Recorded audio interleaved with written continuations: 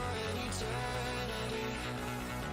We'll sail across the lights beyond the sky. I'll be with you eternally. I'm an addict for your love, it keeps me high.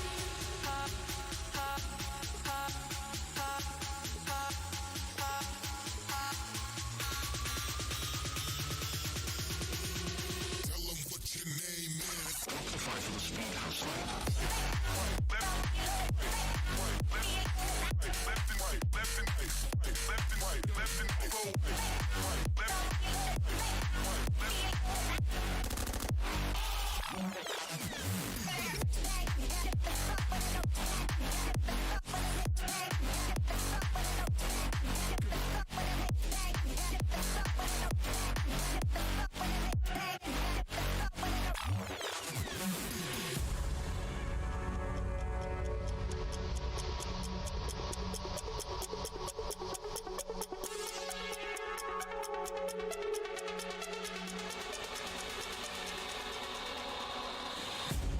Can I be your star tonight? You fill my soul with light the day we met. I don't wanna leave your side. Have me by your side when the sun sets. Let's leave for an eternity. We'll sail across the lights beyond the sky. I'll be with you eternally. I'm an addict for your love, it keeps me high.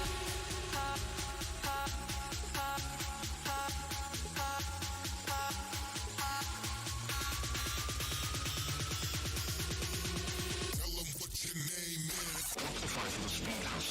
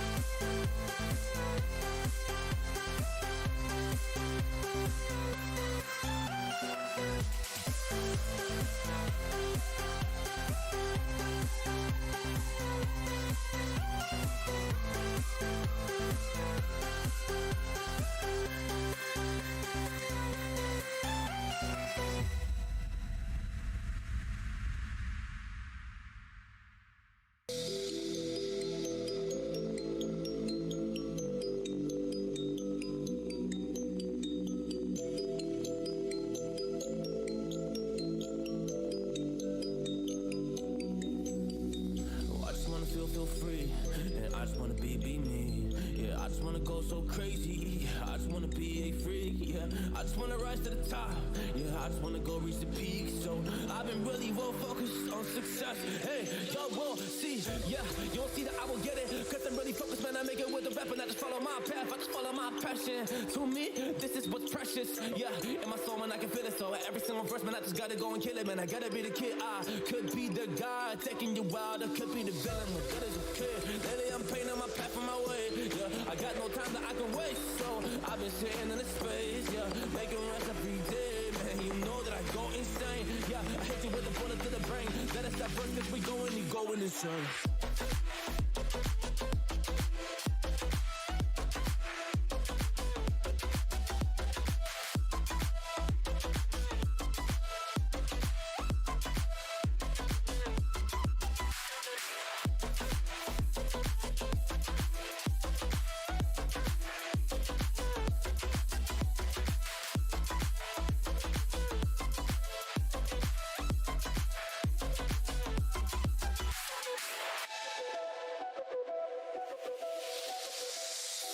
You don't know what I'm gonna do. You don't know what is next. And I'm loving the fact, truly it's making me blessed. Cause I work on my team, no snakes in the grass. And we have been trusting the wind because of the work that we did in the past. Because of the work that we did in the past. When we went to hours, we barely got rest. So I get the realm and we didn't finesse. So I got the feelings that we might be next. Cause when we go in, we win in the match. When we go in, we win in the match. So that's how we do, cause we be the best. We be the best, best. Yeah, we be the best. Whoa. Yeah, we be the best, best. We be the best. Hey, yeah, we be the best, best. Hey, we be the best. Yo, you wanna come a test? Whoa, you want to see we the best? Hey, you don't see that we're the best kid, so I suggest you never really come and test it. But otherwise, I will smack your face like Michael Jordan does with a ball in the basket. Oh damn kid, but you didn't expect it. You never really thought that this could just happen. But now really come on and we pull out with the action. Just people to feed, those they don't get it like.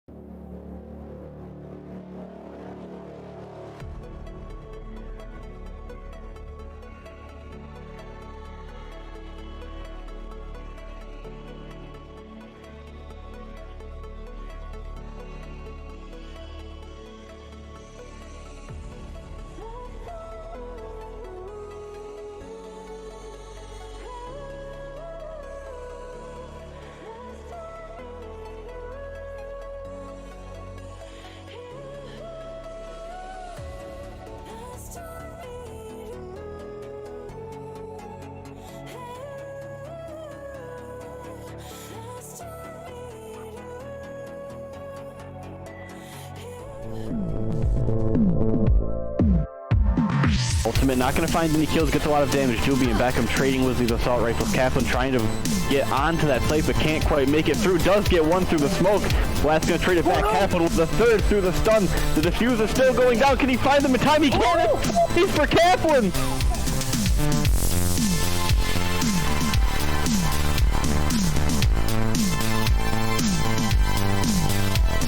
The opposing opponent picking up from garage, could move to position, but the site opens up, and immediately 2 down here as AV strikes first and then strike quickly.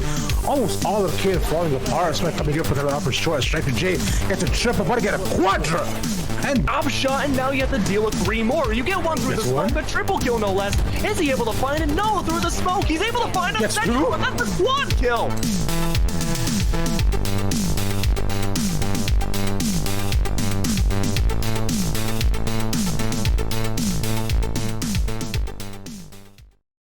Welcome everybody to the Pit of Valor number 52. Another week of GLG, another week of Pit of Valor, and we're here to bring you this action right from our own bedrooms. My name is Seymour, and right next to me is the dashing Vincent himself. We're coming at you with this new week and some new information as well for the future of GLG. Coming up on August 21st, we have our Player Zone 2K. Obviously, $2,000 free entry. And it's going to be Saturday, August 21st at 1 p.m. 128 team open qualifier. All ranks are welcome. And if you type !PZ in chat, you get a link for that registration. And there's some extra news too, because if you sign up to be a GLG club member, you yourself could get top priority for the open qualifier in the Player Zone tournament. So if you check us out for the GLG club membership, you could get priority into it. Vincent, I mean, this is all pretty interesting, but they need to know, how do you sign up to become a club member?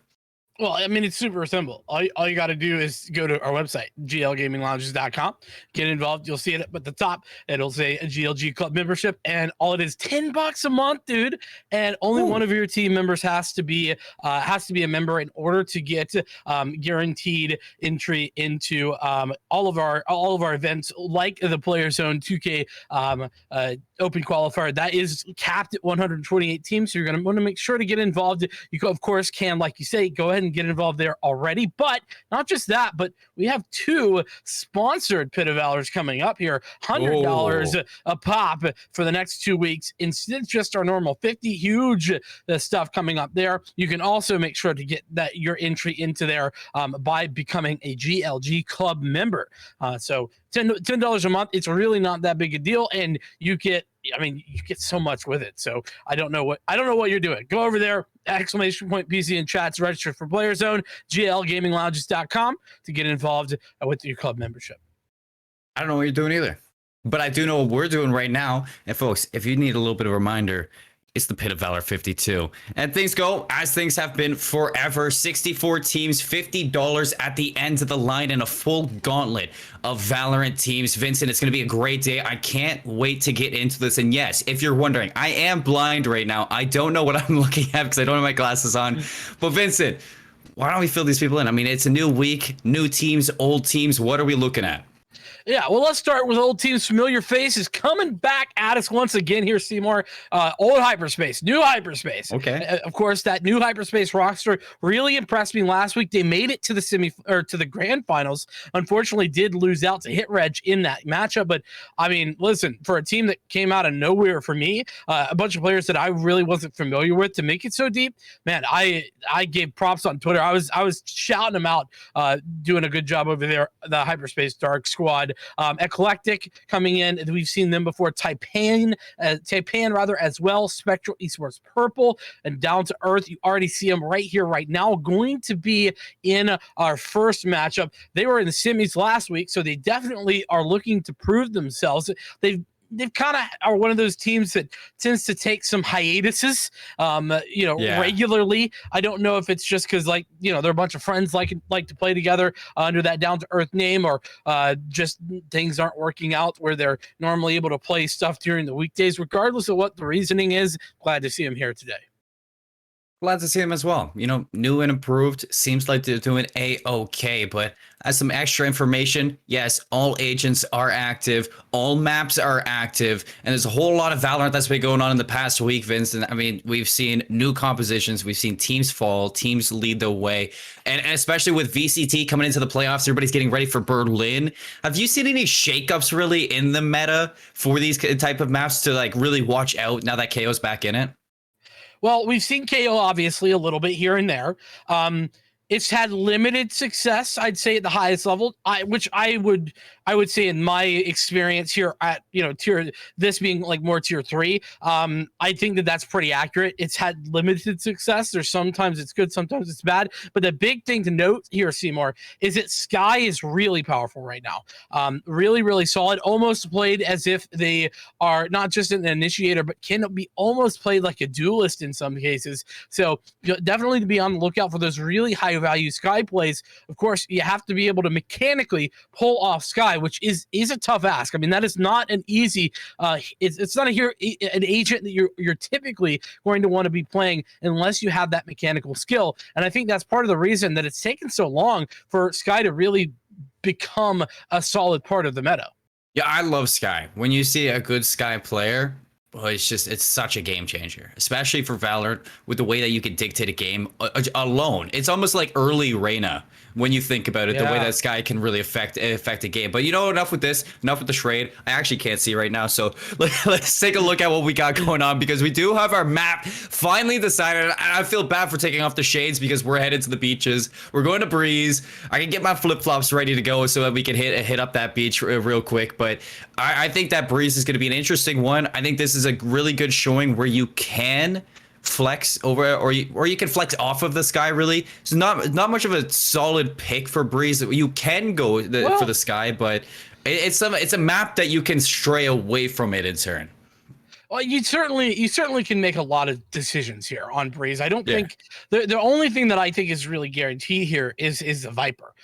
You're almost 100% going to see that Viper come out. I actually think Sky is really powerful here. I would prefer teams play it, but I know some teams have strayed away from it. So I don't know what the particular reasoning is for that, because I do feel that Sky, considering how mobile those flashes are, you aren't stuck with like a curveball where there's a very small area of effect that you can throw it around a corner, or for example a flashpoint coming in from the breach. You're not stuck in that. And even, you know, to look beyond that, like a KO, those, while you have a lot more options, even still, I don't know. It's not as yeah, exactly. You can do so much more, and you can play around a lot of that Viper utility, Seymour.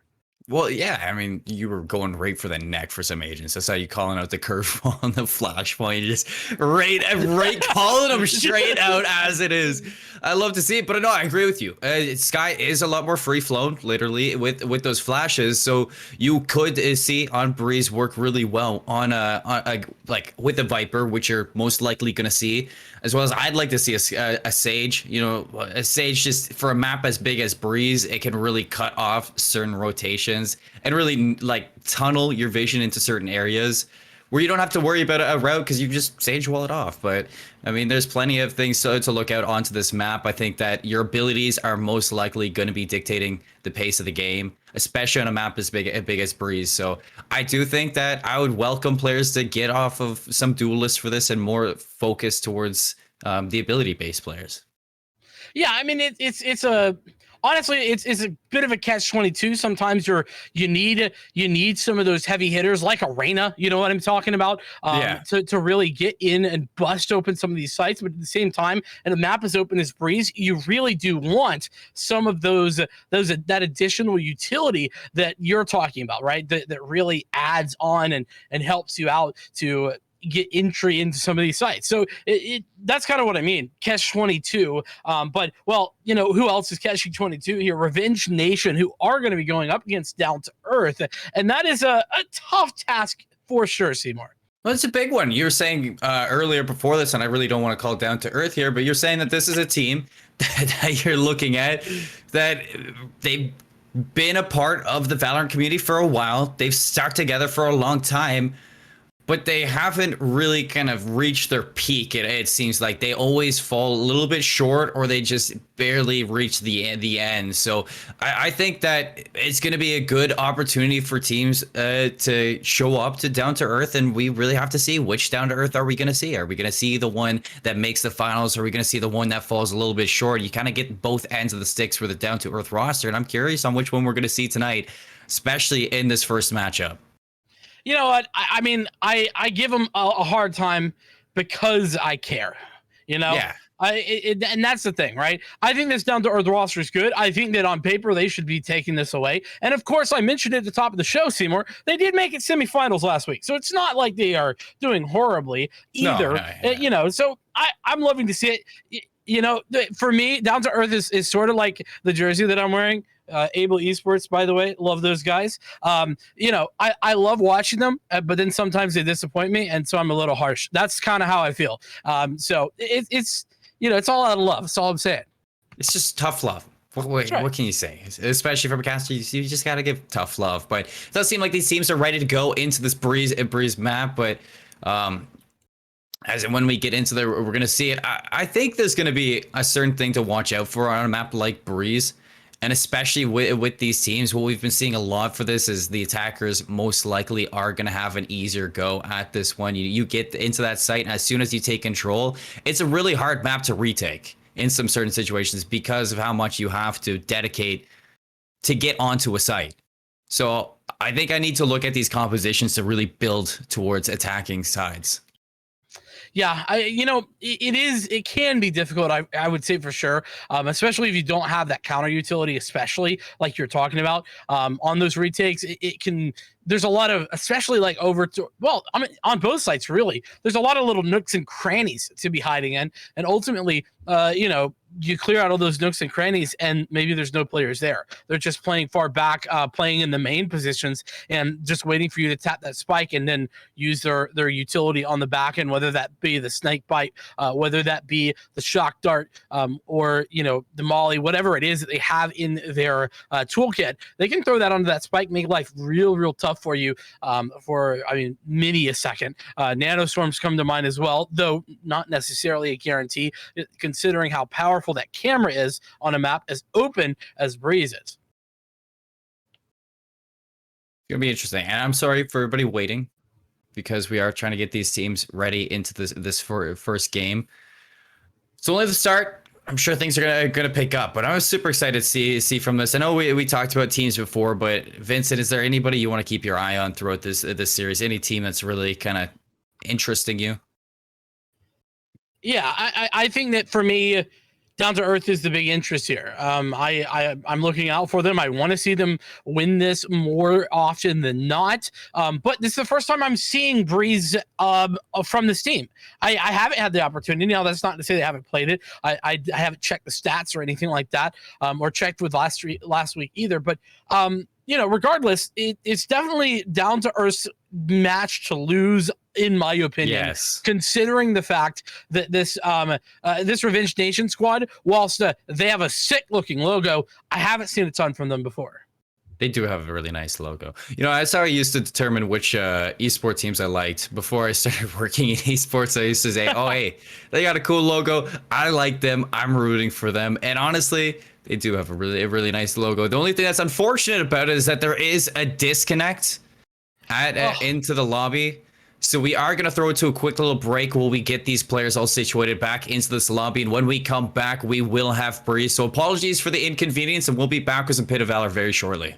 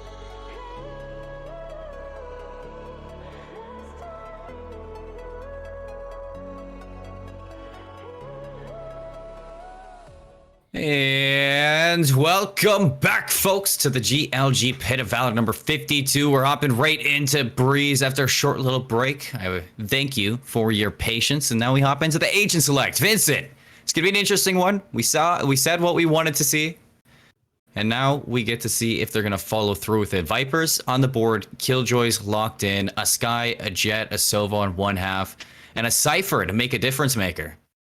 Yeah, I mean, we talked about the Vipers. We kind of missed the Sova, didn't we? But that makes a lot of sense, doesn't it? Really lends itself to the big open spaces. That sonar, so very powerful here. And especially, of course, the shock darts late game or late round, very much a difference maker as we get into it. But yeah, big difference here. Of course, that Cypher, no main duelist really coming in for Down to Earth. That's the big thing that you're missing, right? And I don't know if that's going to matter, especially in a map like this where the Jet op can be so strong.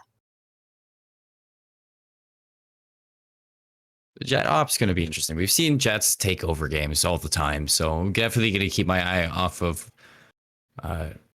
True Melmel.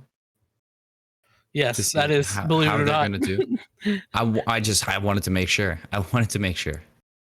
Yeah, it's definitely an interesting name. I'll give you that. I've never seen this far into Breeze. I have. Listen, Will takes us on a journey every time he's doing the observing. It's fun. It is fun. Well, let's see True Melmel now take control with that Sheriff Trailblazer. It's gonna send them back off of the aggressive early angles.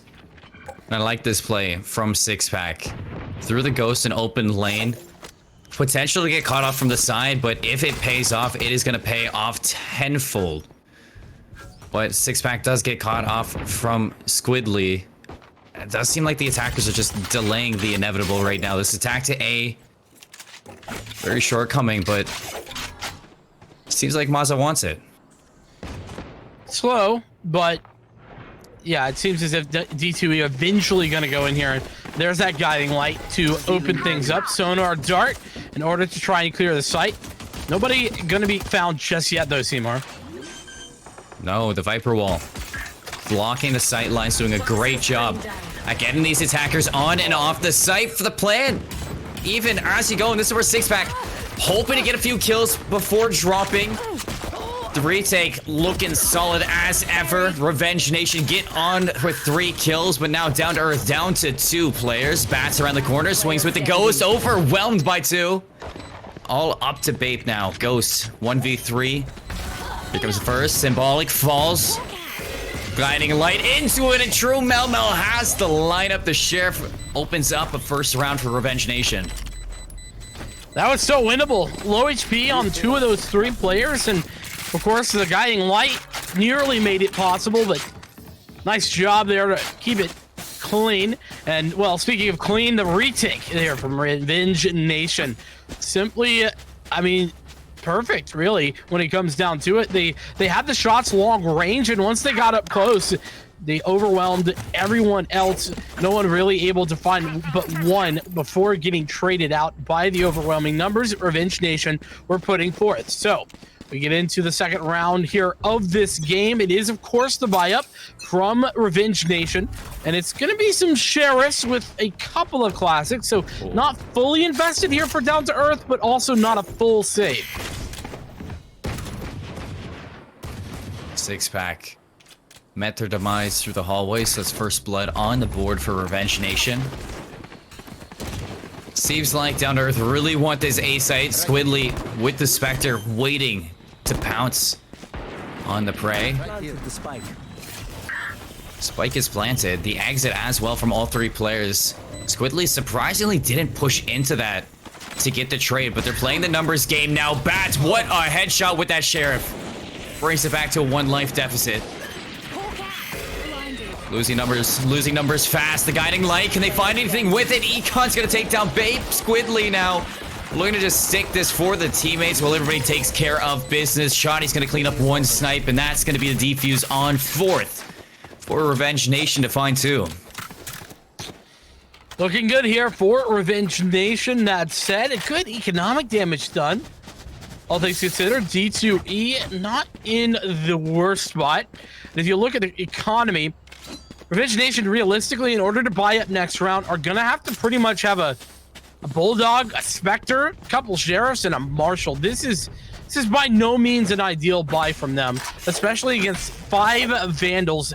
And of course, those Vandals on this map in particular, very deadly because of the one-shot headshot. It's long range, that spray control, not so much a factor as before.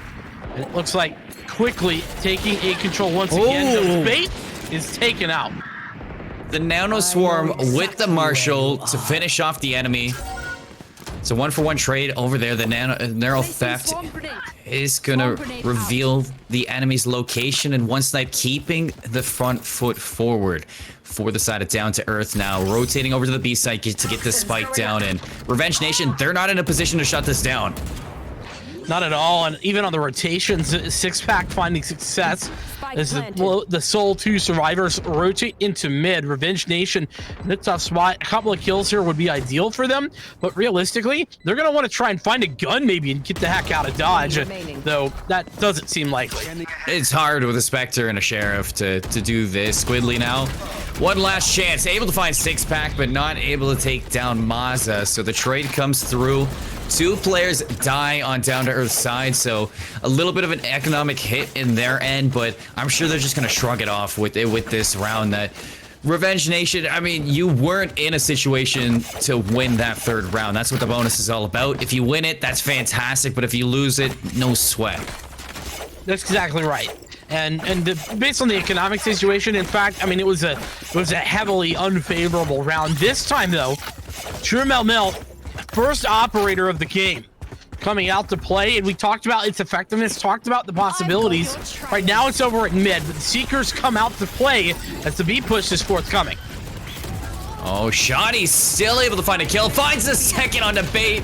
The spray not gonna happen through that toxic orb. Moss is going to give him an opening onto the site, but the retake is here. The reinforcements holding strong. Squidly a free kill onto Mazza, and that is going to leave One Snipe all alone, wondering what to do in the situation. Now they know exactly where he is because of the guiding light. So great guiding light too. It's fantastic. There's nothing you can do if you're One Snipe in this situation unless you absolutely go beast mode. And it just, with the setup from Revenge Nation, they are not getting aggressive into the setup whatsoever. So it's going to be One Snipe who has to take these duels. Already finds one, but can you break this setup? Really intelligent there with the drone from Squidly, just kind of holding both angles, seeing which direction One Snipe was looking to go, and just staggering utility bit by bit off that Sova. Now they know what's going on with the cage. Guiding light number 2. There's nothing One Snipe can do to get through. It's just gonna have to push on through the cyber cage. Can't find Squidly in the first one, but you had to push into that even to get the bomb whatsoever. So if you wanted a shot at that round, had to go for it. Let's take a look at this one more time, as the entry was just handled so well from Shoddy. Gets the first one on a 6-pack, snaps over off of the flash. I'm curious to see where that flash came from, but whatever it was, it might have actually been a team flash from Econ or from Bait. Definitely a possibility. I'm not sure. That or it came from the left side there, from the opposite side of the toxic screen, which is part of the reason that the Viper is so powerful here. Standing ahead. Regardless, looks like the toxic screen for Down to Earth going up towards A once again, as they have tried at B and failed. Now it looks like things might be changing. That is such a tough Trailblazer. It's going to delay this push even more. 6-pack on 4 health. Luckily, you have the Sky Heal. Oh, Symbolic can't lock onto the head of Mazza. Shouldering their opportunity into the site. Here's the Viper wall to give an opening. Bats leading the way, but Econ through the wall finds 2. And here you go. It just lands to the slaughter for the rest of them. As there is not much Mazza can do, exactly like One Snipe the previous time. And ready for the play in the corner. No, they're not. Mazza able to come away with 1 before that, so no flawless round, but another on the board for Revenge Nation. Things looking good here for Revenge Nation early days. We take a look. 3 ults on either side. In fact, the same 3 ults for both sides. You got a lockdown, a Hunter's Fury, and a Viper Spit. Should that be necessary? You know, I'd love to see potentially an early Hunter's Fury, or maybe use the Owl drone to get a tag and use the Hunter's Fury on that from Down to Earth. But right now, Down to Earth have just been very one-dimensional. They're either going A or going B, and mid control is sort of a second thought. Talking about a Jet taking control of this. First blood comes on through. Second one as well. The lockdown almost amounting to nothing whatsoever because Sixpack's also gonna fall. And there goes that Killjoy ulti before the lockdown even gets to detain anyone. Down to 2 members, Down to Earth, not having a good go on this attacking side. Trapped in a corner, Maza able to get out, but here's Shoddy on the flank with Symbolic, looking to clean up the rest of them. Huge. Flawless victory there on a gun round, nonetheless, where investment of that lockdown was used as well. Now, granted, on the other side of the map, we did see Shoddy throw out the Viper's Pit, so it wasn't all for naught, but still, now Revenge Nation have an additional tool to work with in the fact that they have the knives. That Blade Storm, of course, very powerful as well on this map. You can use it to deal with the longer distances, and it's full Sheriffs across the board. Backed up by some armor, but it's just half armor, so nothing too significant, Seymour. Spike down B. Nothing too significant, but except True Melmel is the significant one right now. That's a second first blood in a row.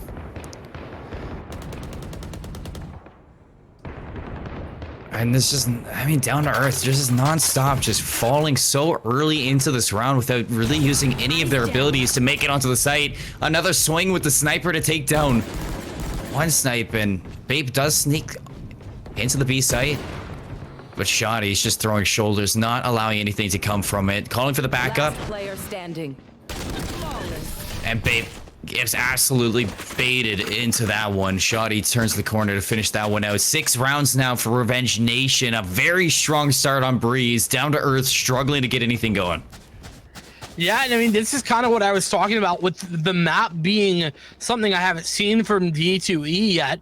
You know, whilst I favor them in general, when we haven't seen them play a map, it's hard to know. And right now, Revenge Nation's looking so prepared, so aware, and so ready for whatever Down to Earth throw at them.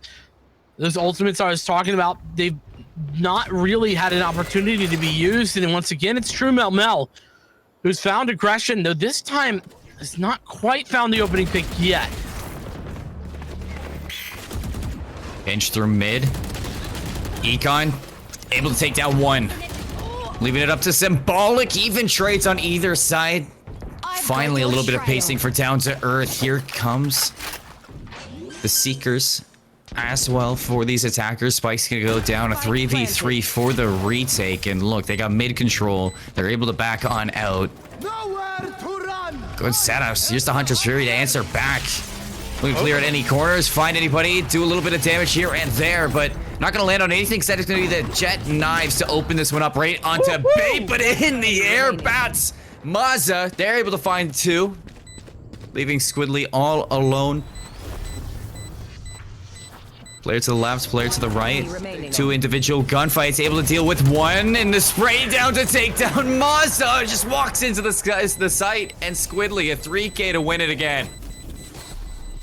I'm shaking my head here, Seymour.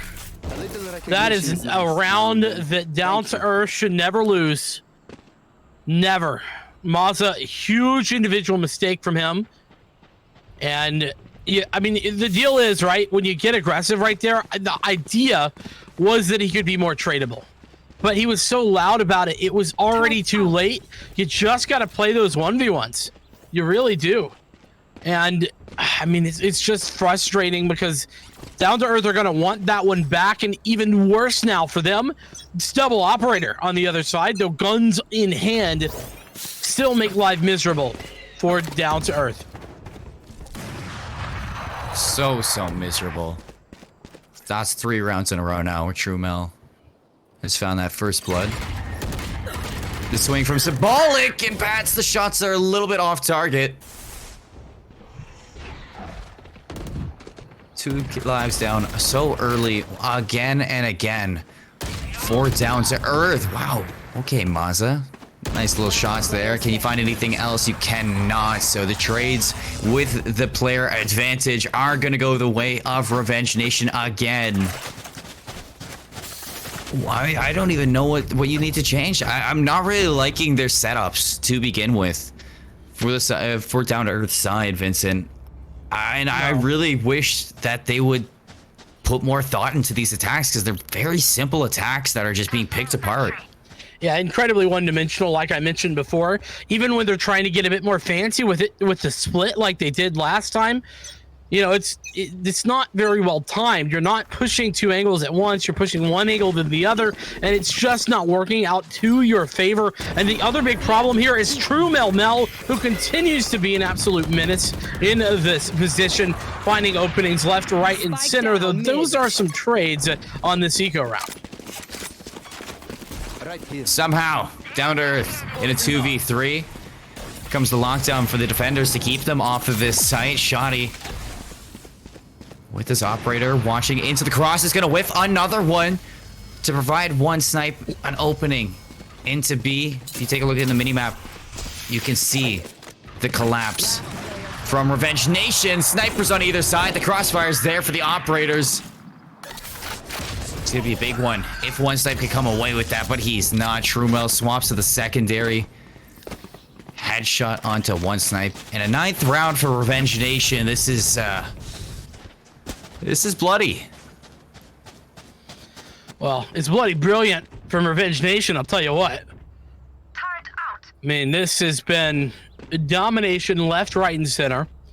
And off the back of some incredible opping, True Mel on the main one to come away victorious from this. But I mean, it's also Squidly, who's been doing a good job over here at A, but everyone kind of chiming in for when they need to. Down to Earth, they really are just playing one-dimensional Valorant that does not help them do anything other than get spike plants. But, well, I guess maybe the Viper's Pit might be the answer, Seymour, as Seekers come out. Symbolic's charging into the pit right now. You lose out on Maza, you lose out on the spike planter. So maybe the Viper's Pit, not the answer you were searching for. Again, Econ finds Bats into it. There goes the Viper's Pit, and the numbers are out of the picture. Svixpack is spotted from the blinding light, and that's just it. I mean, that was probably the best, one of the best chances I've seen for Down to Earth to win a round, and Symbolic just walks into that, and nobody's watching. Not only that, but they're losing gunfights, Seymour. Down to Earth, I mean, it's just surprising because this is not what we typically expect from, you know, from this squad, a squad that has been in, I mean, so many of our tournaments, to be honest, all the time. You know, anytime there's a GLG tournament, you know, you're almost guaranteed to see Down to Earth there. But right now, they're struggling big time. And despite the fact that they have these ultimates online, I don't think it's going to be enough. Well, there's a good start. It's a very different start than what we're used to. First and second blood to Down to Earth. Spike is planted already. Yeah, the retake is so far away from coming out. And a lockdown just to put the cherry on top, because why not? Svixpack, though, good at fall to Shoddy. This lockdown is problematic for multiple reasons, but if Shoddy keeps finding openings like this, I mean, it's just disgusting. Oh, that is Shock Dart is going to deal the damage to Babe. They know exactly where he is, and here's the Viper's Pit to get right back into it. Trumel on the flank, but what you don't account for is Maza tucked away into the corner, and there comes Bats Down to Earth. They find a second one. As Maza, the heads up play to get in behind and take matters into his own hands. Maza was a hero right there.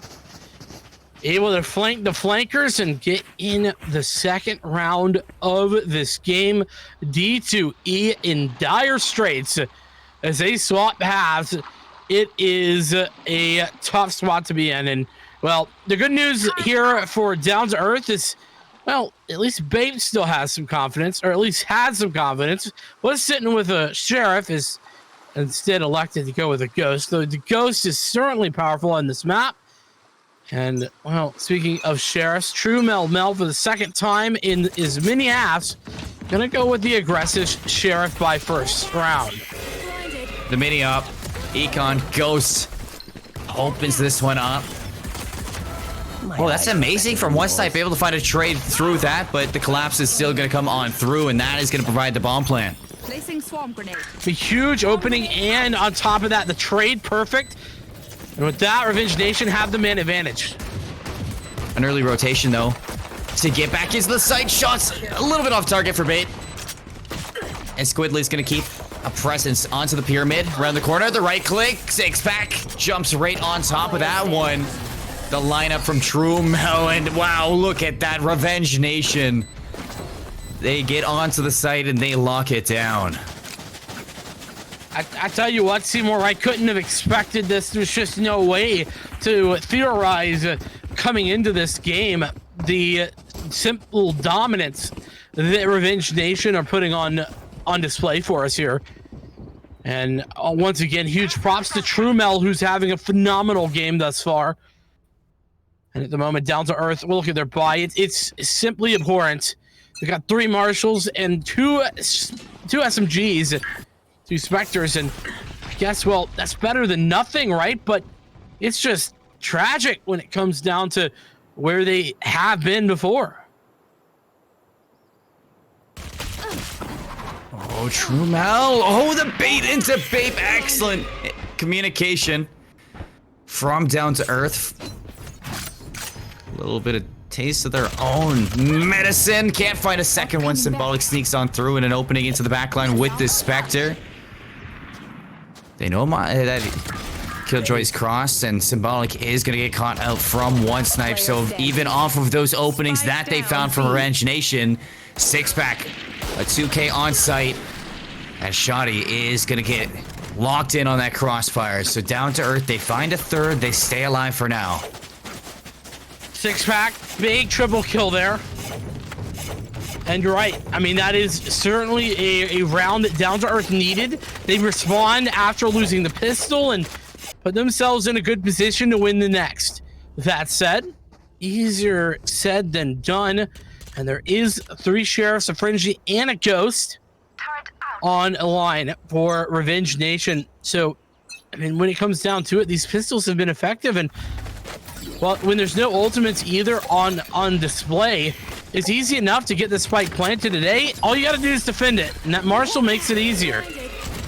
Oh, look at that. Beautiful guiding light over there. Just not able to find the shots. Maza connects with 2. Shuts down the spike carrier. And gives another advantage to Down to Earth. Aggressive from True Mel with this Marshal. Trying to find a shot in the dark with this hipfire, but losing out on teammates now. And the collapse from Down to Earth almost flawless if you don't count that first death. Maza takes down 4. And they put 4 up on the board. Maza with a clean couple of rounds here. Top of the leaderboard for Down to Earth, rather. But now this is time. This is the moment. This is where reality sets in, Seymour. Revenge Nation, they've got the weaponry in their hands, and even better, True Mel with the operator. On the attacker side, not something you always see necessarily on this map, but I think very viable. I think something that we probably should see a little bit more often, if we're being honest, considering how effective it can be at closing some of these angles.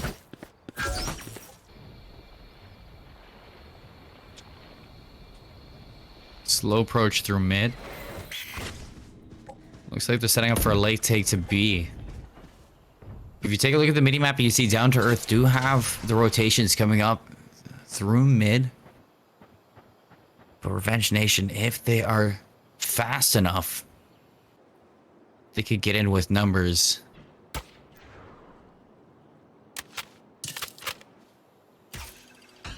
Problem being, though, Down to Earth don't really have any information. That's the scary part. Look at how passive their mid control or mid anything is Down to Earth. They do have a good read, though. There's 3 players looking this direction, and Bape has a nice firing line. Oh, the taps. After taps there, Bape able to stunt the Revenge Nation push into the B site, and here comes the rotation now with that bomb. It is going to be required by that Killjoy, rotating back over to the A site, and this is where One Snipe is all alone. Camera taken out. Can he find a player on this cross? That is going to be huge, and he does. He takes down Symbolic. That's a huge one, because that's the spike carrier off the board. Time is ticking. But here comes the trade onto One Snipe. Now it's going to be all up to Mazza and the Viper flank to get into this. It was crucial that One Snipe stay alive there. Now with 2 players coming from either direction, this is a very difficult 2v2. Hard to read. Bats takes down Shotzi. True Malmal, you can hear this. Mazza's gonna hop the spike, push right into the Bats. 1v1 against True Malmal. The knives are gonna be procced. Jump around the corner. You can't lock that shots. Mazza clutches up again for 5. Big plays once again from Mazza, who's having a good game here late into Breeze. Really starting to put the team on their back and carry them across the finish line. Gonna throw that operator over to Bape. Well, we know how effective an operator can be on this defensive side. It's really impactful. And so, Revenge Nation are back to the drawing board. They've got 4 sheriffs and a marshal there for Shoddy. It's not ideal, but they do have some other ultimates here. We got a neural theft online for Down to Earth, as is the Seekers for both sides. And a lockdown, should it be necessary, but that lockdown, Seymour, it's not as easy to use here on Breeze as it is on other maps. It's really not clear. No, it's not. Not at all. Looks like a fast take to A with the Viper wall providing an opening. Shark Dart doesn't land on anybody. Possibly a second, though. It's an excellent owl drone, but the rotations are going to be here from Down to Earth, and they are coming in fast. 6-pack going to run right on through this wall. Can't take down Shoddy, though. It has to be the trade that keeps them even, and the lockdown from the attackers too to keep them back, but the kills keep on coming. Mazza pushes on through, trying to leave it open for One Snipe to hop this spike, but not able to find that. The Sheriff's down range, locking it down in the 2v2. Now True Melmel. Can you make the magic happen with this? The swap to the player. Bape is sticking it. Bats is able to take him down, and Down to Earth, they are just keeping this going on the defensive side. They're doing a really good job at keeping themselves in this. I mean, Seymour, I'm not convinced that this is really that defensive of a sided map, to be honest with you. But, hey, 4 rounds in a row. I can't fault that. It's really strong here from Down to Earth. Really good job. They are making this comeback happen bit by bit. There's still a long way to go. It's not over yet. And, well, unfortunately, they're going to have to contend with even more weaponry in this round. They've got rifles across the board, and Seekers come out. Looks to be a fast B execution, but they're running into the pit. Into the pit and through the bite. Bats has to be ready for this and able to come away with one. That is a big one, too. Econ going to be off the board. Welcome to my world. But a Viper's Pit to answer to get this spike down and get the post plants inbound. That is a dangerous nano swarm and Shoddy. That means there's no Viper's Pit here for the retake. Hunter's Fury gonna be locked down. Mazza looking for a player into the back line and able to take down Squidly. 2 left standing for Revenge Nation into this retake. Trailblazer, that's beautiful, symbolic. They know exactly where they are. 6-pack hunting. And now True Mal, can you make it happen? No. 1v2. Taps the site. They both swing to the same way. True Mal, 32 health. Finds not one, but instead the death that was running at them. 7 rounds now for Down to Earth.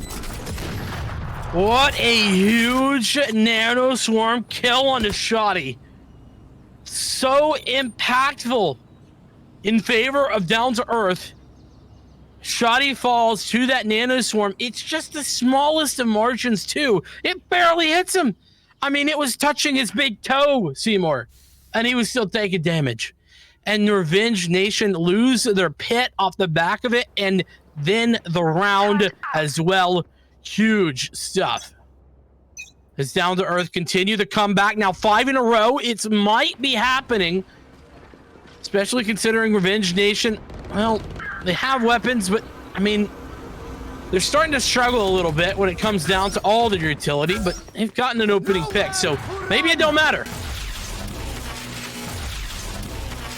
With these Hunter's Fury now, finds nothing at all.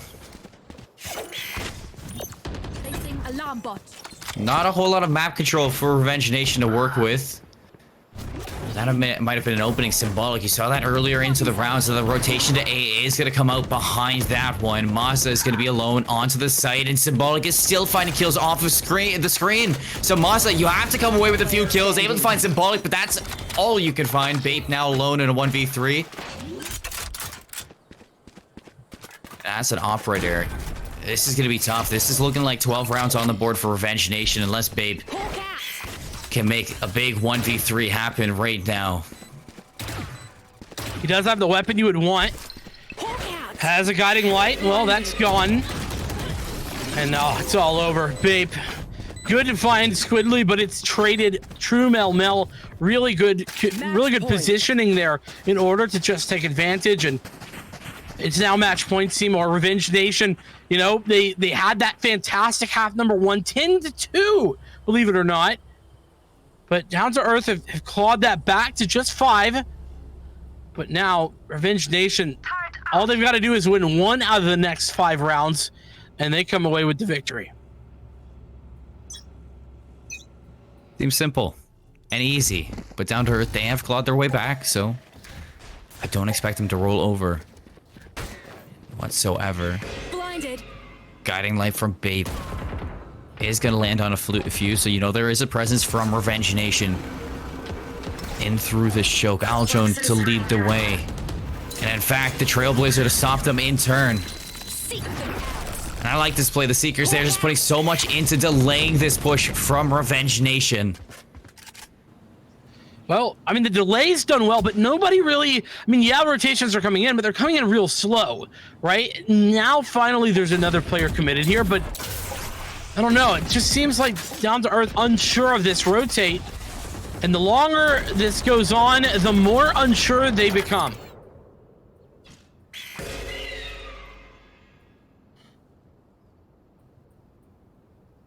Get out of my waiting way. for an opportunity. Trumel You should run. pops the knives and the lockdown from the attackers to get into this site. Here they come right into a death ball of Down to Earth. Fortunately, it is 1-for-1 trades. The attacker's still getting into the site. Crossfire is good for 3, and Down to Earth completely stopped this attack. As soon as they get into that one, that is a big round for Down to Earth. I'm curious to see what the economy is like from Revenge Nation after that one, because that might be an extra round to Down to Earth off of the back of that round win. And unfortunately, Revenge Nation's bank account's looking similar to mine. Once I've paid off all my student loans, and well, that's not ideal, though. Enough residual cash flow to get a rifle out, a hero rifle for Trumel, who has indeed been the hero. 26-11, far ahead of anyone else here in this server. But well, we'll see if heroes truly wear capes as the push here comes in. Well, B didn't work. Let's try A. Seems like it's not the call. So far, shots through the wall are going to take down 2. Spike Planter struggling to get anything there. So again, Spike is going to be down into the middle of everything. They know exactly where these last 2 players are. The rotations are inbound, but Econ, holy crap! 2 kills with the Sheriff side by side. I mean, that is some nice shooting from Econ. But you're not going to find the round, but... Dude, I mean, the far and the close and the long range part of that was so incredible. That's what was really impressive, right? Like, it's one thing to hit like 2 shots and they're close to lining up, but like, one was so far, one was so close. It's such a hard adjustment to make. It's a micro adjustment. And, well, he does it well, but like you said, it's not gonna matter, unfortunately. Mazza, another 3K. And it's 3 rounds, the deficit between Revenge Nation and Down to Earth. as the comeback is certainly real now. You have to say it. There's no doubt about it. You can't miss it. But, well, again, it's hard to give credit to Down to Earth when it's just one round, one fluke is all it's going to take here, Seymour, for Revenge Nation to take this opening series. You said it. You said. I mean, you know the power behind the caster's speech when you make assumptions like that. Toxins going up. You know what a caster curse is. Like, this is you said it. I mean, I don't believe, Seymour. I don't believe. Here. It's just Tempting fate here. oh, look at six pack. Squidly, is he ready for the? He is Oh, six pack. yes. No flank for the Killjoy this time around, and first blood off of it actually might have been the turning point of this round. It certainly could be. Not only that, but you're going to have Seekers available for Revenge Nation. Only that Neural Theft online. But look at the aggression. Look at the aggression here from D2E. Look out. I've got your And Flash too.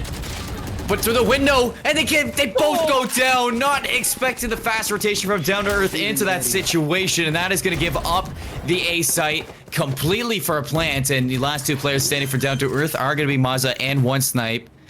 So look, the healing's going to be coming out. Everybody's going to be nice and healthy for these post plants. A 2v4 to keep this alive in the round number 1 for Down to Earth, something we never expected. But it just seems like we're on the brink of victory. From Revenge Nation, Shrumel lines them both up, and there you have it. A little bit too tall of a tale to ask for Down to Earth to make this comeback. They did an excellent job at climbing their way back in, but they are ultimately going to fall 13-9, Vincent, and I have to say it might have been because of the caster curse. Don't think it was. I mean, they had so many rounds, though. They really did. I mean, it would have been tragic, to be honest with you. I mean, if Revenge Nation couldn't pull that win out, nobody at the end of the day, wins and losses are what matter, right? Like, yeah, it's nice to win dominantly, but no one's going to look back and say, yeah, it was a 13-9 versus a 13-2 loss, or 13-2 win rather. They're just going to say you won the game, and so that's what Revenge Nation do. Unfortunately, Down to Earth, their run-ins here. I mean, that's the tragedy of it, really.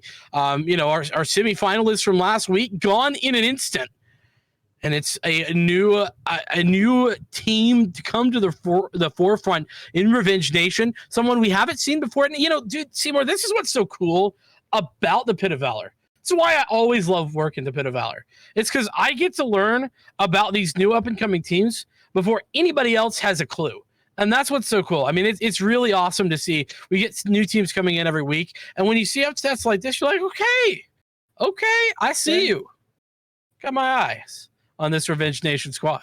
I for sure have my eyes on the Revenge Nation squad, especially Trumel and Symbolic. I know Trumel was on the top of the leaderboard through the whole thing on that jet, but you got to talk about Symbolic in some of those situations because there were very winnable rounds for Down to Earth that were just cut to pieces by a quick play from Symbolic to either hit a flank, push into the Viper's pin and find 3 somehow, or just one shot through the smoke. There's so many things from the Killjoy that were eye-opening for a round win. That were very big turning points for Revenge Nation to bring this one back. I'm excited to see what they can bring. Sadly, Down to Earth, they are going to fall early into this Pit of Valor number 52. We got plenty of more Valorant to see coming up. It does look like we have our next one as well, and we are going to be getting ready for that next game. We're going to head to a little bit of a break, and when we come back, we will have more Valorant just for you.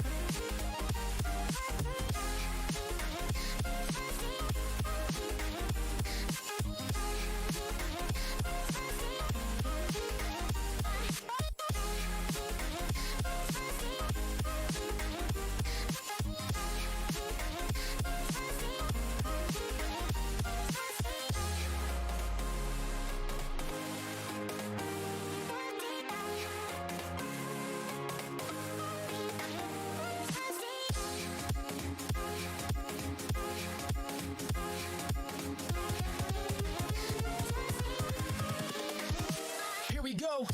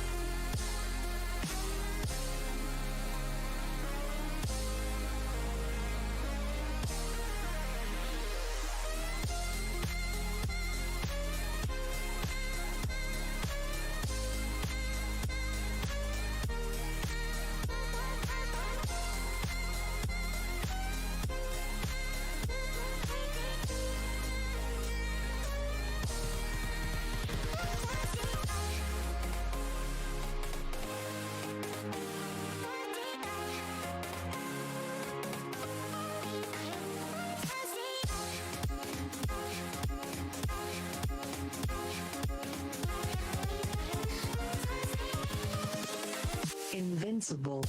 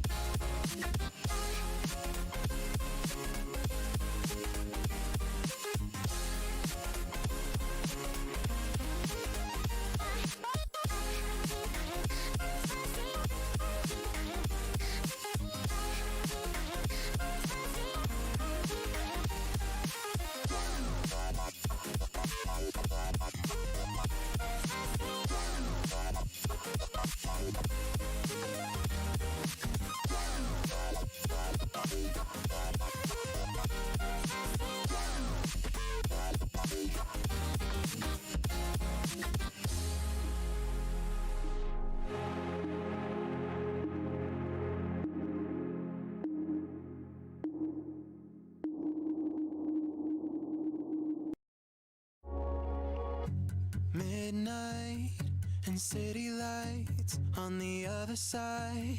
You're calling me up at the same time. I'm in the daylight. You're calling to say hi, but your words they cry. If there's something that you need to say, I know it ain't easy living inside your brain for sure. You keep telling me that it's all okay, but I know, yeah, your silence speaks so loud.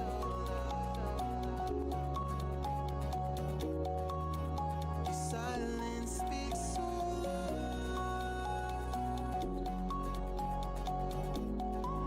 and I hear you calling out, yeah.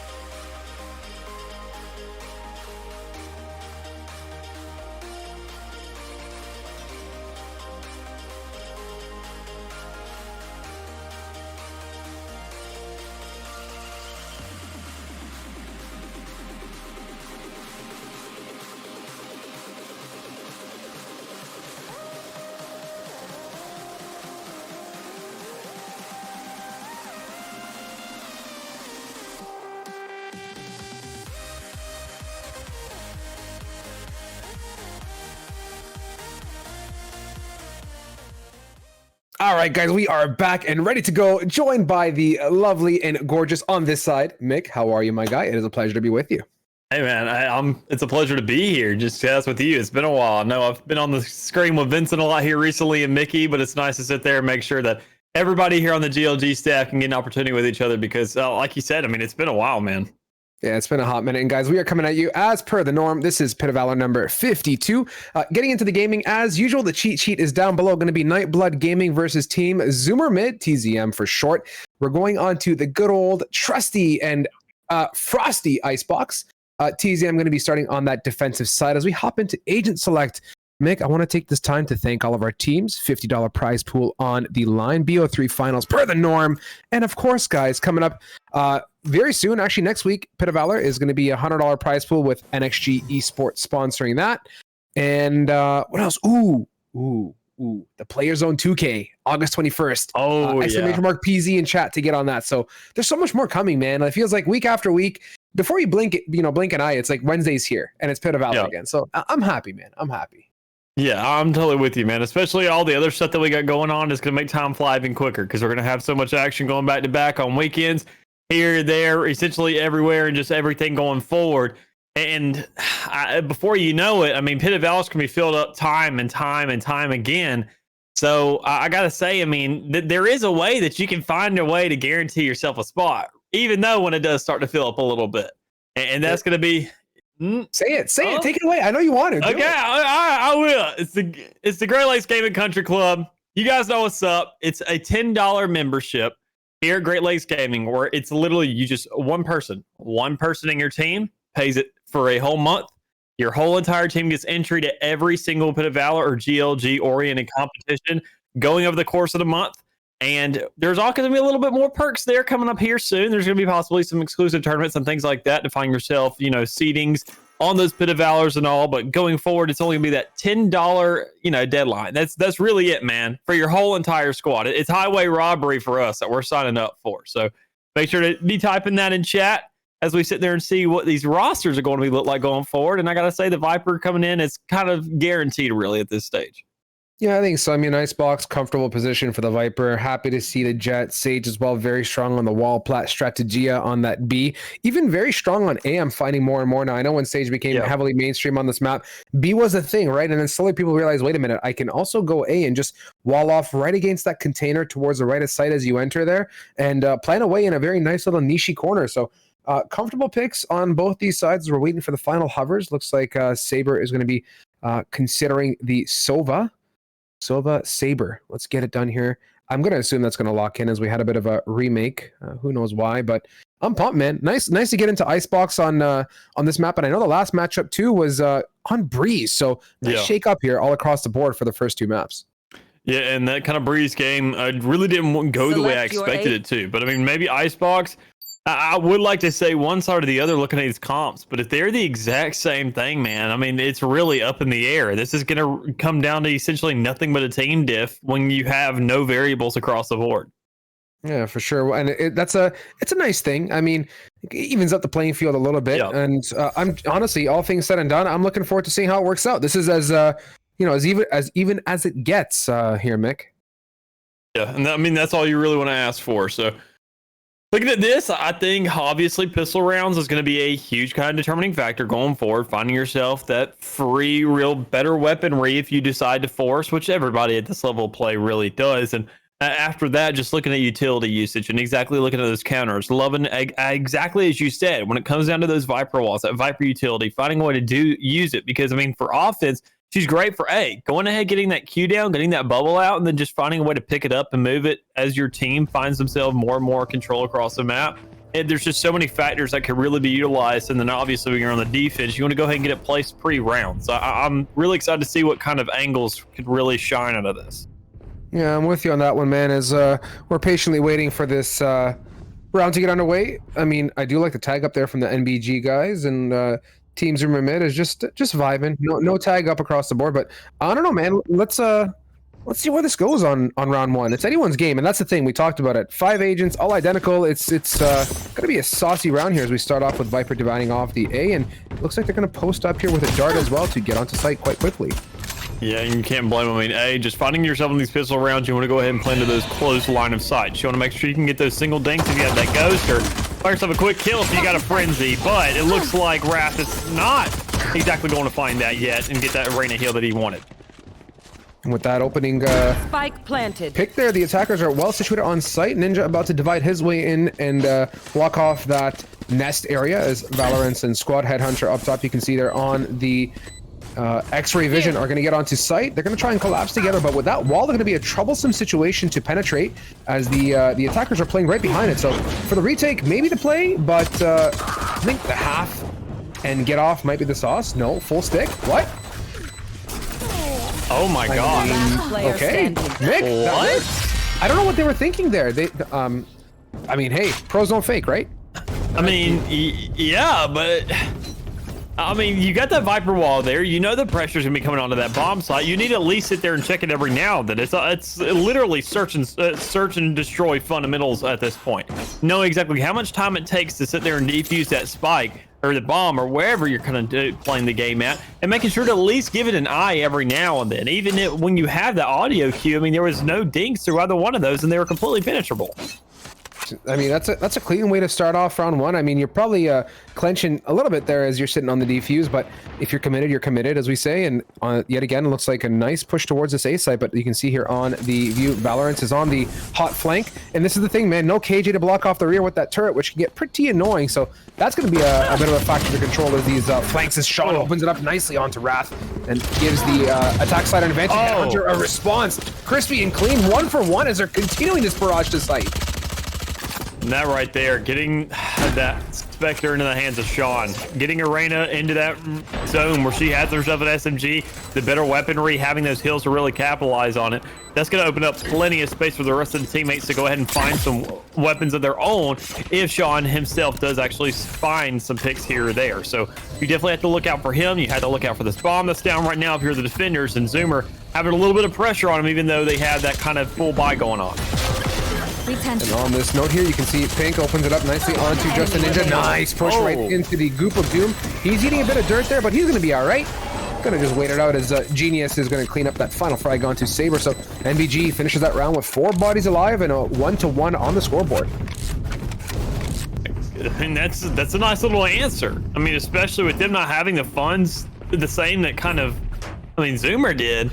That's one hell of a round to really follow up with, man, especially to go ahead and pick up those guns, save out your econ a little bit when this is the round that you're supposed to be buying. I mean, really to sit there and retaliate. But instead, when you have the other opponents guns in your hand, you're not really forced to use too much. Chris being the only one to do that, I mean, it makes sense because he's a Jet. So, I mean, allocating your resources extremely well here for the side of Nightblood.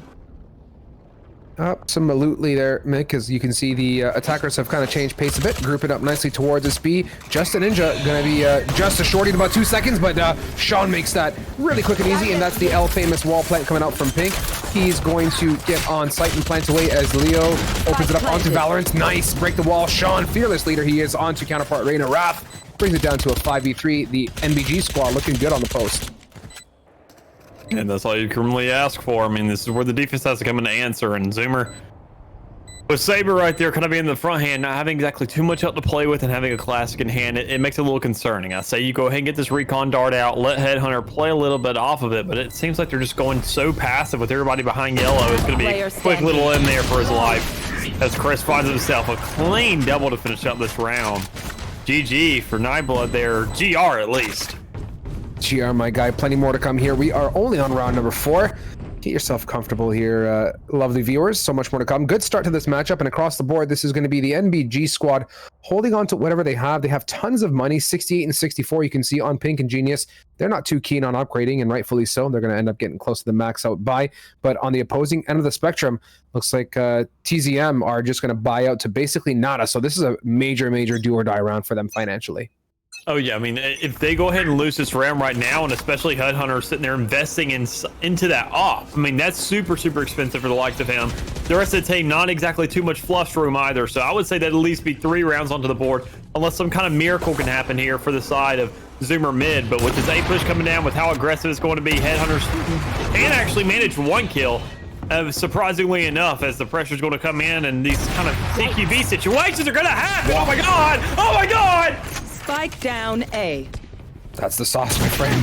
That's what you like to see out of Jet. Can he make it out? No, he can't. Genius going to 1-click that one to victory. So nice 3-piece opening combo, but a response. Now, this is one of those moments where if NBG can kind of get their ducks together, there is a good opportunity to pick off some players, but they're not really leaving sight, it seems, and they're about to get pinched as well, or they have their rear end covered up from that stage on the rotate. So chances of leaving A, slim to none. 46 on the clock with that dart coming in now. It's basically as good as ringing the doorbell that you're about to enter site.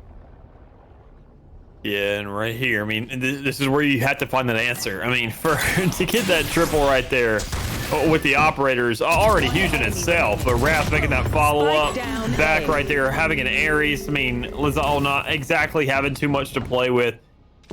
Really just in some sticky shoes to pull this out. Oh. Yeah, I mean, sticky, I don't know, pick your poison, honey, molasses. So it was hella sticky, but 2-2 is your scoreline, and as we get into the 5th here, it looks really good. And okay, so pause for a second here. It looks like I clearly can't do any kind of half-decent math. It looks like the whole squad is going to buy up yet again. I think that was loss bonus, if I'm not mistaken. But the TZM squad looking good. Yet again, another gun buy and 24 across the board. Rightfully so. The finances slowly burning away for the side of NBG too. All things considered, great start to this match. Very even neck and neck, Mick. I think I don't know. I'm just fencing here. It's a really good joust. Yeah, and especially Nightblood. I mean, the shoes they're in to sit there and kind of be sitting a little bit comfortable, actually. Even though it's a tie game, I mean, they have a lot of flush room. They have essentially 2 rounds to play with in the back end if they do lose this by any chance. And with it being an even gun round, the first one that we've seen in this game so far, we're going to see exactly where the first pick comes from. Yes, and as we see, just that Headhunter did work with the op previously. Now with the knives, he finally gets put out of his misery by Chris. So back to a 3v3 on the score line. On the side of NBG, Jet has the Blade Storm available. We'll see if that gets activated here on the attack side. But on the back end, surprise, surprise, Just a Ninja able to pick off Genius. And this puts NBG in a tight pickle as they clear their corners, get on site. But Valorant's watching. Can he connect onto Chris, who is now up top? He's got to be careful below and above. Every which way, Valorant still jousting away. Good frag by Chris. He gets darted, so they know where he is. Oh. They take that all the way home here, Mick, and gonna hop on the defuse with 2 bodies alive. And that's large. I mean, Zoomer, they were basically shut down right here, especially as you said, with that loser bonus. I mean, they had a little bit of a cushion there behind them, but I mean, it's not something you can exactly rely on. You still have every 2 rounds to where it's the only time you can actually buy for your full squad. When you're faced against a team who's just going to be snowballing. So for Team Zoomer to find themselves 2 onto the board to create a little snowball of themselves, a little bit of a leeway, besides for the likes of Headhunter here, who's going to run another operator. So a lot of cash coming out from the side of Team Zoomer mid, and Nightblood finally having to rely on that cushion they made over those last 2. No, I mean, all things said and done here, Mick, buying it up ain't a bad thing, right? I mean, light armor, in and out, pick and dip, as I call it with the Jet. It's critical, but it gets very ugly if you don't use that correctly and don't make the frags count as Wrath. My goodness, with the 1 and the 2. So thus far, that op is going to be on the board still for the side of Team Zoomer mid, as NBG down to 3 bodies here on the attack. And at this point, okay, well, get a res into it. So now just down 1 body. They're going to have to recollect themselves and see what their game plan is going to be. Lots of time, but this is the beauty of Icebox. That flank is a doozy if you can't manage it correctly. Yeah, and it's going to be a doozy there for Valorant to go ahead and get shut down on it, because, I mean, with these rotations coming through, Nightblood has themselves a great position. I mean, they have the whole Zoomer squad. They are on their toes, trying to figure out exactly where to go, what to do to answer any kind of initiative that could come onto the field, but they just don't know where it's going to go down at. Leaving this split kind of going out while you have a bigger man advantage than you did off the rip. So I think it's a great situation for them to be in, especially after that rocky start they had. Mega, and you can see they're now shifting their way back towards this A side, getting situated. Headhunter is going to be in the hot seat of this one as people peek him 1. Oh, he picks it off clean. Rescope now. Going to dash away to safety. As, yeah, he's going to calm it out and get in a comfortable spot to counter more. I like it. Good decision to fall away. It just shows the discipline and the desire to play as a team. But Leo, he's going to read him like a book, pick up that flank pick there, and off they go to B now, Mick. Yeah, when no stage alive, and 15 seconds left on this clock. I mean, you have to go ahead and get that spike down immediately, and you have to have it covered. And with the spike here going down right now, this is looking like a win for Zoomer unless a miracle can come through. Ooh, Chris, he's quick with that transfer onto the Viper now. He's got spike, but the timer not in his favor as it winds down and passes it over to TZM to pick up the 4th round here. Yeah, that's 2 switch-ups for the side of Nightblood. So, I mean, that just that kind of inconsistency, the indecisiveness right off the rip really made them pay for themselves, because now going forward, hopefully it's a lesson learned for them, because, I mean, it doesn't make it too exciting of a game for us, but it's also really money that you're losing and rounds that you're losing, because you're not getting that bonus 300 to play with. You're not getting any kind of follow-up. You're not getting any pressure for your side, which you have to put onto the table in order to win that round. You're essentially just giving Zoomer mid a free round right there. I'm sure they enjoy it, but you're trying to sit there and catch up now. Catch up it is, not the place you want to be most times. It's Headhunter now on the hot seat here, Sean. That is the Empress away. They're going to try and get aggressive as he's got to make use of that bit of kit before it fades away now. Chris on the left of Maze. The rest of the team on the right. Sean does the deed indeed with his skill set of Empress active. And Chris puts it up onto Headhunter in a very awkward angle as we now sit in a 5v2. This is looking really good for MBG. Oh, really good, especially just everything about the momentum right now. Going ahead and using Raina just for the shove, not even for really trying to get anything. And Leah's just getting so much. Hey, look at that, man. A 3-piece from a Viper who's kind of going on an off angle. That alone is just huge kind of things to brag about. And the Raina that round was really just intimidation of presence. I mean, there was really not too many kills going down for him to really give them that advantage and say that was a Reyna div. I mean, the lurk is critical. You said it during the match itself too, right? That round, Leo on that push through mid caught so many off guard and screens, and in the end just paid dividends. Even the round before, he came up through kitchen and was able to shoot counterpart headhunter Jet in the side of the head as he was sitting outside of heaven there for a moment. So the lurk looking really good. Leo sitting on the second the scoreboard at 6-3, and rounding up this current match 4-3 in favor of TZM as headhunter. It looks like he's in the driving seat yet again. No, this time he pays the price as he's peeking with that Marshall. Taste of his own medicine right there. I mean, it really just kind of hurts, especially when you're trying to make the shove onto the site. You're trying to protect it. You've done such a great job so far getting those picks with that exact arsenal, but now it's the one thing that's really giving the site up for your team. Great pit there to ensure nobody can get onto site. Now Wrath is coming up from the back end, it seems, looking for some information. Chris, nice! What? Clean pick through that timing, good, and another for the three-piece combination. Chris, my guy, on a whole different dimension, is out there fighting just one. Wrath is spotted, and a flying right click to seal that one off for the 4K combo. Chris going in massive this round. I'm gonna be real. That second kill was kind of a little bit. Yeah, we'll see juicy. here. Look at that. Look, okay. Look, I'm a fair guy when it comes to things, and when I sit there and I'll be the guy to sit there and admit and say if something didn't hit, if I feel like I shouldn't have gotten that shot, I shouldn't have gotten that shot. And something about that, a little rough, but maybe Valorant is not exactly the most perfect game. So maybe he really was standing there and he had a little doppelganger right in front of him.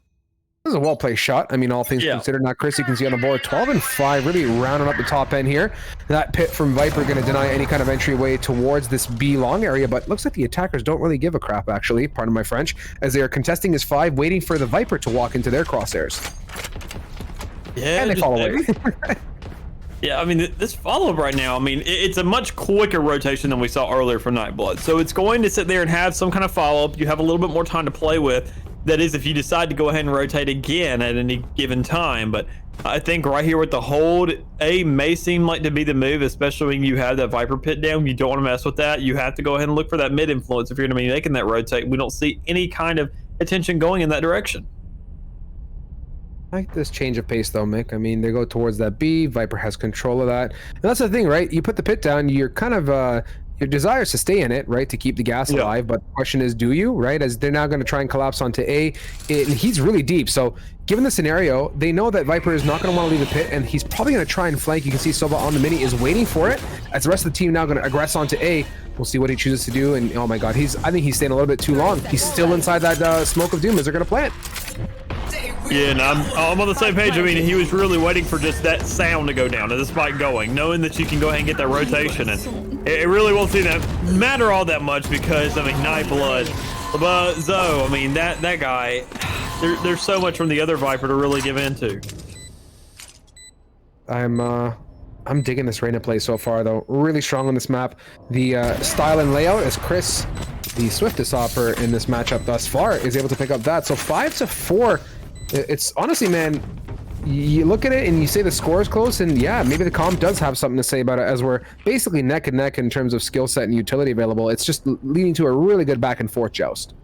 Yeah, it really just comes down to everybody playing their role more efficiently, and as we can see, I mean, Nightblood, they're ahead because you got Chris, like we said earlier. I mean, he's just doing a great job on that operator. He's absolutely going off, and you still have Sean just barely ahead of the likes of Rat. So you just have to find that presence, and I think having that double duelist setup is really giving the offense the edge here, especially as Chris Fonzo set that first. Mega as Chris still is contesting. This aggression coming out from the defensive side was not the play, as they pay the price via 2 bodies down now. And the attacker side getting ready to, or not even getting ready, they have yellow control and they're going to wrap onto site. The wall goes up and looks like it's pretty free at this point. And yeah, I mean, 2 walls, one a bit transparent, one not so much, as now we'll see with 3 bodies what TZM can do on the retake. Yeah, and it's a slow one at that. Valorant is going to be the first one to engage, it looks like. And actually to find one is pretty huge. A shot actually gets the shut down. It looked like a headshot came through, but it barely missed it. And this is for Sumer a really rough predicament to be in, especially with Saber there in the back. Just not enough pressure onto the site, not the right angle, especially with that wall up. There's just too much stacked against him, but Saber looked like he'll manage something.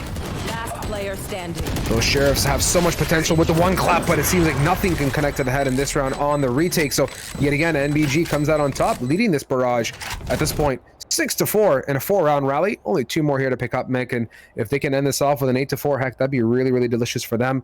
Even less gap to close, but anything can happen on that half switch. We've seen it time and time again.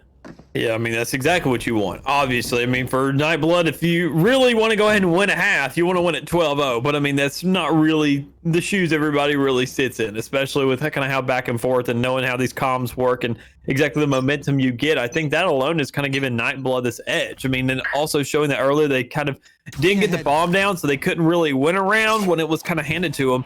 You going forward, you just got to figure out whether or not where this fight's going to go down, go ahead how to execute it. With the Hunter's Fury executed out right here, Headhunter may be able to live here. I believe he truly, yeah, he does. He gets away, and that's a counter. Hunter's Fury coming out here. Headhunter still 20 hit points. He's a one-and-doneer with the shock dart. Oh, on that flyover. He gets demolished with that one. As even without sight unseen, rather, the defensive team is down a man. Make that a 1-for-1, actually, as we're now getting the bomb planted. Patience from Reyna, though, on the back of side here, as Pink is now getting that sucker down, slowing the back, and we'll see what Wrath can do. And Wrath, I mean, there's not too much he can do with the weapon unless he can prove us wrong, because Chris is over here in the back absolutely going off. About hit that shot while blind. Incredible now going in, Chris. Hunter's Fury. Oh, he can't pay the price. And suffers deeply as Genius responds. 1v1. The Joust. Wrath. No! Genius comes out big with the 3K combination. And you know what? Maybe it was just his galactical sized brain there coming out on top. And that's it. Final round of the half. 7-4 your score line right now. And just looking at these buys, looking at the setups across the board, Chris not having to buy too much, everybody else just being essentially completely stacked, it looks like. And with Zoomer being on the opposite side of the spectrum, just scrapping together whatever they can. Wrath being the only one to really get that full buy with the armor and one of your essential rifles. That is, I'm not going to say anything just yet, because I mean, I'm not going to cash in on a round, because we saw it on round 2 where you had that forest situation and they still found a way to make it out. Nightblood did. So Team Zoomer could have their chance here as long as this Blade Fury stays out and finds a couple more. Yes, yes, indeed, my friend. As we look now patiently for Headhunter holding this tight angle at Maze. This is a great one and done, right? You can dart and just quickly dash left. So good position to be in. And remember that as you play Jet, guys. Always put yourself in a place to have a dash opportunity out to safety, not into the open. That is indeed not the play. It is not. But looking like the play is going to be this B site here this time around for Nightblood, and I gotta say I really like it. Knowing that you had the better arsenal, knowing that you had the better just econ across the board, you're gonna have that better weaponry to set up for long. And Chris being the front man right there to the left of yellow is going to be plenty of pressure in itself. And as we watch now, Leo ready to send out this delectable flight of doom. Here comes the first one. Gonna set its way, but oh, unfortunately, poor Leo. All that effort to learn the lineup, only for the rest of your team to annihilate the majority of that defender side. As it's hello. God, that one tap noise never gets old. It's like, hey, I'm peeking and I'm dead. So that's gonna round off our half. And my dream has come true, Mick. The delicious 8-4 is on the table as we swap it out, and it's good, man. It's good. Happy to see NBG coming out, but this is it. The typical Icebox half switch where immediately things can go 180. Well, you can go ahead and thank Nightblood for saving you all that money on dinner, man, because if it's that delicious, you know, who wants to go for seconds here? Because, I mean, at this stage, Zoomer's the one who has to go ahead and find themselves a couple round on the board, because, I mean, this is... Who knows that they're actually going to find the amount of rounds that Nightblood did? They obviously have a couple things up their sleeve that are going to work to their advantage, but looking at this default, looking at Sage already being there towards B, showing on this A side, I feel like it's a mirror matchup. So, I mean, everybody knows what everybody's thinking, and even after that, Saber grabbing that first shot is going to be monumentous. Love that 2-tap there with the classic as he's opened up sight nicely. Pull the rotate over, as you can see Reyna Silva on your minimap are grouped up towards A. Now you can see the typical Leo, I believe, is the one lurking patiently, looking for some sort of connection here towards middle. Genius now in the hot seat. He gets the one. That's Wrath. Reyna critical to have Leo, his lurk counter Healing. the Spike Justin planted. Ninja as Saber opens it up with the Frenzy. 3v3 opportunity on the retake. Let's see what the NBG squad have in the tank here. Yeah, this retake, it's got to be large. It's got to be in charge, and just everything going into it. And MBG right there, finding a 1. We'll be pretty strong here. I mean, but follow up. But Saber having that Frenzy, knowing where the spike is, he's just got to follow it up really fast because it could be free for him. Oh no. No, it's not. That did not even click.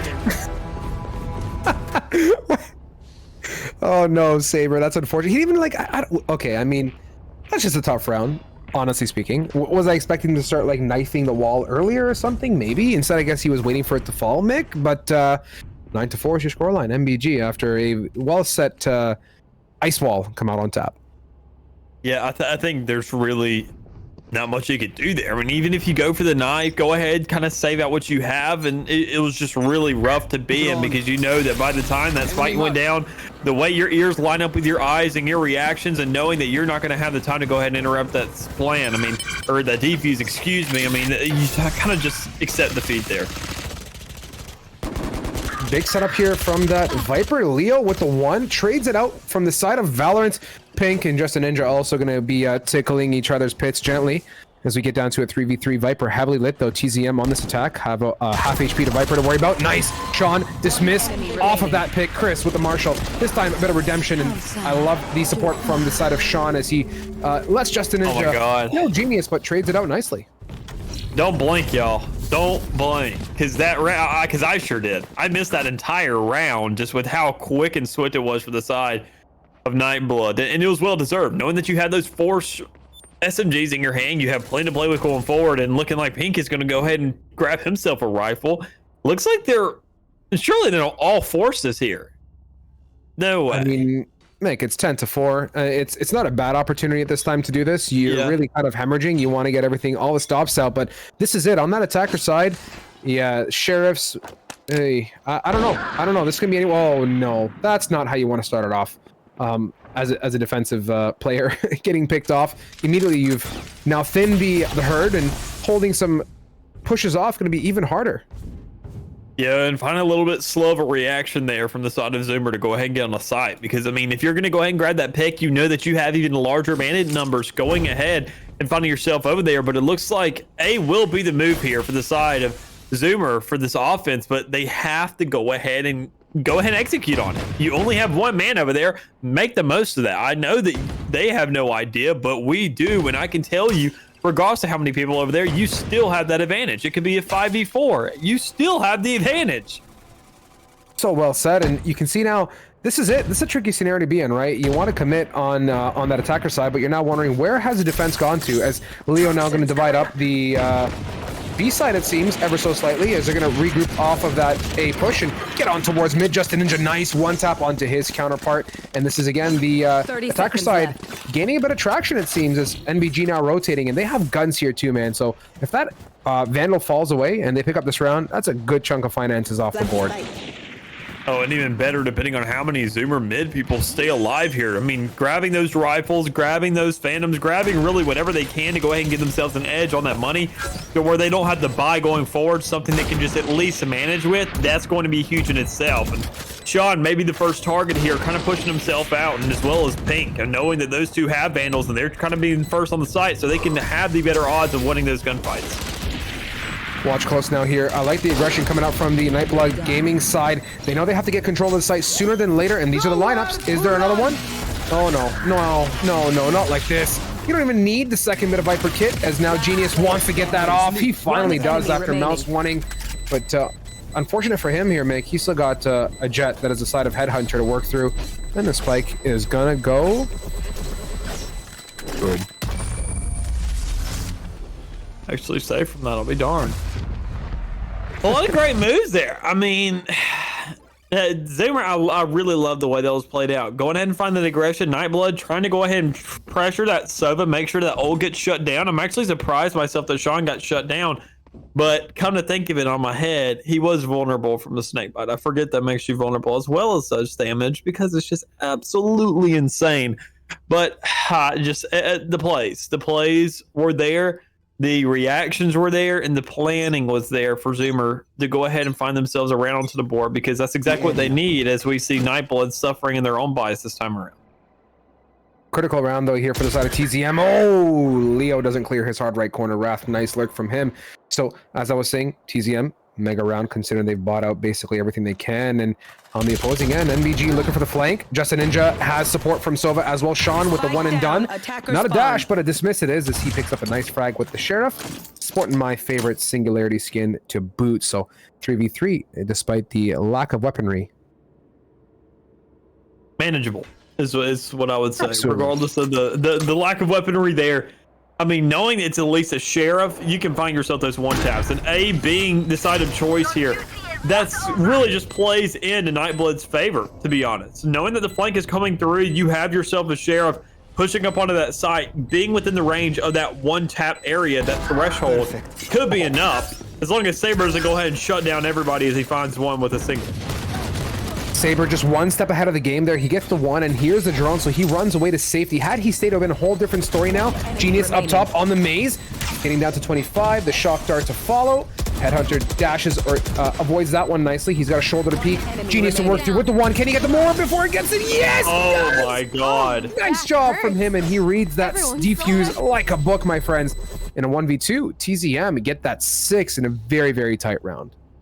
Yeah, and that's the most concerning part, man, is it being that tight, especially knowing you have that advantage as much as they did right off the rip. And going forward, knowing that Nightblood is going to find themselves more and more and more, that's going to give themselves something. Because Chris, this is where things get hectic. He finally has the operator back in his hands. It wasn't given to him by a teammate from a pick that happened on Headhunter.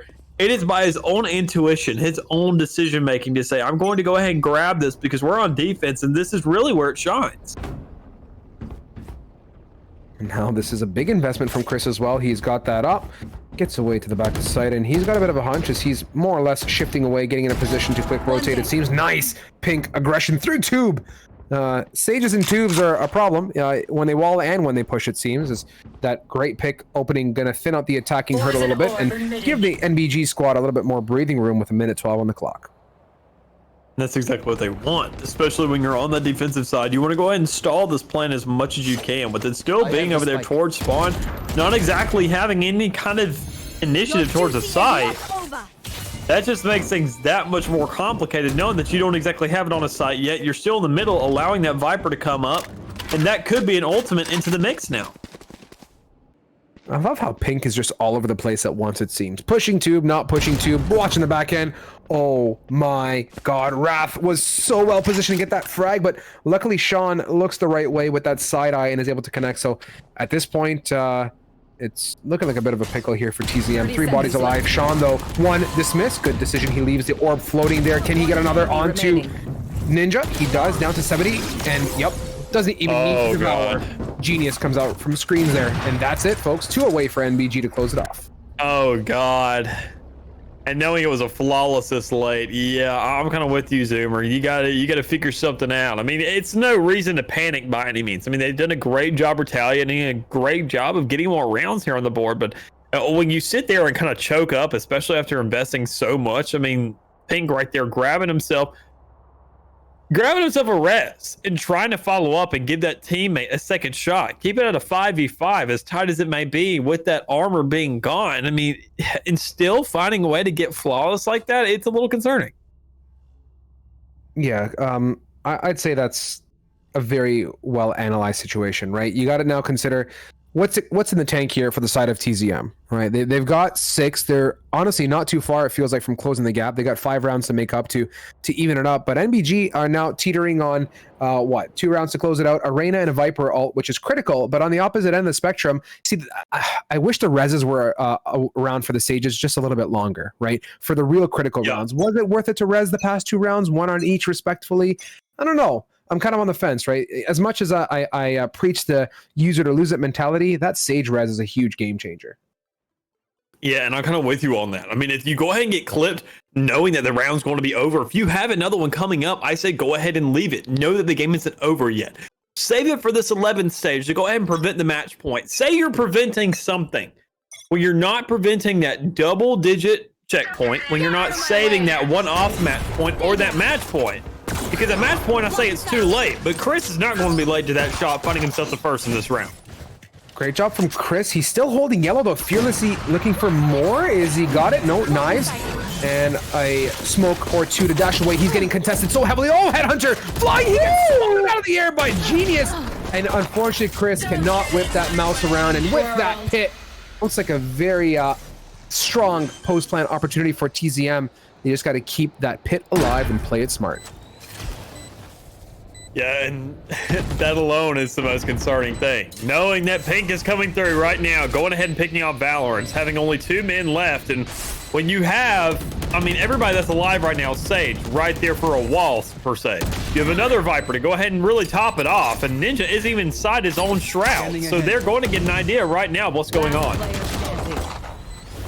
Nice start, though. That was good from Saber. He knew what was coming, but unfortunately not before Sean can get the better of him, and yes, sirree, what? That was really well done. All things said and done, I think that dart differentiating factor that revealed the one body at yellow yields that retake. So ain't no pit gonna save you at this point if you're MBG on that defensive side retaking. So just one way to close it out here for them. Strong showing, and you heard the announcer. Match point here tonight. And that's just right there. I mean, Ninja, obviously you want to sit there and play around. You want to find these kills. You want to give yourself the edge, but just not sitting inside that pit, man.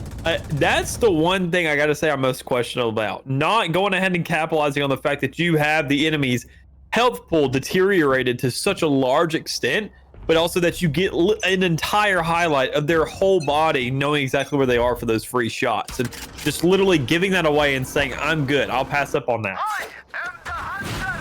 Now watch this scenario unfold amongst us now as we're getting the early Hunter's Fury coming out. That's antsy. That's... Yeah. Could it have been played better? Maybe with a drone to back it, potentially. And with this heavily centric or a B-centric push getting ready to go, it's, wow, holy, talk about putting it all on the table here on one site. Not even faking it or holding anything. Well, now you want to go ahead and get it off, but I mean, right there. The real difference is going to be that first pick, and Pink's going to be the one to find it. Chris is going to be critical here, but nice job falling away. I think they may have spotted the corner of his op as they're going to run and not let him play the one and done scenario. Wrath was really slippery there getting into the corner, but oh boy. Genius tags. Wrath was so well positioned. Had he had a bit more support for a trade, I think that would have been a whole different story, but he kind of went lonesome wolf, and now they've kind of pigeonholed themselves towards this A site with Sean on the Empress. Yep, and then Empress. Oh no. Just letting it live, letting it ride out. Zoomer, I mean, Sarah being the last one alive, having the Hunter's Fury is great for a post-plant setup, but to go ahead and get on this site, it's going to be rough. When you got the boogeyman right on the other side of that wall to you. Rough with an RUFF as 14 seconds. He's just going to play time and maybe let them rotate off. We have no idea where it is, thanks to the lack of X-ray. There it is in the last second. Saber, an uphill battle. He had 4 to munch through and about 4 seconds to get the spike down too. We're gonna round it off here and bring us the defeat. Nightblood Gaming, my dear Mick, come out on top with the dub. Yeah, in a considerable fashion too. I mean, it was obviously great in those early rounds, the kind of back and forth we had, especially with them going ahead and grabbing that second round after losing the pistol. I mean, that alone is super influential, but just going forward, really playing that out more and more and seeing that this 6-13 score line, like I said, it really just comes down to a team diff and the difference they made in their decision making. Nightblood had a little bit of slip up, so learning a lot faster. Absolutely, and I mean, Nightblood had their 2 duelists were the 2 top frags, not only on the team, but for the entire game too. So you got to appreciate that. Obviously, that contributes just a hair to the 13-6 win.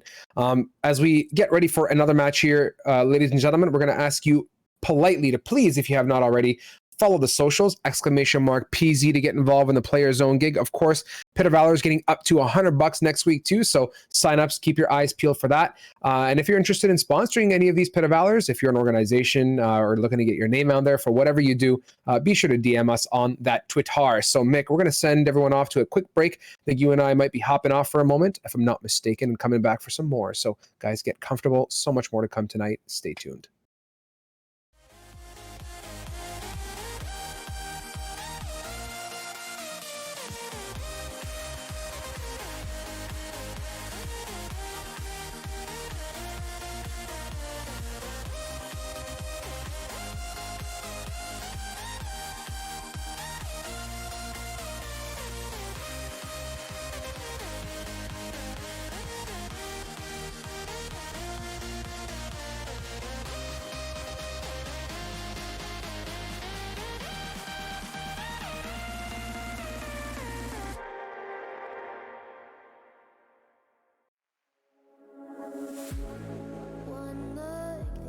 is rising, and I've been cold for so long. One touch and we're igniting, setting fire to it all. You know these flames ain't going out. This building is crumbling to the ground. Don't think that we can stop it now, 'cause baby our love is gonna burn down. You know these flames ain't going out. This building is crumbling to the ground. Don't think I wanna stop it now, 'cause baby our love is gonna burn it down.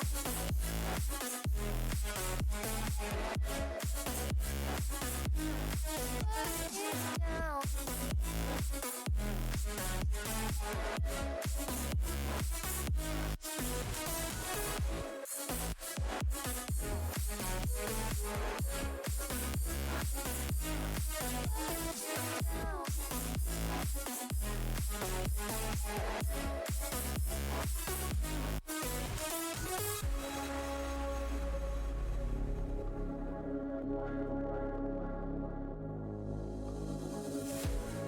One spark, I feel lightning blazing up through the darkest nights.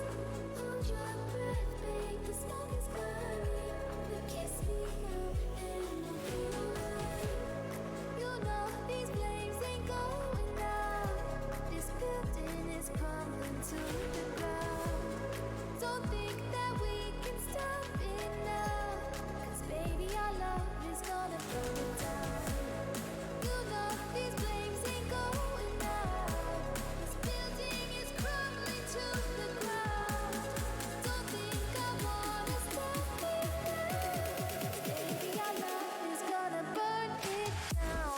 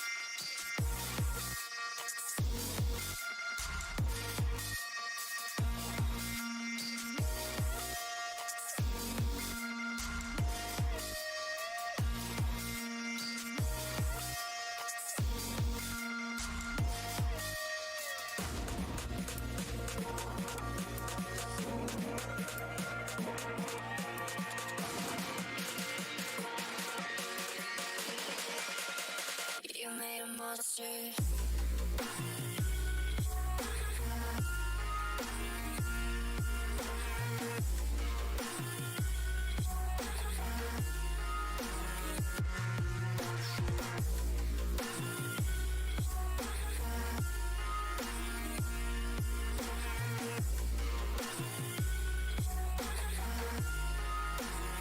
You made a monster.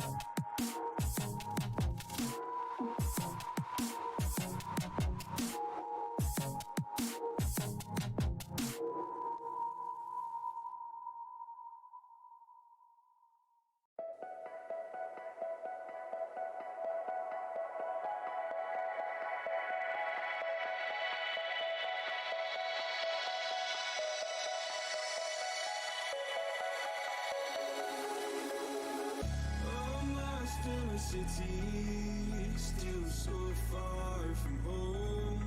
I've searched for you all my life. Cast out like a shadow, racing towards the light. I pray to see you one more time.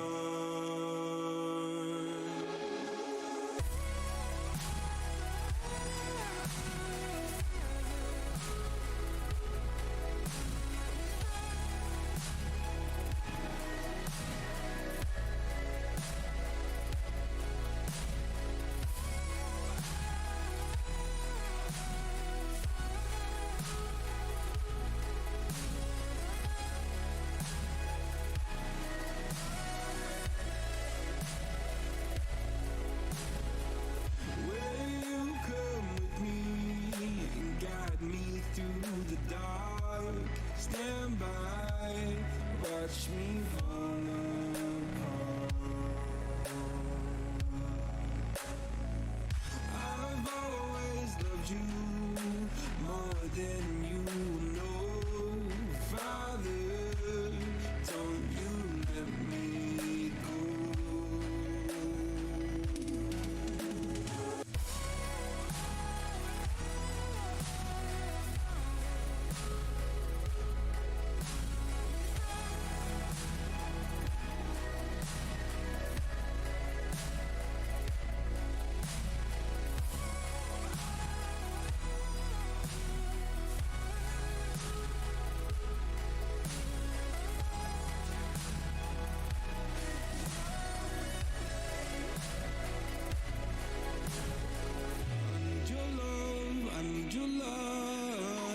City nights and satellites.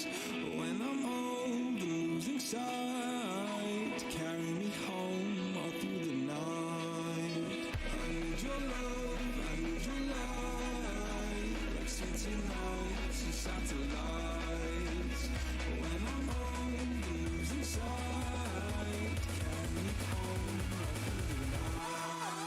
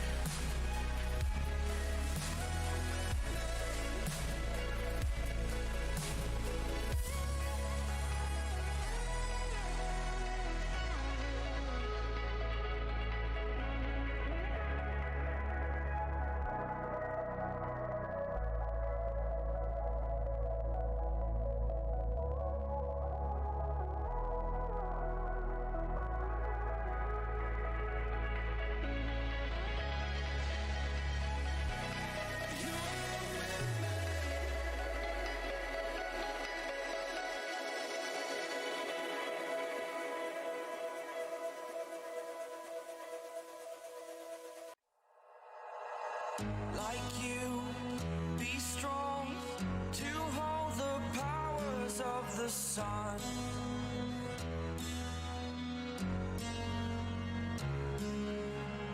To dream, believe in strength. Now I'm the only one, only one.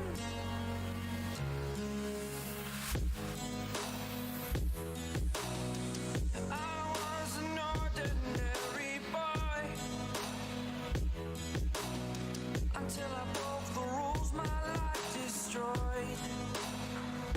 Life destroyed. Until I walk awake, scream my mind, I shout, the ground shakes. How much can I take? My mind will break. Will it break? Can I take? Can I be your superhero? Superhero.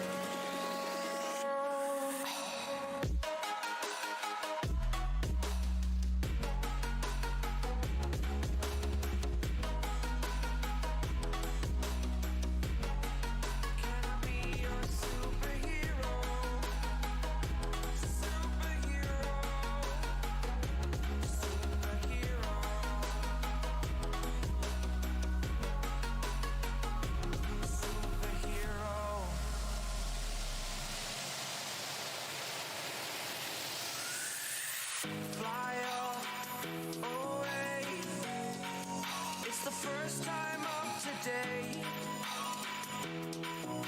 Today. To dream, believe. You are the strength, you're all I need.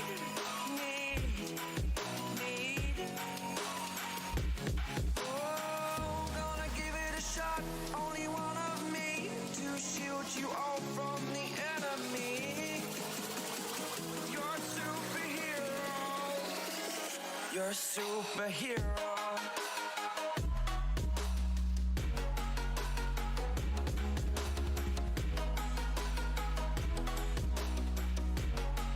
Can I be your superhero? Superhero. Superhero. Superhero. Can I be your superhero?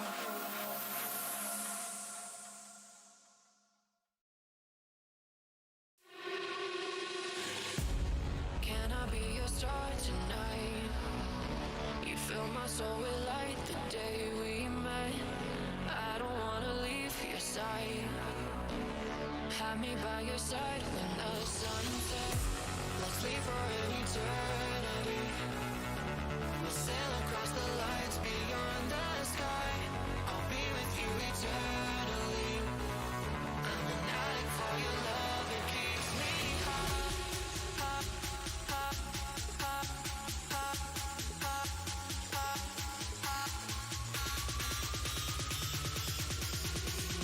Tell them what your name is. Battlefy for the speed hustle.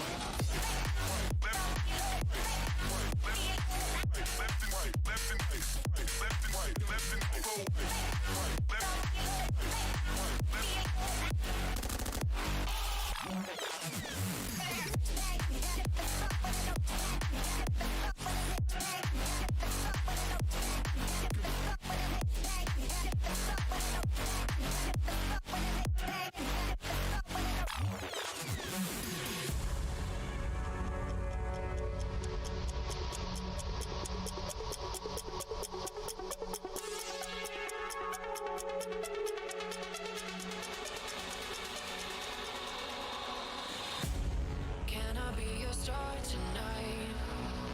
You fill my soul with light the day we met. I don't wanna leave your side. Have me by your side when the sun sets. Let's leave for an eternity. We'll sail across the lights beyond the sky. I'll be with you eternally. I'm an addict for your love, it keeps me high.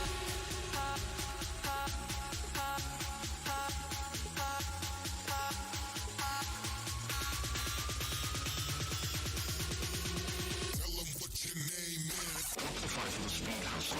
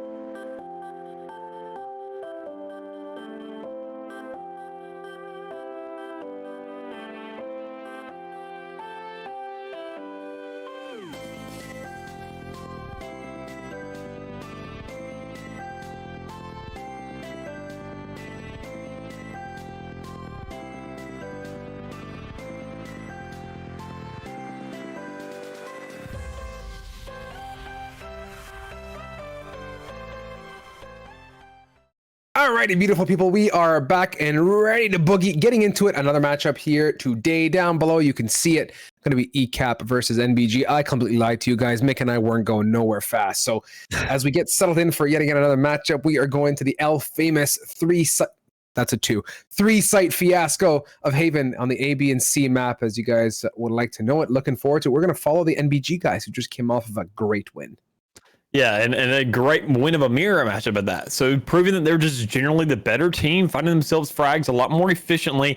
And when we get around to this map on Haven, that's really where things can take that turn. Knowing when you have multiple sites, you have more sites to play with, which personally is a little concerning because MBG, they had a couple times here and there where they couldn't decide one. And then just also just the comps. There's going to be a lot more availability. There's going to be a lot more things that kind of seem like crucial picks or things that can really be manipulated to the fullest extent. I mean, even when it comes around to defense, knowing where to go Cypher, Killjoy, or whatever. So going forward, I'm really excited to see what these teams can come up with and how they execute it. Yeah, you and me both. I mean, Haven is a comfortable map for many of us, and it can also be uncomfortable if you can't control flanks. Composition-wise, see that Cypher and KJ most likely, the controllers provide good flank potential as well as guarding the site too without really having to be there. And let's see if that comes to be as we get into the good old agent select here, Mike. And looking like it already maybe I spoke too soon. It's looking like everything's going to be the exact same as a lot, but Astra and Omen are going to be our difference if everybody locks in this exact composition. And I got to say, I love that. Astra, she's very, very unique. And she remember when she first came out, nobody really wanted to use her because she was just, everything kind of lines up for her. You have to have a massive brain to play her, and you have to know how to use it quickly because of just everything she plays into and the diversity her kit has and just the kind of utility and how it has so many different usages. You have to know how to follow up with exactly what you put down, and you have to let your team play around it essentially. So looking at Pink and looking like a little bit more static of a selection here, going with the Omen, but that is the lock-in isn't exactly through yet, having 20 seconds left. So Lord knows what could exactly go forward with this kind of matchup. Let's see. Patiently waiting for the 13 to tick. It's pretty much going to be a lock. I mean, you do need a smoke, and Omen seems pretty darn viable. I do, like you said, like that Astra pick. Eclipse going to be sporting that. Great utility, great kit, and that Cosmic Divide is mega powerful when used correctly. So let's see what's in the tank here for the ECAP guys. Do they have the power to put a halt to the NBG barrage? And that last matchup was really clean on Icebox. Yeah, so more sites comes more plays, and more plays becomes more decisions, and when more decisions becomes more leeway for mistakes here. So it really just dwindles down to that. Who can make the least amount? Who can win the most engagements? And I think with that, it all starts right here with the pistol round that we are coming into here in a second. I was honestly really hoping I can line that up perfectly, but yeah, here in a second, we will be getting here onto Haven and just looking at this. And I got to say, those Phoenix picks, those are also super essential. I knew those were going to be coming. Oh, they just robbed us, dude. That's what it was. Everybody's already at the dang barrier. We just didn't have to transition in. It's all good in the hood here as we look at this gorgeous flyover of this map. Loving what I'm seeing here tonight. And as always, it's a good opportunity, Mick, to give a big shout out to the prod crew in the background, sporting the goodies and keeping us all involved and united as one with this matchup. Getting into it, let's see what MBG is going to do. Of course, the 3 site's going to be a pickle, and shocker, Cypher's got the cam ready for what I think is going to be watching the push and the flank, as the rest of the team are looking to split Garage and C initially. Yeah, and I'm liking the shove here. I'm liking the split, kind of a lot of indecisiveness, but Nightblood still has that plan at the top of their head. They know the overall, the exact priority they got going, and Pink finding priority onto the C side with that kill onto Eclipse. Nice job there. Cypher gonna tag one, and he's still safe and cubby for the most part now as the plan's coming out. Nice darts there from Sova. I think he had a lineup for that one. Leo, the Viper from the last matchup, comes in big and trades off on counterpart Cypher in a 3v3 retake. Now you can see Lawnmower coming up from the back hood as well. Nice job onto Sean, and a nice tap followed up from the Sova. And with that, I mean, crisp and clean retake coming up from the ECAP boys. Yeah, and that's huge. I mean, knowing that this is going to be, they're on defense, and knowing how hard of a map this is to play defense on, knowing that you're going to have those weapons going forward, you need to go ahead and make sure you win this round. Create as much leeway as possible going forwards, because you never know how that momentum's going to play out for the side of the offenders. And knowing Nightblood, they did a great job on offense on the last map with the Icebox. So as long as they can just capitalize on this, once they get those rifles in hand, that's where things really start to get scary. And you want to create as much as a little bit of a cushion as you can before you get there. that sugar and spice and everything that's nice for the ECAP boys is they're going to be going big and buying up. So forget the save. I mean, you won the round. Might as well continue to push and do that in style. Yet again, this time not favoring the garage C split, posting up outside of A lobby area, about to aggress on along. But I think at this point, it might just look for an opportunity, maybe an opening pick. And this is where the flank gets tricky, right? Cypher's going to be wanting to block off that flank if they're going to commit onto A. As I would not be shocked if either Sova or Astra come up from the back there. Kun in a tight position. Nice. Whoa! Hello! Oh my god! Nice. Oh, he's going for more. Fearlessly 39 HP connects on a third. That was crisp and clean. And Chris, my friend, not today. Not after those picks coming out from your counterpart Jet. Really clean set of frags, and he, you know, despite being in a tough position, comes out on top. Yeah, I mean, Coon just more like impending doom. I mean, goodness gracious, is everything like? I mean, I was questionable just seeing him in that corner, being like, all right, he has a dash. Why hasn't it come through yet? Waiting for those lineups, and especially with that ghost, but finding those shots just absolutely massive. Given really what felt like a free second round, knowing that you get a triple like that. That was spicy, as ECAP now are going to be pushing through yet again. This time they have NBG to deal with in the form of bigger weapons. Vandals, you can see the whole gang just playing a steady default, lurking towards that middle and C. And of course, shocker, Astra has that long C blocked off, placing more stars as well, and blocking Garage 2 in case of need for Sova, as they're looking to post up outside of B, and there's no one home if they want to knock on that front door. Yeah, and I don't know if exactly that's going to be the move they go for. I mean, you have that bomb still in the back, looking like it's going to be aiming for the A site. And I like the move here. Knowing that Cypher's the only one over there, you still have an Astra Charm, so I mean, that's going itself is going to be a lot.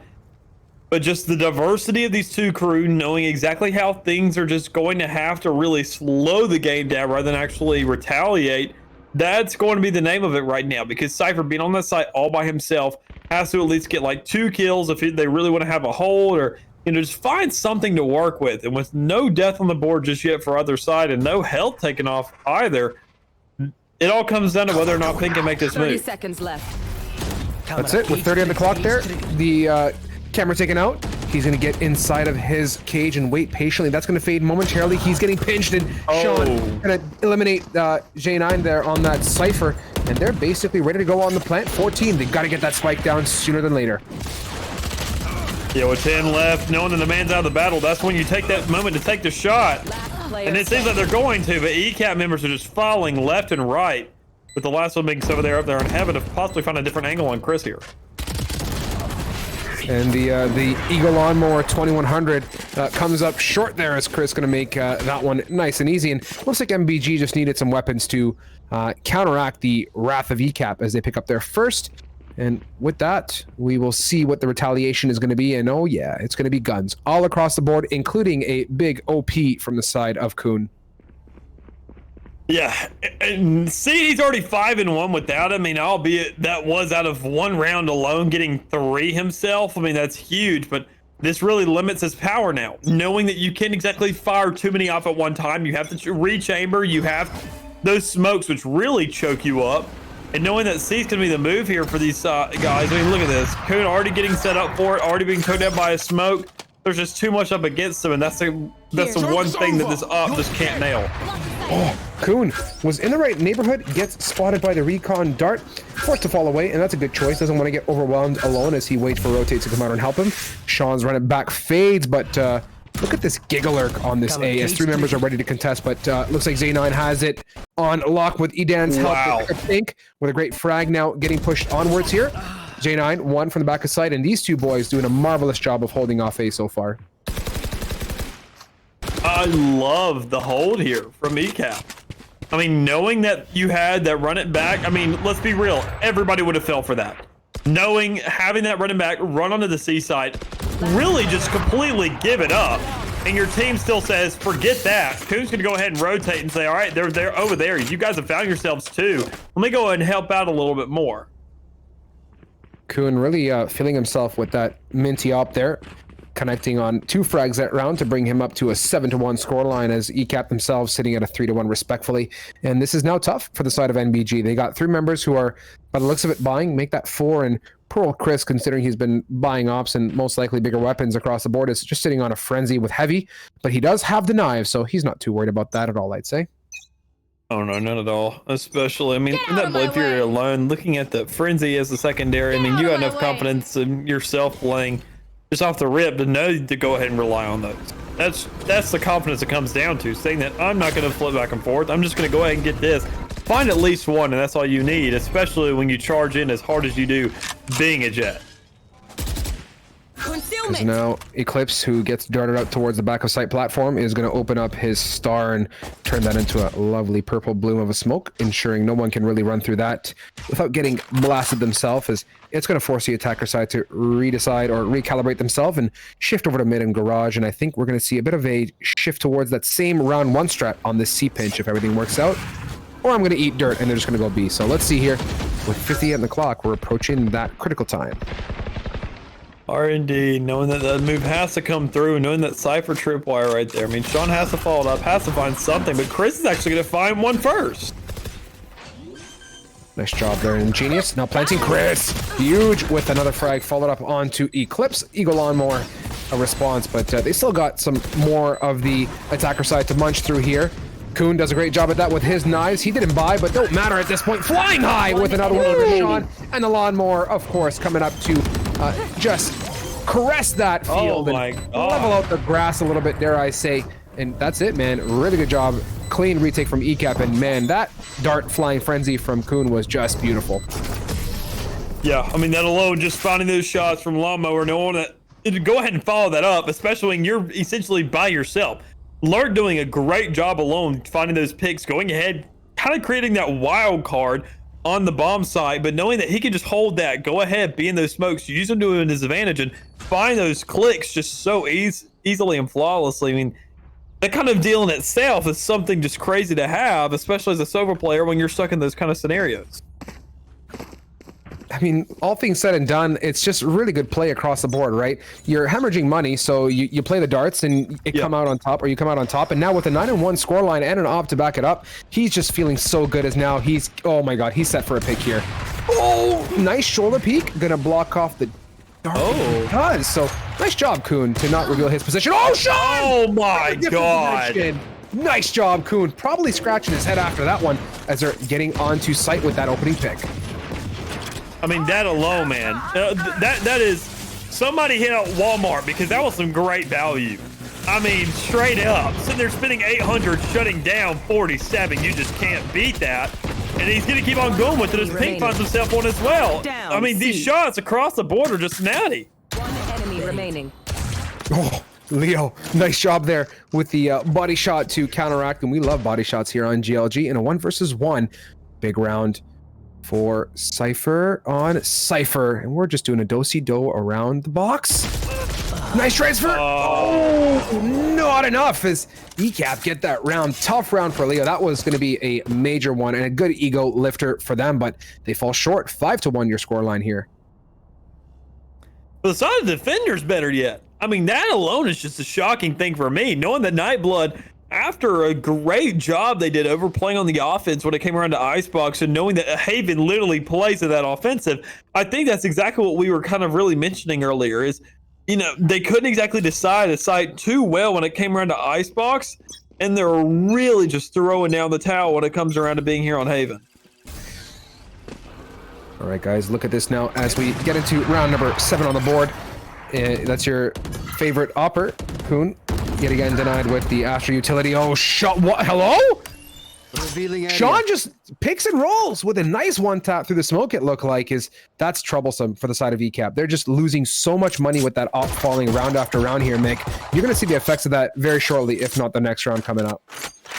That is if they go ahead and find a pick with one of their own, picked up in that last round, albeit, and also finding, you know, going ahead and winning out this round because they already had that man advantage to play off of. They had an angle.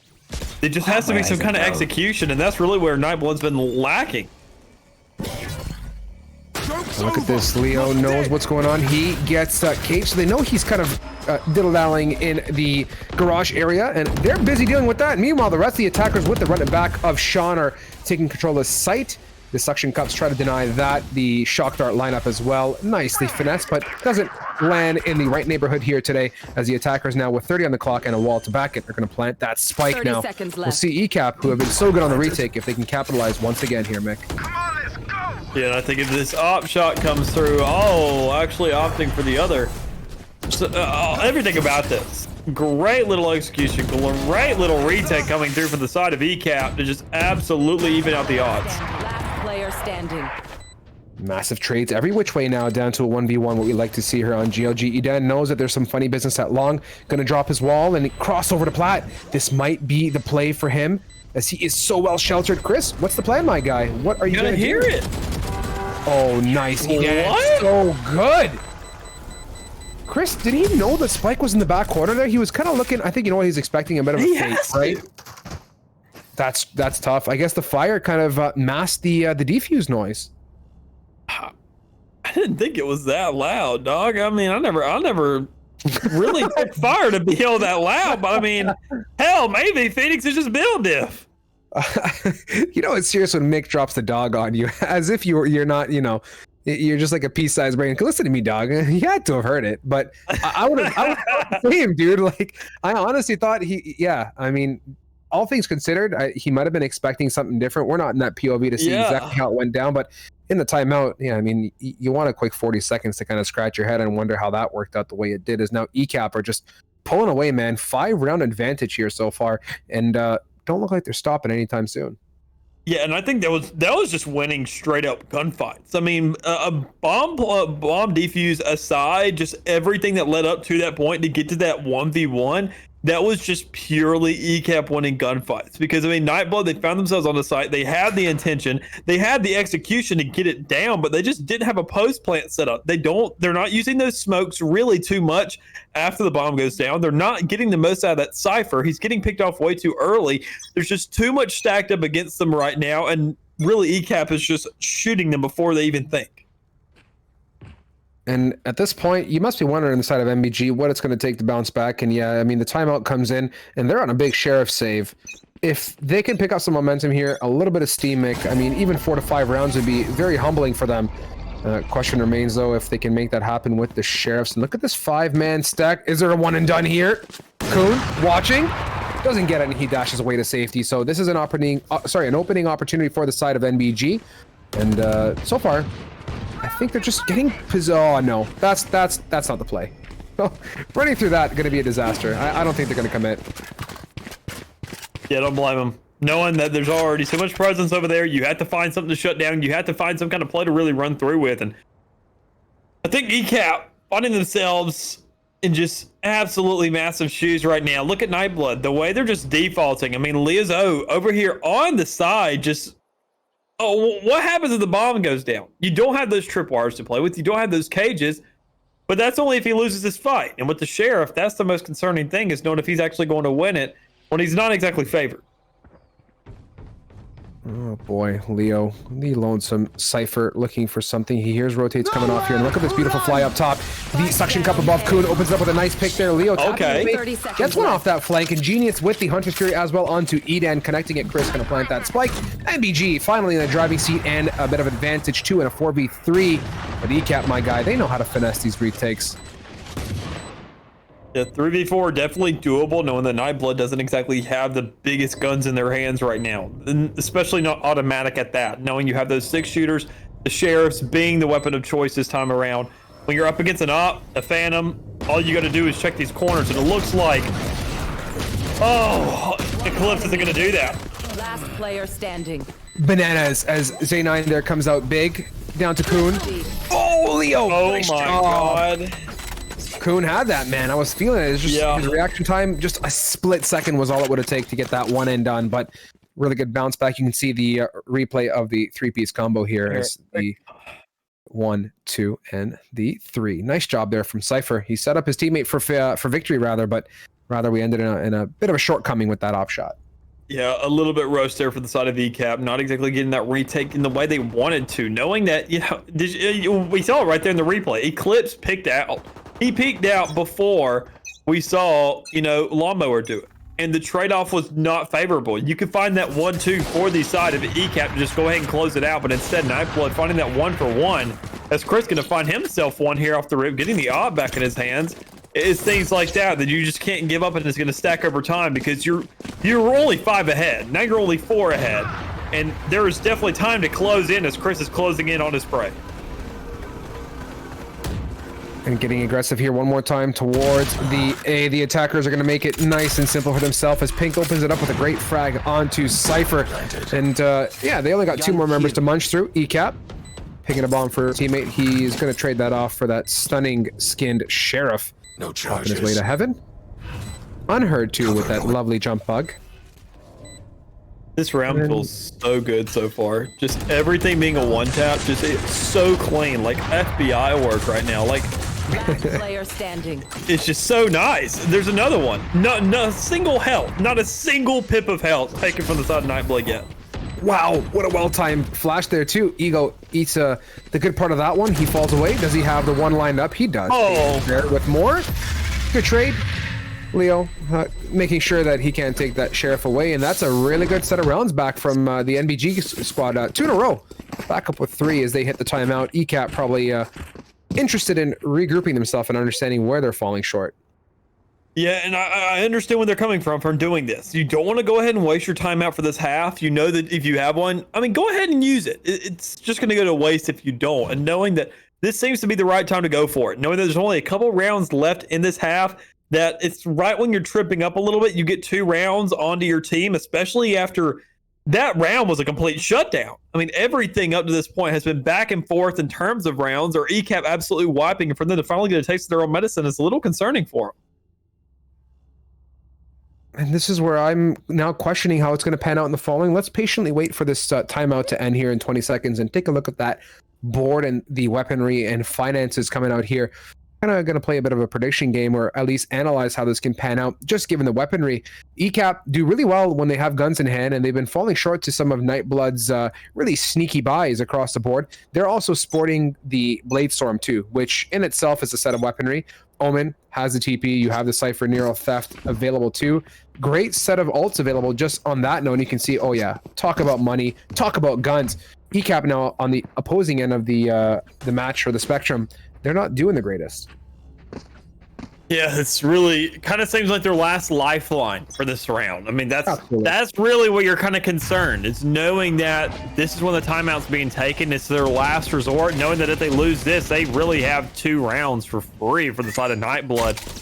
The damn near, I'd say, or exactly round out this half after ECAP having such a great start. Shadows traveling. Shadows. Watching here, Pink setting the team up for success, hopefully. Smoking off to heaven, I believe CT as well. Paranoia ready to go, so Cypher going to eat the brunt of that in the back, but they're not going to swing on him. He's still very much alert and aware as to what's coming. They hear the cam. Pink, nice job, spots it through the smoke. Now Edan is here.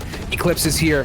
Everyone on the defensive side is ready to block off this take. We'll see if they can do it as Chris on the high ground, making sure no one from heaven can contest. Great little setup here. Great little back and forth. Just a lot of long angles. I mean, hearing all those op shots. I mean, my headphones are just absolutely ringing right now from both ears, knowing that there's just nothing but snipers. And with all these recon going through, finding 2 for the side, Nightblood make that 3. Oh my God. Job. NBG come out on top again. The attackers hold off that defense, and I do appreciate ECAP's commitment, right? They start to swing, they swing, right? It may not work, the shots may not line up, but critical thing to do on the defense, and even as an attacker squad, is if you're going to commit and you have a plan, stick to it. There's no baiting at this type of gameplay in this type of level. So happy to see that they're again, like I said, cohesive as a unit, but you know, cohesive in a broken way, if that makes sense, Mick. Yeah, and I understand that. I kind of get where you're going for. One thing that I'm just not getting, though, is there was really no ultimates going down that round. There was nothing for the retake ECAP when you know that they're desperate to go ahead and find that round. They know that after that, they're going to try and find an edge here because Sean, this is the round that he's using his. And Lizzo as well. Now watching patiently yet again, this is the NBG squad getting the plant down against 3. I'm sure ECAP is very much desperate to dump that Nero Theft and even that run it back, but probably not the best time to do it. They're just kind of chilling at this point. I'm not expecting much. Edan not afraid to lose that. Chris going to take the chance of life away from Cypher as the remaining 2 members are pinned in garage. Yeah, just look at the situation, dude. I mean, still nothing but sheriffs out. I mean, there's really not too much you can do, as Edan's gonna fall right now, and it's rough. You know that looking at this now, everything leading up, you have to find a way to allocate all those resources out. And now in this round alone, Nightblood knows that ECAP is going to go ahead and use every single one of them. It's a little too predictable. You're letting them know what's going to happen instead of giving yourself that element of surprise to play into your favor. More than often, it's immensely critical to formulate your plan of attack around the ultimates available, right? The post plants and everything else in between. NBG know that they're going to have to deal with a Hunter's Fury on post. I was about to say, ECAP could have definitely used that a little bit more differently, but they go right off the gate with it, opening it. Still the run it back available, so that's going to be a critical retake factor. We'll see how it comes into this matchup as Genius now working his way up short with that Owl drone spots. Nothing but concrete and cladding on the walls as they're getting more or less situated for a default, just waiting for some activity, it seems. Yeah, and they definitely could be enough. It really just comes down to how this run it back is used against this Blade Fury, and knowing that Nightblood, they have that, and it's going to be ran. I can most definitely guarantee that because Jet players are almost like Yasuo players in League. They see their ultimate ready, they are going to click it as soon as they can, and we're seeing some great self-control. And as soon as I say that, once you mention the devil, he shall come. Omen gets away under hell. Those double shock darts coming in an area where no one is really waiting to receive, and yet again the Oppers holding steady. Eclipse, nice frag onto Leo as the poor old NBG squad is now just thinning out so quickly. Eclipse gonna drop out of heaven here, I believe, and now falls right on top of Genius's head. Pink trades it. It's only down to 2 now. You need that neural theft, but actually they don't.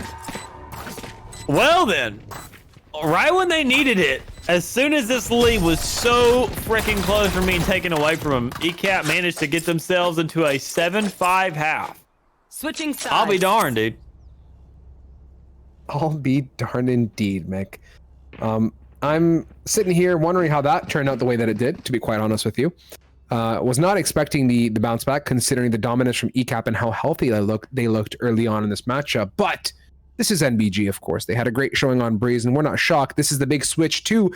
And question remains here, man. How do you feel about this coming out for NBG on these pistols? Do you think they're going to excel on this side, or they're going to suffer much like they did early on in the last half?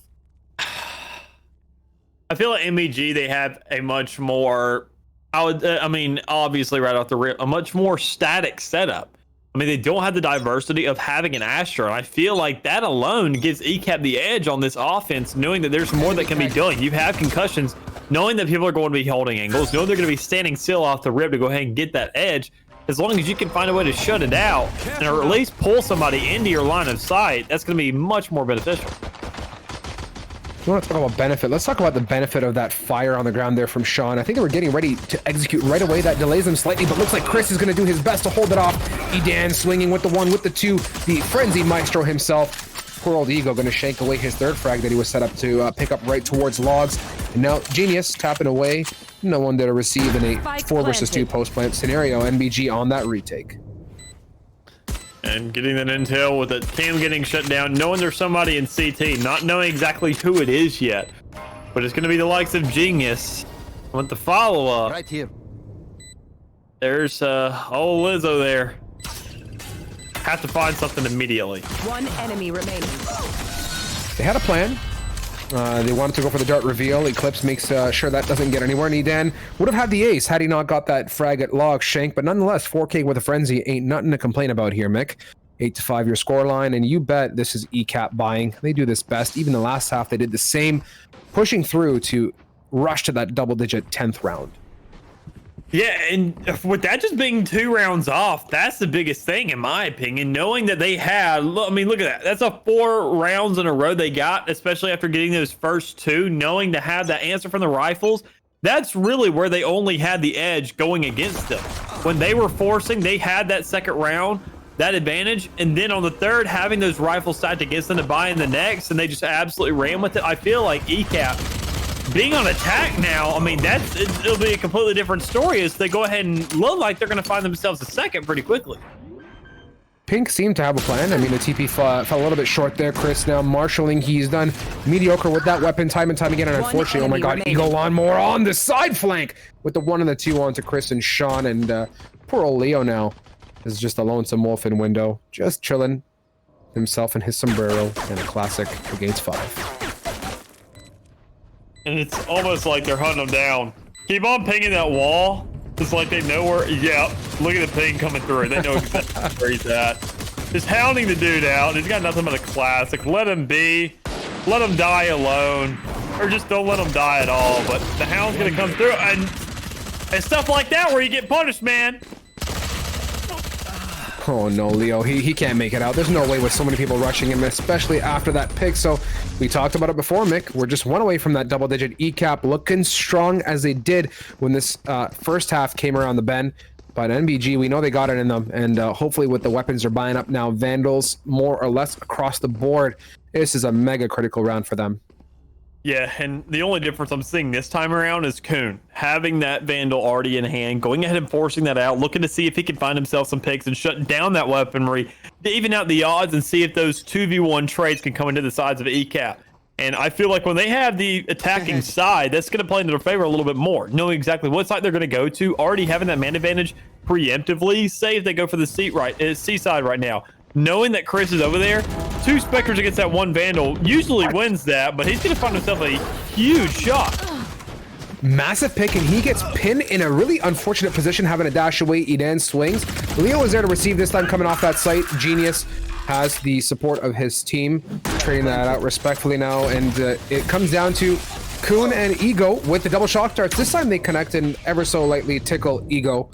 And they're still holding steady with NBG on the retake. They have number advantage. They're going to have to collapse sooner than later and do it in pairs at the minimum, Mick. Yeah, and it all just comes down to these angles where everybody comes from with the flank coming through, 2 from CT. Standing ahead. It's going to be rough. It's most definitely doable, but you have to go ahead and spam through this smoke. You have to rely on Kuhn to find those shots. With him being shut down, nothing's going to happen as Genius immediately follows up to pick off Lawnmower, finding the exact repeat of what we saw for the first 3 rounds, just on opposite sides of the field. I'll say, I mean, that Omen smoke single-handedly towards that garage is what really defined the outcome of that round. It delayed them so well. They were already so committed, and for them to start running away and stomping to rush to get the defuse, I mean, they'd give away their position completely. They were forced to swing, and unfortunately, they went for the head-first dash into Pink's forehead, and they paid the price. So 9-6, this is NBG, looking good and healthy, gun-wise and everything abroad. So... And I'm loving this. This is a really good matchup. It seems like NBG are slowly picking up some good steam and really building some good team morale. Yeah, only issue is with that switch up coming through with the weaponry, knowing that it was their first round to win. They don't exactly have the best buys because of how many of them died that round. So that's going to be really where ECAP makes the follow-up and finds themselves an easy little follow-up to side here with the run it back to capitalize on. Nice job, Sean, able to get the 1, gets traded. Eden is so strong on this Phoenix time and time again. He's going to dip away to short, hop in a bit of a fire bath himself, and rejuvenate back to full hit point if possible. As he's got 3 other members to back him too, Mick. So in a post, this is looking strong for ECAP. Oh, it most definitely is. I mean, a 4v2, there's not really much better you could ask for besides a 4v1 or a 4v0 or a 5vx in those situations, but... I mean, really, looking at it panning out, Eden, give him the ace. He deserves it. He's gotten it robbed. He got it robbed from him on that pistol round. So, I mean, he's got to find it eventually, right? With the robbing of an ace comes redemption as per usual. Eden, 21-8, man. This guy's an absolute monster. Kuhn is back in it with a 13-11. He's teetering on almost double the kills of the highest fragger or second highest fragger on his team. They're the first to hit that 10-6 scoreline as well that we talked about. And moving forward, ECAP is looking good considering that NBG now are saving weapons. And ideally, I mean, this is where I fall short. Like, is it really valuable to buy a Guardian down to 1750, mix buys? I don't know. I never had a comfortable feeling about these types of buys. It really just comes down to comfort picks and what you can manage, knowing that these checkpoints are coming through. And Personally, I can mess with the Guardian. I like the Guardian. And I can trust it as long as you can go ahead and hit those shots. And the biggest part is, you know, Nightblood being the one that are holding on to it. When they're already kind of down, they're already a little bit desperate, and now they're opting for these kinds of buys. That's really what's most concerning, because you see just spam to the smoke. It's not going to be enough. In these little matchup of darn near smoke and mirrors. Smoke and mirror -1. Edan is so good with his placement. He turns around at every right opportune moment. Dude, what? And he on the most clean 3 sequential kills. That fire was so good, dude. I hope we get a replay of that scenario. Edan on a different dimension here now, just continuing his epic barrage. Look at that fire. 1, 2, turns around perfectly to connect with that. Gets his second and third respectfully. Such a great job by him. And I know you were mentioning his stats earlier. Looking at that 24 and 8 line, I mean, that's obviously just outstanding. Looks like this guy is just pub stomping people. But like I said, with it only being a 1 character difference in these compositions, look at Sean. He went off in the last game, being that Reyna, and now he's just not following it up. Maybe it's just a complete contrast of 2 different styles that's really messing with him, because, I mean, Phoenix obviously isn't Reyna, but there's something going on, and it's not working. No, there's some funny business happening all across the board here for the side of ECAP, but nice early fight back too from the MBG squad. They still have that run it back available for the side of Edan. It seems every time I look at him, I swear he's got to run it back, and let's see what he can do, man. The guy's done it before. Kuhn opens it up nicely onto Sean, and another one falls. 4 versus 3. 2 ultimates now, Blade Storm and the run it back. Planting default. Shock darts coming in, maybe? A little bit of a rain. Joke's over. You're dead. Oh my god. The timing for this. That's perfect. Ooh, Pink. Nice job. So Edan, can't make it the distance as he falls back to his body, but Eagle Lawnmower and Gang are doing a great job at holding it off, but it's not Knight. Leo with a smidgen of HP gets away and wins that round. And is that right there? I mean, if Edan found that frag in the back, if he just sped up a little bit, knowing that you have that run it back, play into it as much as you can. I mean, hell, I even say once you sit there and get past garage, run with your knife out, go ahead and peek it, then make sure to speed up a little bit, because he was close to closing out Chris right there. He was very, very close. He was basically edging it at that point, but you go ahead and lose that round when you know you had so much invested to it with those ultimates, with the rest of your team using all that utility. You obviously have a little bit of money to fall on. I mean, look at them. They're not exactly broke just yet, but you just want to go ahead and find that insurance during that round while everything's going on. I like the usage of that word insurance, Mick. That's really what it's all about, right? As they're sitting on the double ones now, the Blade Storm ECAP are holding on to that, looking to play a default. It seems bomb dropped outside of that mid area, and I like these defaults. They're a good opportunity, but I feel maybe they don't lend themselves too well to ECAP's playstyle. They're great at it being aggressive, and with the help of Edan, they've excelled really well at doing so. As you can see now, Aster down to basically no hit points. It's just not the most favorable situation for them. Yeah, I mean, being locked out right here, knowing that C-side, knowing Chris is still there, hell, maybe if Lawnmower keeps on going, he could get the entire operator out of bullets, which would really be nice. But Edan's actually just going to go ahead and remove all living brain cells inside the likes of that Omen, just by popping them and freeing up this B-site. Shout out to Eclipse for being the real MVP in that one, right? He set Edan up so well for success there. That smoke bloomed at the perfect time. He got the control of sight, and he only had to duel just one person on the left there. Sean, though, going to respond onto him on the link area, so Edan got a bit too greedy. And with the Hunter's Fury now coming out of CT, they have ideas to who's where and what. Genius gets the one. Not Kuhn. Oh my god. Look at this, man. Little salsa dance around that Hunter's Fury. Effortlessly. Imagine you just jiggle to the left and there's a wall, but he played it so well. And with Cypher coming out the back, the double flank coming from Grass here now in the 3v3. Knives activated. Here we go. Big round on it. Getting dirty is J9 with the one onto Leo. Genius. Does he have his protractor out? He's got it somewhere. Definitely not out here as J9 gets the one onto Chris, who was lit up nicely. Genius trace spray transfer. No! He falls short as yet again. It's the ECAP squad getting Match one more point. round, and as you hear the announcer make its match point. And that was huge. I mean, just the B, the B side is never really my call. I like to avoid that as much as possible personally. But especially when you have 13 seconds on the clock and that's when you're putting that spike down, that's super, super concerning. But I mean, right there, Coon going ahead and whipping out those knives, not exactly too stressed about, you know, how many kills he's going to get. He's going to find damage at least. And that's all you really need in the big scheme of things. Because, I mean, you trust your teammates. You've seen the frags they've had thus far in this game, knowing that you can find yourself at least something as a whole. And this is the textbook ECAP C-take, Mick, with the smokes, cosmic divide, and everything aplenty. As you can see, they're just kind of waiting at this point. Swinging through that would be absolutely foolish. They're just so exposed that their guns will peek out first. We'll see how they decide to play this out. Ideally waiting for these blooms to fade.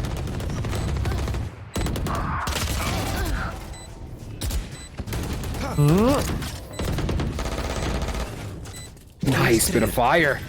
As poor Edan gets pushed out of his hiding spot now. The paranoia comes out. One from Cypher. More to come. No Pink response. It's all down to Ego. And that smoke fades. And Pink has got his crosshair in the perfect position to one-tap him to a different dimension. NBG holding on, albeit by just a one-round thread. Yeah. And that's super concerning, knowing that this is where things really step up when you get to that match point. You have to force every single round. And I gotta say, winning that round, as great as it is to keep the game alive, it also just isn't good in the first place because you have now gotten rid of your loss streak. Knowing that your money is kind of switching up when you have no safety net behind you in these earlier rounds is super concerning because you don't have full buys. I mean, look at that. Lizzo, he's running an Air East and heavy armor. Pink is kind of compromising a little bit better with that light armor and a Vandal, but every little thing matters when you got Edan running right out the middle with that running back. Yeah, and I mean, this time the smoke again, getting set up from his fellow Eclipse. Nice, Pink! Don't think he expected that one as he just quickly disappears back to his body with the spike planted. This is the textbook post plant for the B. Gotta love it, but it can easily fall apart if they get smoked out. And unfortunately, there isn't a Hunter's Fury available to retake either. So let's see what they can do. Not our Hunter's Fury. No smokes for the side of Omen right there. You do have a wall coming up from Sean. You do have these cages from Cypher, but there just has to be a little bit more. And I'm liking the AoE. I'm liking the cover as much as possible. And it looks like ECAP only has a couple seconds here to really draw this out. They're playing it so well. They baited all the utility nice and early. This might be the deciding one for us here. Oh my God, NBG played that so well.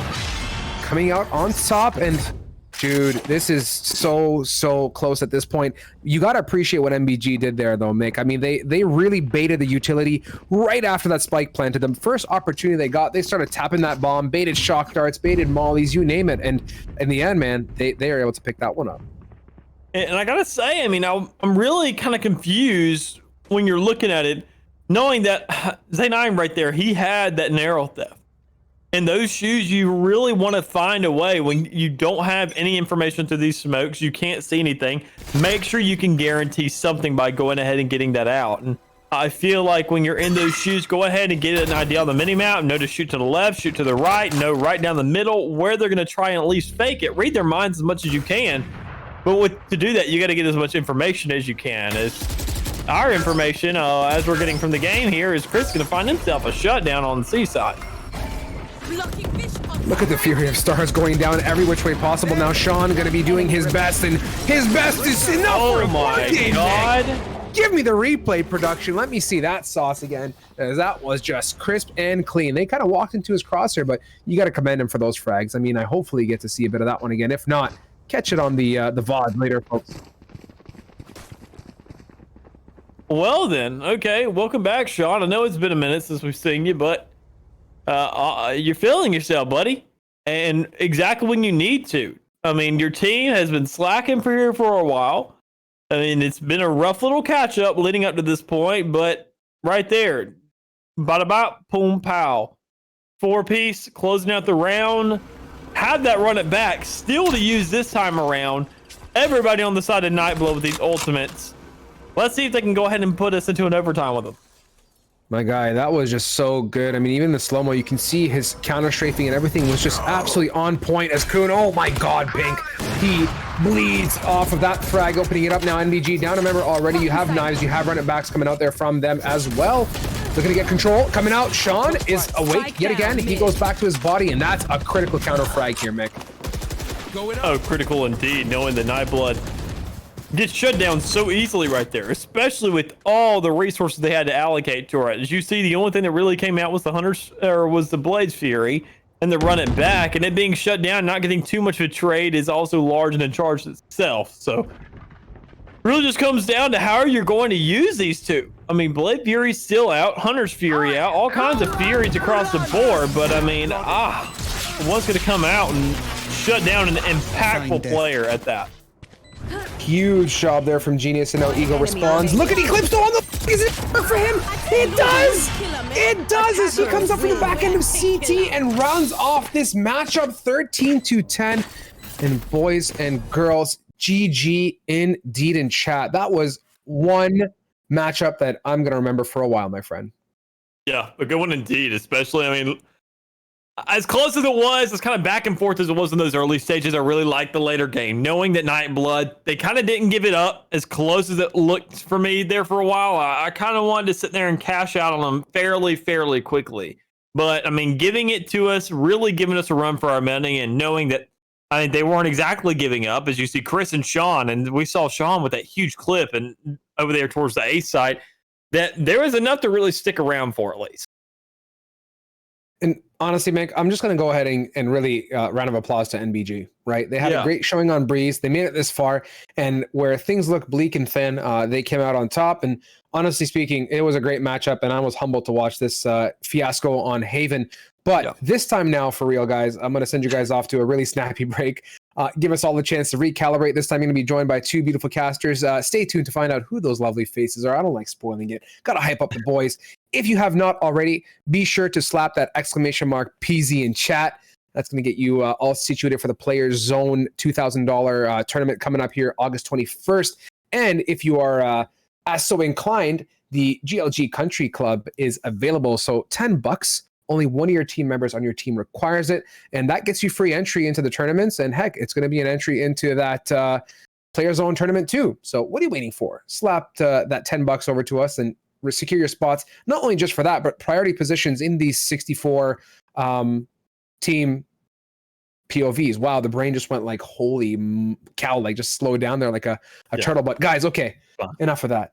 Get comfortable, get a drink, get a snack, give Mick and I a chance to get settled back in. We're going to be back with you after this matchup, I believe, for more semis coming up after this. So quarters here. Stay tuned. Don't go anywhere. Yeah, we'll be back in a moment, guys. Take it easy.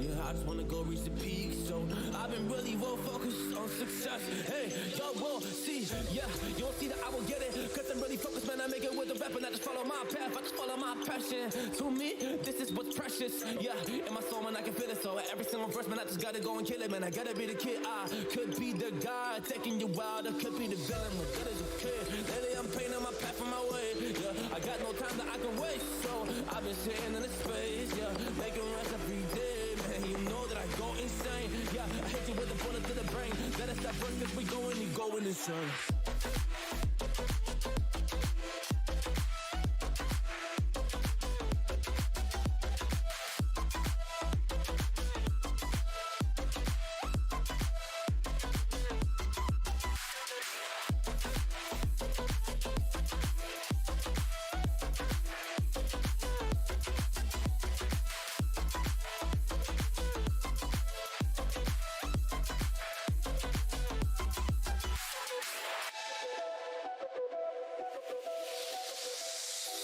You don't know what I'm gonna do. You don't know what is next. And I'm loving the fact, truly it's making me blessed. Cause I work on my team, no snakes in the grass. And we have a trust in the wind because of the work that we did in the past. Because of the work that we did in the past. When we went to hours, we barely got breath. So I get the realm and we didn't finesse. So I got the feelings that we might be next. Cause when we go in, we win in the match. When we go in, we win in the match. So that's how we do, cause we be the best. We be the best, best. Yeah, we be the best. Whoa. Yeah, we be the best, best. We be the best. Hey, yeah, we be the best, best. Hey, we be the best. Yo, you wanna come on a test? Whoa, you want to see we the best? Hey, you don't see that we're the best here, so I suggest you never really come and test it. But otherwise, I will smack your face like Michael Jordan does with a ball in the basket. Oh damn kid, but you didn't expect it. You never really thought that this could just happen. But now really come on and we pull out with the action. Cause people the feed, those they don't get it like.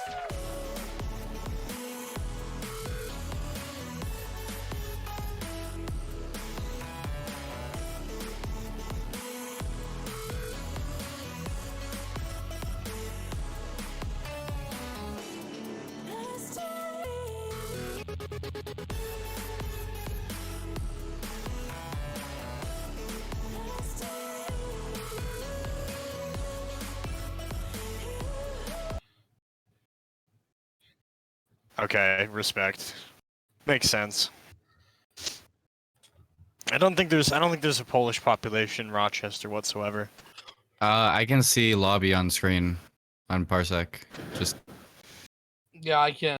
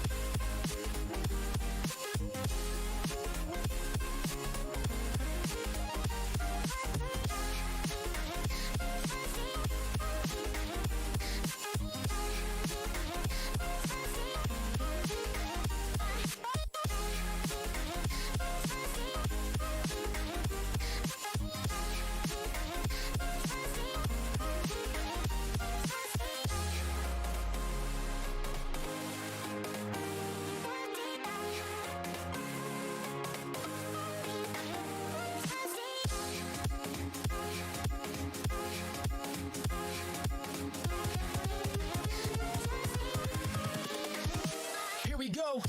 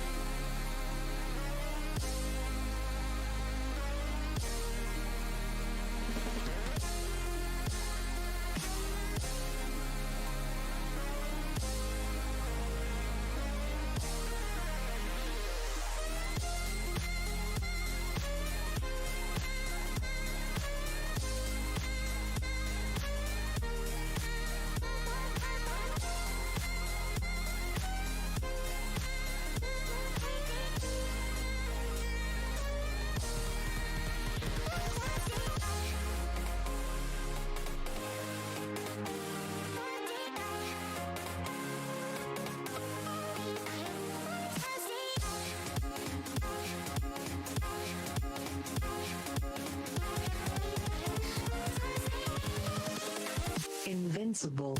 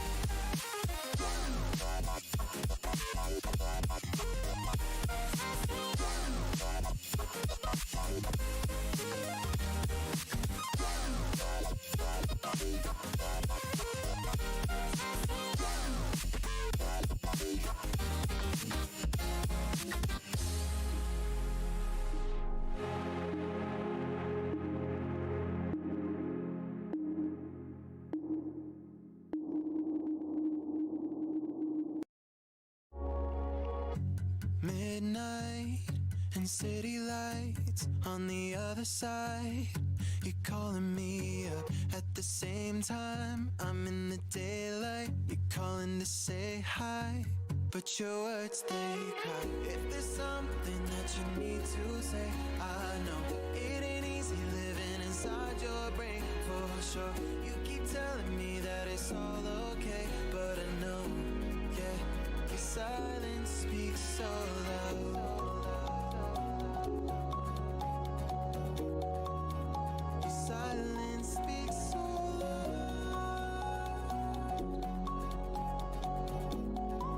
and I hear you calling out, yeah.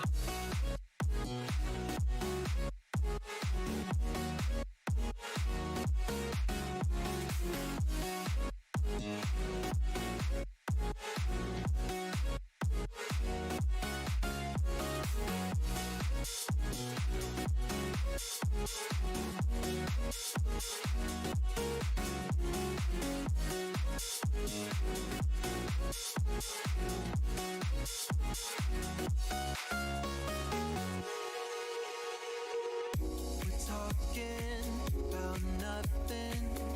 Then you said something under your breath. I can't take it. I know what you're thinking. I wish I could fix this, yeah. If there's something that you need to say, I know. Welcome back, everybody, to the Pit of Valor 52. This is it's been an amazing day so far, and it's only getting better from here. And hopping onto the desk to join myself, Seymour, is the dashing Vincent himself. He's on this side of me as well, not over there. So we're getting ready to get into this next matchup between Sussy and Vanquish. And man, let me tell you, we got some gamers among us tonight. That we do. I mean, two teams that we are pretty familiar with here. Sussy have been to finals before, if I'm not mistaken. Vanquish have been there or thereabouts. I feel like I've seen them a couple of times already. I would be surprised if they haven't been at least to semifinals. I know I've seen them far on. I don't want to say incorrectly, but we're headed over to Bind, which is the map pick that we're going to be going. And you know what? I think that this is going to be an interesting one. I'm a big fan of Vanquish, except for Nomal, who's just misspelled his name. It's Lemon, but backwards. I got to give him crap every time we get on broadcast because I'm on a mission, Seymour, as you know, to stop this from ever happening again. Stop spelling your name backwards. You got to hate on him. I do. I have to every time. Just let him. Basically Let my him. job. Let Lemon be normal. No. Free the normal. Hashtag Lemon, not normal. No, free normal. Hashtag free normal. From the grasp of Vincent. Hey, you gotta let him fly. You gotta let him fly. Anyway, so Bind is gonna be where we're at. We're into the quarterfinals, reaching the end of the Pit of Valor, and folks, we have so much Valorant going on in GLG that we have more to announce as well. If you type !PZ in chat, it is going to bring up the Player Zone 2K. It's going to very shortly. You can get priority if you sign up for the GLG Club membership into the open. There's only 128 spots into it. No higher than that. So it is going to be first come, first serve if it does fill up fast. And that could be you that signs up totally free. A lot of cash on the line. Absolutely. And I mean, you get to join some awesome invite teams as well if you finish top 8 in that qualifier. But even better, you also, with that GLG Club membership, going to be able to have a priority entrance into the next two Pit of Valors, which are $100 a piece because we got some awesome sponsors for the next couple of Pit of Valors. It is absolutely wonderful, as our producer has unfortunately gone to the dark side and gone to the hashtag free nominal side of things. This starting is a movement. Tragedy. Let me get a hashtag lemon not nominal in the chat.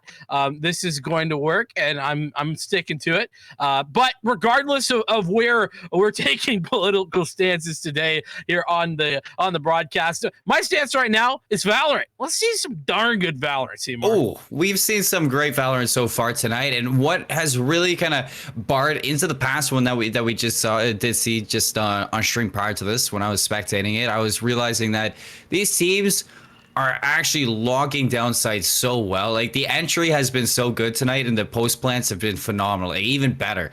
So what I want to see in this bind map coming up between Sus and Vanquish is I just want to see some good, I guess, defensive stances that I'm seeing, because I am seeing some really good attacking rounds throughout the whole night. That I would just like to see some solid defensive setups that kind of just hold 1-1, and I think Bind is going to deliver on that end. Yeah, I mean, I think there's just certainly a good possibility for that. I like the fact that, you know, when we talk about a map like Bind, there's the potential for a little bit different composition choices when it comes to agents. We talk like the Rays, obviously very powerful here on this map because of the more condensed areas and hallways. That's the word I was looking for. But yeah, I think that there's lots of opportunity here, lots of chances for us to get involved, and we're going to see exactly what sort of agent selections we're going to have go underway. Already some differences. Omen and Astra, the difference here immediately. And look at Poppy. He is already going to be headed over to a Viper, as does Top. Lots of players in the lobby have made deep runs into the Pit of Valor before. I'm expecting a banger of a matchup between these two teams. Binds a rat soon after Dot locks in his agent. We are going to see what we have. Nothing out of the ordinary so far, in my eyes. I do like the Sage pick from Lemon a lot more than having the double duelist, in my opinion. I think the Sage pick is going to be really good for the defensive side.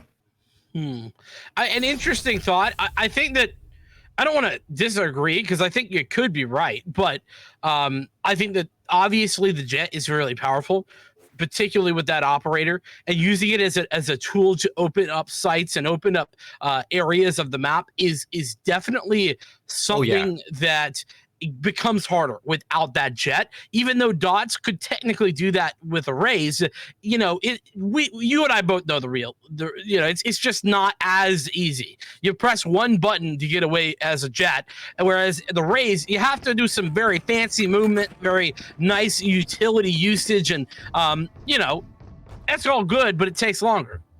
But I feel like Bind makes it Bind as a map in general makes the Rays movement a lot easier than some other maps.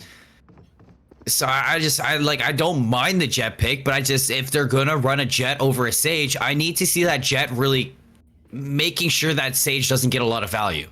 And the slow orbs, the walls, everything, and using your abilities to maneuver around that and deny the Sage a presence. So we're gonna see that right on the attack. No Sage while the blast off right away. Vigilance inside the site, but it's gonna be Bond for the first to fall. Polkin gonna find that with a ghost as both defenders are backed up into the showers, and they have to be careful because there's a flank. Already might be that initiator difference. So with the Sky as well as the Astra, already is Sussy are down 2 before the retake even comes in. Oh, Vigilance! The shorty angle is gonna pay off, but not for long, as it is Vanquish just standing tall onto the site. Vision looking to get some shots off with the Sheriff, but it is not gonna land towards the end of it. Gotta give it on to Polkin and Pit. Holding down showers. I mean, it was an excellent job at realizing that you were getting a flank through showers. They turned their attention, they 2v1'd him, took him down, and then the retake was just a player advantage in favor of Vanquish that was handled very well.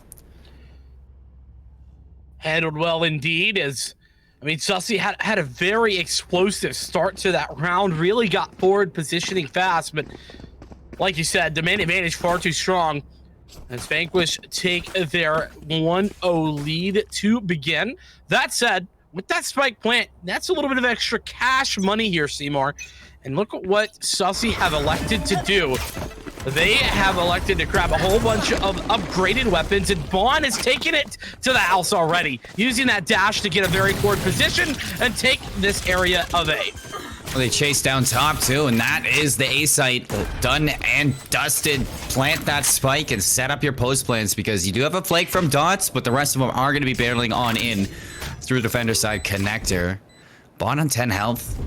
The rest fairly healthy. Shots from Bond. The right click isn't going to land. And Nominal Dots, they all get into the feed. Clear out Sussy. 2v3. Made a 2v2. Poppy, though, extremely low. The run and gun from Apex. What? This is an absolute insane round. 1v1 now. The Marshal is there. Vision's gonna check in, and you go for the clutch, but it's not gonna turn out for a defuse. It's a round of Vanquish. We go even.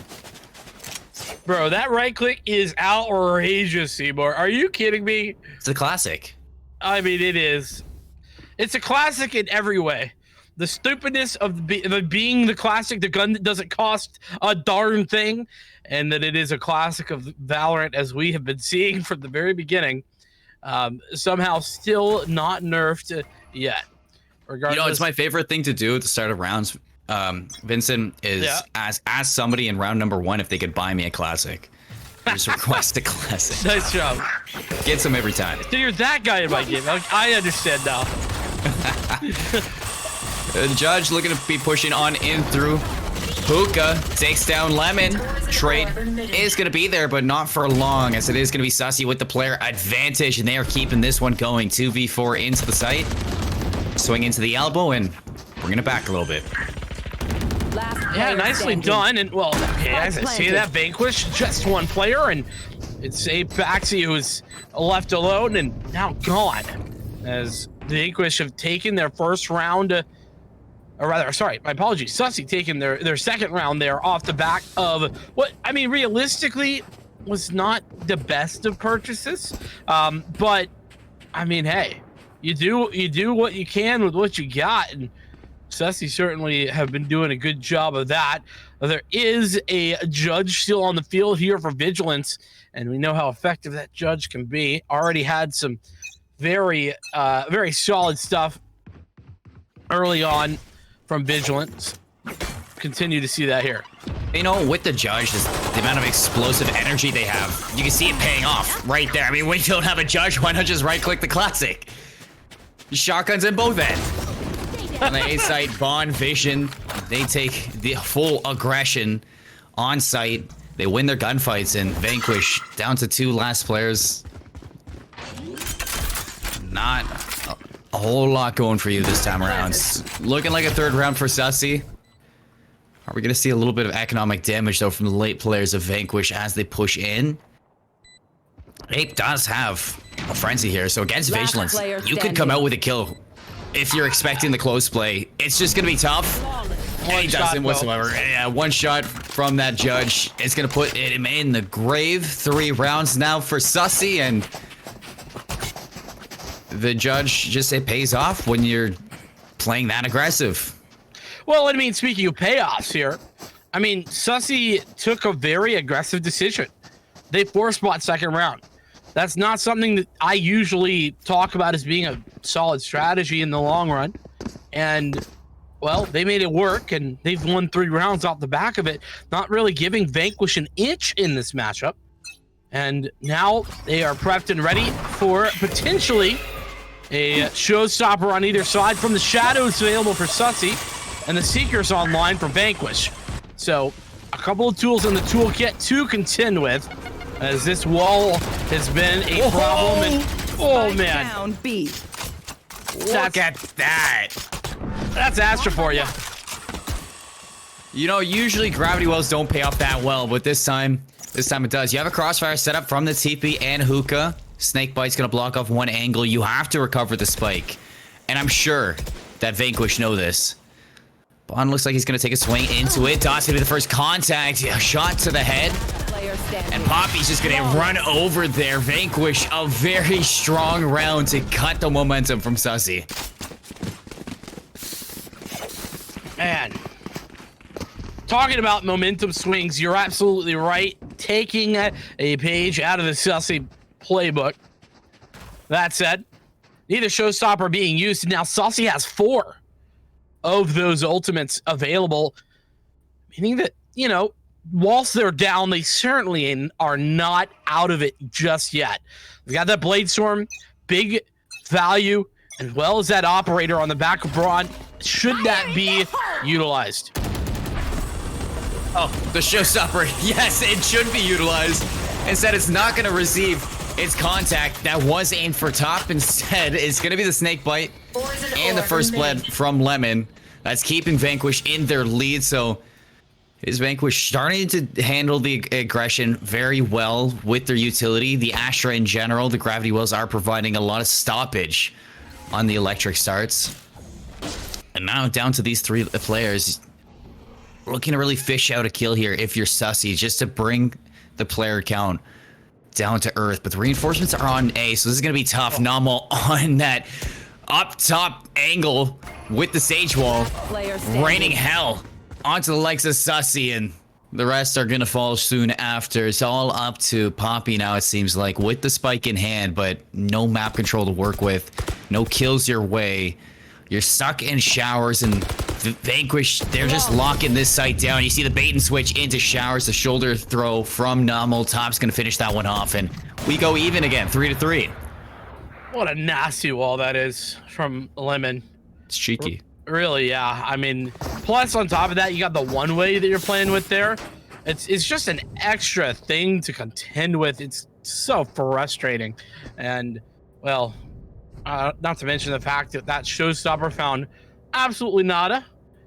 And, well, what Vanquish are doing right, when they do it right, heck, I mean, they're firing on all cylinders. It's just a matter of getting them all on to that position. Especially now, though, as it is yet another gun round, though we are in a bit of a tech pause, I believe. I think we had I think we have a player who needed a restart or something. Not too sure, but regardless, we'll get it figured out soon. Yes, we will.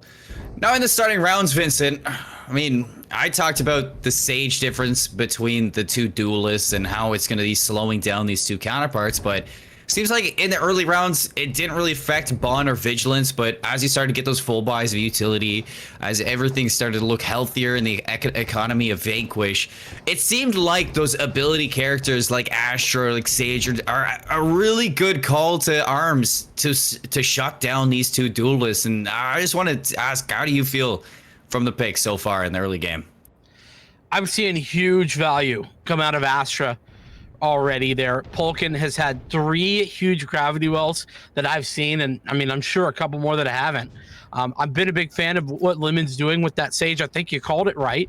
And unfortunately, I haven't seen quite enough explosiveness or big difference making from that operator that Bond, I was hoping, could bring on that jet. So at the moment, I think Vanquish getting the better pick wise, but on top of that, the Sky is so powerful right now, and the lack of Sky on the other side means that there's just a lack of initiator, really.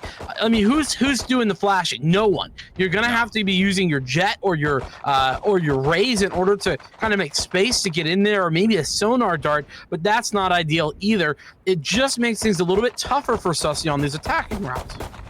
And I feel like, I mean, the Rays with the Judge pick, it's not the worst thing to kind of go up about. No. And it's providing a lot of openings in the early rounds, but now you need to figure out what I was asking for earlier with the Jet and the Rays, and you have to start using these characters to bait out the utility of the Astra, of the Sage, to give it a lot more easier, but it looks like we're going to take another shot at this with the Judge into the Viper pit. Top already shutting down vision. You're gonna find any more passes each other in the night, and there goes the Viper's pit. A little bit opening to the site. Polkin getting flanked by the Rays, and the Judge is gonna win that 10 times through. There goes the A site. Player advantage to Sussy, and Bond with that Blaze Storm. Keeping it up. Get a trade from 8, but Spike goes down, playing for those retakes. Vigilant again, the Judge right in the face. Yeah. Jury and Executioner. Vigilant does it all to get into the site.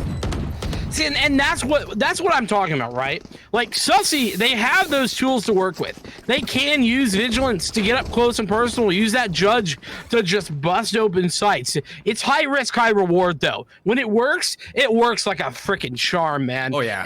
And we saw it work right there. But when it doesn't work, well, I mean, the site turns into a veritable Fort Knox, and you're really struggling to get in based off of the fact that the rest of the utility comes in. You're hit with, maybe a gravity well. You're hit with a slow orb and the Slusher. Well, even better here, Lemon putting up the wall saying, well, no one shall pass. Oh yeah, but you pick up that judge, you head down to your Tim's, you need to get a coffee as fast as possible. And that's exactly Vigilance, just being as quick as he can with it. Slow morning, but a fast afternoon. Hookah is taken. Either legs of Sus. Still a presence though towards A. You have to be careful because Top hits the flank through showers. That's a free kill on a Vision. Player advantage now is going to be there, and if you're Sussy, that's just a lot of map that is not in your control. I mean, that's just devastating, isn't it? And with these players stomping around in front of Hookah, they're giving away the whole game here. Players Octagon should be able to hear what's going on, and I guess Sussy are just having a little meeting trying to discuss what the hell just happened. I'm interested. Maybe still some tech issues with Bond, because it was Bond who was 30 not seconds in left. there. Oh yeah, that's probably a good call. Actually, you're probably right. Vigilance though into the side. Judge, not this time. Ape says you still get a kill with that snake bite, but you're down to 20 seconds. You need to get that spike down fast, and Dots makes a heads up play to overextend through B long. Core's last alive. Able to take down Ape and find another one. 8 seconds now. Dots is gonna hit him with the snake bite. The swing out to the Sage, and Vanquish are gonna put that one down. Nail in the coffin. 4-4. You know, I don't want to take that too seriously because I think you're probably right. There is probably something going on there with the tech issue or whatnot. But that's a good example of where Vanquish's ultimately higher amount of utility really comes to be a problem. There was just guiding light after guiding light coming in, making life miserable. You don't have enough time, ultimately running out whilst the rest of the defense comes swinging in. Sussy just in a bit of a tough spot there. Still sticking with the judge. I mean, you have an idea, but following through, respect. The blast back up onto the wall forces Nominal off that aggressive angle, but gets pushed through the Astra. The slow orb's going to provide that. Hops out indeed. A nice Viper wall, too, to allow Vigilance to get into the site undetected. The only thing is that cord gets cut from the rotation. There's going to be now numbers to Vanquish. For you. And the heal, too, so that everything is nice and healthy right now for Vanquish to work with. Cosmic Divide does a good job of splitting this site, but, I mean, look, it's almost like they're playing dodgeball, and the Cosmic Divide is between them. Oh, it looks as if they got to run the other way. His trades come down, still Vanquish ahead. I mean, Dots does take down Vision. Welcome to my world. So able to stop the aggression to Ace B so far. Spice hits planted. Showstopper not reaching its target destination. Instead, the shots to the Viper's pit. Top takes down Bond. All up to Poppy now. 1v2. Got it down to it's very low for Polkin, but not able to finish out onto those kills. So Vanquish, excellent job at getting back onto the site. And it all starts with Dots finding Vision in that trade. That it does.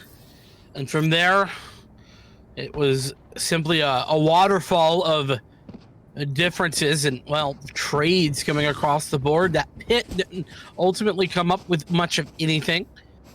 Vision, I feel, has been sticking on this from the shadows from like the second or third round of this half. It definitely has been up for a long time. Definitely needs to be using that, whether it's for information or off the back of a play. Also have that Hunter's Fury for Cord. Could be a big opener, but it's as if it's going to be much of the same, as Hookah is where the offense is headed for now. Cover going out. Blast back onto it. Right. Receiving the end of that showstopper. Shove it down Polkin's throat. Wow, that was force fed right into that site. That was a little bit overkill. I mean, that's gotta hurt. Oh, bazooka right down the throat. Ouch. Vanquish 2v3 now. This is still a doable retake though. Top and Lemon, first 3. You do have the crossfire into the site. The only thing is, Sussy half backed up into elbow. Flash is good. Onto top. Hunter's Fury, after getting contact to that, forces the players at elbow, but the 2-for-1 trade from Poppy is going to close out that round with the Hunter's Fury, blocking out any exit strategy that they could go for. Sussy ties up one more time, 5-5, and getting close to the end of this round, this half. So you only have 2 more, so we're guaranteed either a 7-5 ending or 6-6 ending. And with the back and forth that we've seen from these two teams, I think it might be the second one. I said I thought it was going to be close for these two teams in this Desert Oasis, and it has been exactly that, Seymour. Beyond that, I mean, that was a bit mistimed on that Hunter's Fury, unfortunately, but kind of got away with it because it blocked off the sight lines, giving Poppy the big double kill. But Viper's Pit already been utilized here at A for the defensive Vanquish, and top is using the best gun in the game. So whose judge is better? It's a real question. They broke through this Viper's Pit quickly last time around. It's doing the job at stalling out the attack. Vigilance now, hunting, looking for the close angle, and he's just gonna back out. I don't blame him. But look at this. Vanquish is receiving, look at the push through B. Yeah. If they rotate off of A, it's just a pit. It just ends. I mean, it's such an intelligent rotation because of this pit, and now, like you say, they're stuck between a rock and a hard place. There ain't no getting out of here for this Sussy side. They're either gonna have to fight and win, or they're gonna fight, or they're just gonna wait and lose. Vulcan setting up for success. You have the one-way too. 30 seconds. Top takes down Vigilance. Here comes the flood from the attackers. The 1-for-1 trade. Poppy gets rid of that Viper's Pit and finds more too. Polkin off the map. There's one right to his right. Planted. You basically hold hands and Poppy is gonna grip it and never let go. Sussy, forward V2 with the spike down. Dots finally making himself known from this flank. And again, in a situation just like the last one, they have the angle, the pinch into the site, but they're gonna have to take so many individual gunfights and win. And there's the start. Cord gonna be off the map. Nomal finds a second one, 2v2, we're even. Last player standing. Default towards the Visions. The shot's not gonna be there for Nomal, and it is gonna be a 6-5 now for Sussy. Last round before the switch. Honestly, that was impressive. They were able to find it. It was all Poppy all the time who pulled Sussy back from the depths there. Got the big trade off from Vigilance, taking down the pit, and then, of course, playing around their own toxic screen to find 2 more crucial frags on that site to put it into that 2v4 situation. Poppy really doing a good job here. Last round of this half. Vaughn sitting with an operator, ready for top to peek, but top just taking some pot shots. Not gonna happen.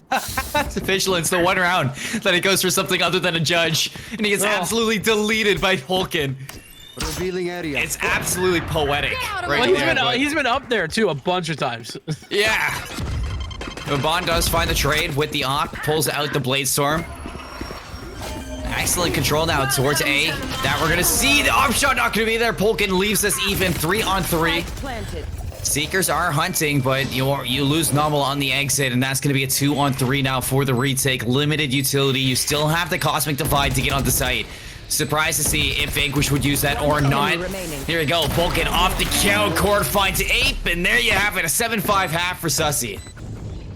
A little disappointed that Polkin didn't use that Cosmic Divide. Just because, why the hell not? Like, there ain't nothing to lose. Just do it. You know, throw it down. Maybe, maybe it works out. Maybe it doesn't. Either way, you're in a tough spot. No matter. Vanquish, it's not too shabby of a half. It's 5-7. I think this is slightly defense-sided, if I remember correctly.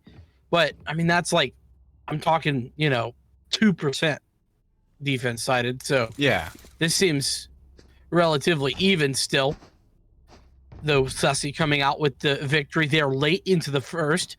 Fission Philly, who's been confident all game here with these pistols, has a Sheriff in hand to start this out in the first round of the second half.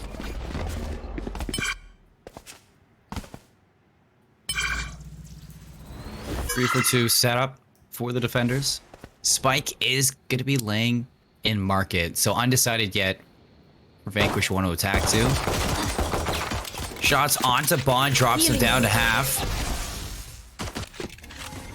And even Bombs, it looks like he's going to be chasing this. I don't know how I feel about Sussy if they are, but Bond's getting a lot of information off this rotation. He's basically for free, walking on the heels of these attackers. Offside though, Polkin is going to find the extension towards Fountain. That should give this B site a little bit open. Site trade, but still onto the B site. Vanquish in a good situation to possibly get this down. Vigilance though from behind. He vents through TP and he murders the enemy. Absolutely devastating. Scored with 3 on that round. A pistol going the way of Sussy.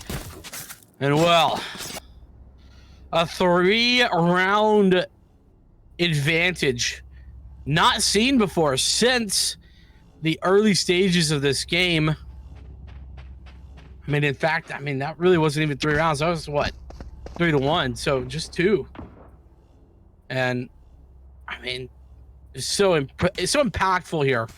Sussy picking up that pistol round. And if we could take a look, Vanquish, they aren't force spike. They didn't get the spike plant, so they don't have the extra cash that Sussy did in order to fight back against the force spike. Cover going out.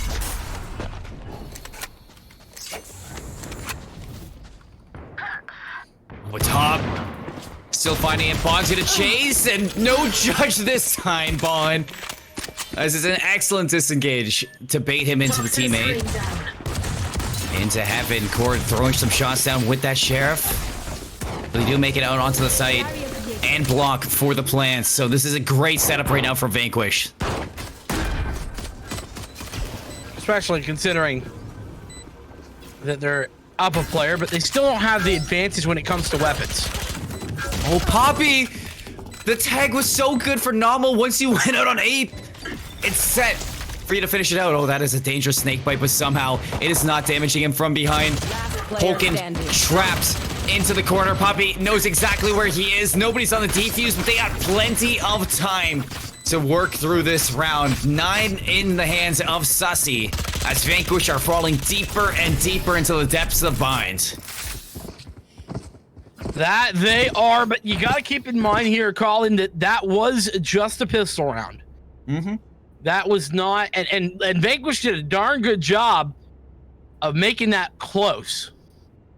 So, got to give credit where it's due. Sussy's still up by 4, but this ain't over just yet. Vanquish have a gun round to contend with, and this is their big buy. This is exactly where the rubber meets the road, where they can make a stand. They're gonna have to do it. I've never heard that saying before. Which one? Which one? Rubber hits the road. Really? Yeah, I've never heard that before. I like it. There we go. Learn something new every day. Yeah. We do have a disconnect here. It's Bon, unfortunately, who I believe has been having some of these connection troubles. Has just reconnected though, so I think we should be getting back shortly. Yes, and we do apologize for the tech pauses, but I'm pretty sure I saw them in chat say that this should be the last tech pause that they have. Before it is, so maybe just situating some PC issues, getting back into the lobby, resetting anything that they need to for Bond to just be a-okay on that operator role, because on and hop, you need every single pixel to be working right on your screen. You do, and well, I mean, it could be, some sort of issue beyond his control, storms or whatever, possibly as well. So hopefully whatever it is getting sorted out now, like you said. Well, unfortunately for Bond, it hasn't been the greatest of games, has it? It's been a bit rough. And again, a lot of this agent composition sort of falls onto Bond either having some really solid play with the Jet, or Vigilance really opening things up with the Rays. The good news is Vigilance is firing on all cylinders. So despite the fact that Bond has had a bit of a slow one, they're still there. I don't want to dissuade either from Pompey or Vision. I mean, they themselves, they've been having a great series on Bind, finding those openings. I mean, Poppy, sometimes he's connecting 2 in a row to break in onto a site, and that's very unusual for a Viper. You don't usually see them picking up into that role, but with Bond having some connection issues or tech issues, maybe they're putting it on Poppy and Visions to just pick up where Bond can't work right now. So they're doing a good job at filling those roles and kind of working with what they have. I mean, they have a 4-round lead at the moment, so I mean, things are not looking too bad for Sussy. It's really in this round that we're needing a very convincing side from Vanquish. With the full buy that they have, they need to shut down Sussy, and they need to make it look darn good to bring this back. I think I just saw an operator there in the hands of Sussy. And indeed I did. It's Bond who has it. Speaking of the man we have been discussing, nobody going to go his direction just yet, but it's Hookah once again for Vanquish, as they just kind of swing their way across the map and look for openings. And, well, there's an opening. Lemon finding Vigilance over there at A. That setup you do see from Vanquish with the spike being placed back in market, it just knows that if you get that first pick, that's okay. That's just drawing out players from Sussy into formations that they don't want to be in because they have to fill that gap now. And look at Bond. Look at this. But he's just getting some poor timing in general. False information. This is all wrong. Oh, this couldn't be any worse for Bond. And now it's up to Vision to hold down the site. They're going to tumble on in, chase down this Omen. Hope to get the spike down, and Bond needs to hurry himself up through Hookah. This is going to be important now, the way that they handle this. Vision's being chased down. He finds this. Bond takes down top from behind. And now they have a pinch into the side. It's really on Vanquish to work out from their situation. Bond's taking him off with that operator, and they just swarm him from every odd angle. 2v3 to get back into it. Cord sticking the defuse. Is anybody going to check it? They do not get there in time. The spike gets defused, and another round for Sussy. I can't believe that worked. I mean, you know, Bond somehow didn't give the all clear. Must have heard some audio cues. Obviously, we weren't watching his POV. Had to have heard some audio cues to know that Vanquish were actually hitting B. And so actually the rotation from A started early. What would have been, should have probably been a really big giveaway was actually a huge victory there, because then Bond could just apply pressure back from the opposite side of Hookah. And that just denied the hold for the attackers all the more.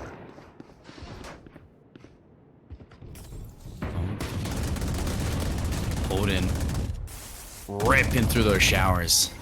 And at that exact same time, Bond's getting ready to hit this flank. He slipped right through Polka, and they have no idea, but Top ready for it. Shuts down Bond. One tap to the head with the Sheriff, and Vanquish. Oh, they are headhunting right now with the Shiko. I already found 2. Now looking to play for the site, but Spike, yeah, pushing over to A. Now it does look like it with the Asher Star. Smoke off heaven. A site's gonna be giving up. We're gonna see a plant out shortly. 5 players alive for Vanquish. This is pretty much best case scenario for them. Touchdown on that grenade as well. They're absolutely dominating here, but they're still 5 rounds down, and it's 2 on 4. Technically winnable, but oh, maybe so. Maybe so, indeed. One enemy remaining. Well, in these pressure situations, 2v1. Snakebite not able to get there in time, but he does win in the gunfight. 1v1. Cord can't stick it just yet. Just gonna tease him again. Top's going for their situation, goes for the pick, but not gonna find the kill. Cord ready for it. Does he have time for it? It does seem like close. It's close. Oh, he gets it just barely into the last second, and that puts Sussy on round 11. 1.51 seconds, and a damn shame for Vanquish. They lost a 5 versus 2, Seymour. Yeah. 5 on 2. That is absolutely incomprehensible, and just, you cannot be losing those types of rounds. Sussy pulling it back, and I mean, maybe I'm galling it a bit early here, but you lose a 2v5. I think that's probably about it for you. It seemed like that in some situations. But this is when you need to put your head to the grindstone. Now Bond's gonna whiff a shot. And before something angle goes for seconds though, and it's gonna bite. Oh, that is some poor timing there. That's just so good for Bond. That puts Vanquish in such a poor situation. Look at all that information, and Bond goes straight into it. Oh boy. That's gonna put us even at 3. That's not what you want to see when you dash forward through a nebula into hookah. Lemon though, gonna get the resurrection, and oh no, Poppy. What good timing. Nasty timing from Poppy. Triple kill there. Caught between a Hunter's Fury and a Poppy. Well, 5. That is going to be match point for Sussy. I don't know how they fight out of some of these situations. It's incredible, Vincent, but I'm stunned. My mind is absolutely blown. I cannot comprehend the retakes that I'm seeing from Sussy. If I was Vanquish, I would be not just frustrated, but I'd probably be in panic mode right now. I mean, it's 12-5. Ain't no room for panic. It's do or die. Well, they've got Showstopper, so maybe that could be the opener. Dots does have maybe something. But 3 down now for Vanquish. Have to fight from the deficit. Sagewall is going to be blocking them off, but Bond's going to be looking for an open, and Visions has the flank. There's no way they're going to be ready for this. There's going to be some good timing there for Vision. Leaves it up to this last lone player for the like of Vanquish. It's up to Nomal. Trapped inside elbow, and it is going to be the nail in the coffin for Vanquish. Sussy moves on into the tournament. A 13-5 on Bind. And a very, very convincing win there. Oh my, I was somewhere new, but it was a very convincing win from Sussy. Yeah, a dominating victory. 13-5, the scoreline ultimately here, Seymour. And I mean, it was very close that first half. I mean, we were tied up 5-5, 5-5, Seymour. At one point, yeah. And the game is ended 13-5. I don't know what happened when Sussy went, or rather when Vanquish went on the attack, but, well, something happened, and it sure as heck wasn't good. What is even crazier is that, if we're being honest with you, Vanquish should have had the better attacking composition.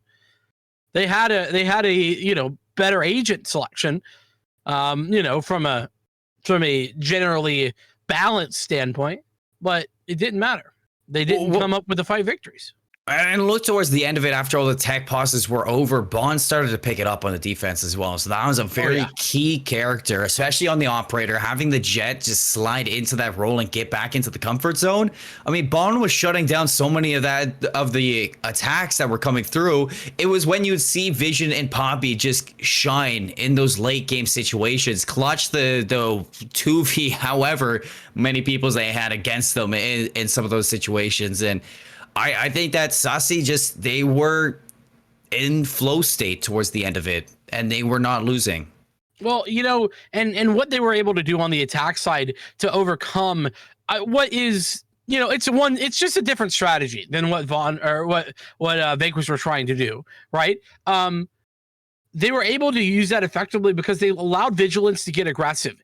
And then Poppy and Vision were coming in that second and third player who were picking up the big frags. And then once they got on the defense, they were able to just use Poppy and Vision aggressively on different areas of the map in order to take map control, take advantage of flanks, and ultimately, whenever the opposition went to the site that those 2 players were at, they just won their gunfights. And sometimes when you're winning gunfights, that's all it takes. That's all you need. Into the end of it. That's going to wrap up the quarterfinals between these 2 teams. Up next is going to be the semifinal matchup, and taking you through that will be Strive and Mick once more. So we're going to hop out of here for now, and when we come back with some more Pit of Valor, it's going to be 2 new fresh faces getting ready to take you through the semis. So stay tuned for some more Valor.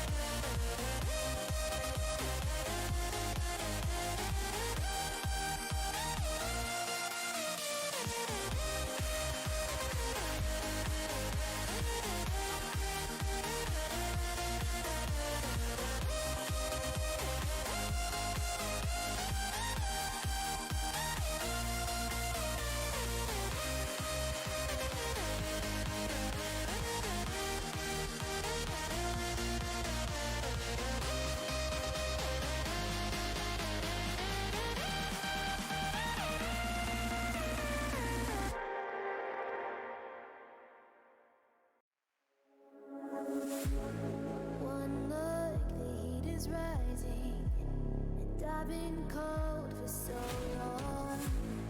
One touch and we're igniting, setting fire to it all. You know these flames ain't going out. This building is crumbling to the ground. Don't think that we can stop it now, 'cause baby our love is gonna burn it down. You know these flames ain't going out. This building is crumbling to the ground. Don't think I wanna stop it now, 'cause baby our love is gonna burn it down.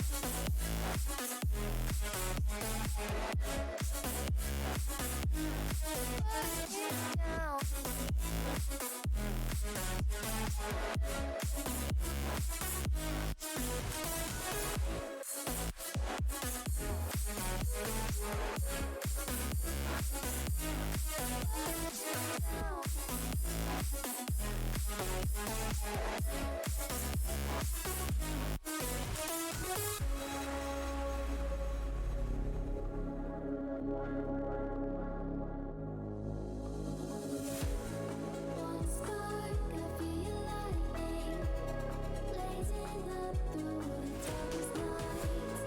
Hold your breath, babe, the smoke is clearing. You kiss me now, and I'll be alright. You know these flames ain't going out. This building is crumbling to the ground. Don't think that we can stop it now, 'cause baby our love is gonna burn it down. You know these flames ain't going out. This building is crumbling to the ground. Don't think I wanna stop it now, 'cause baby our love is gonna burn it down.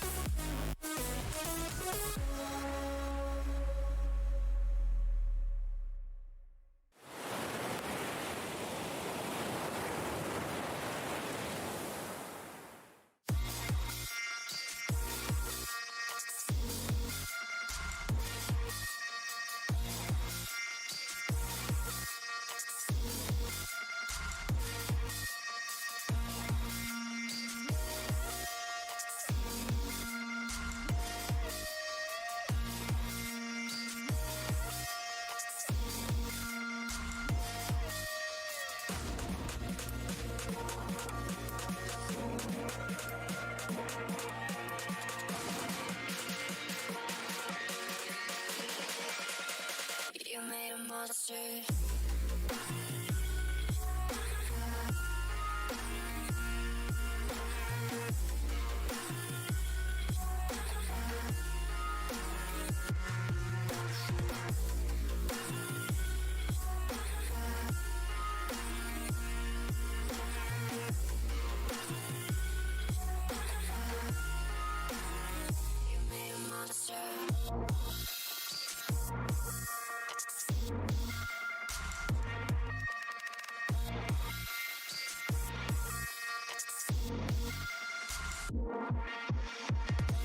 You made a monster.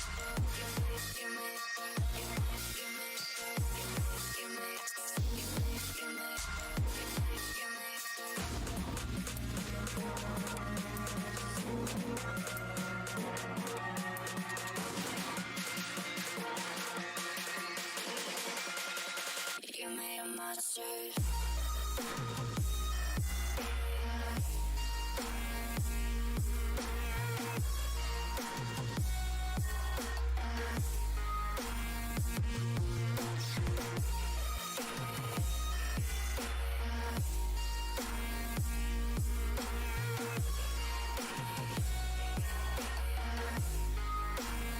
You made a monster.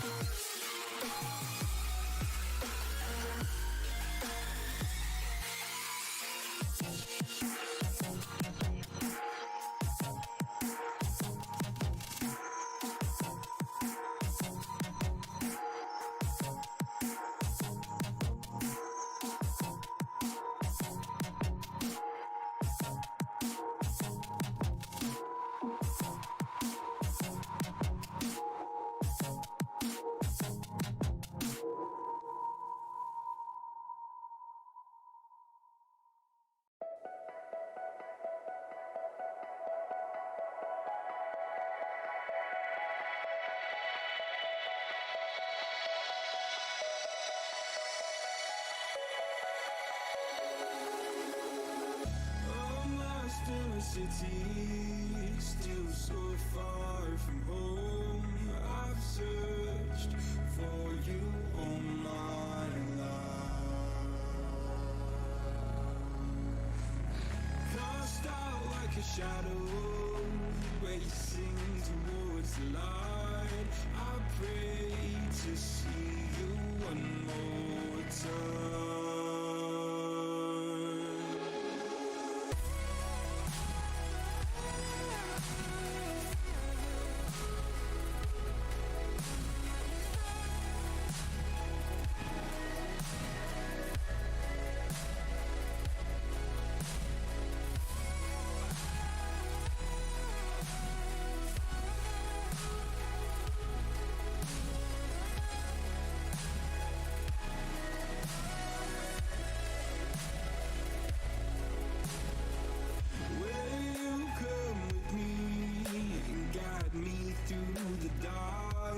Stand by, watch me fall apart.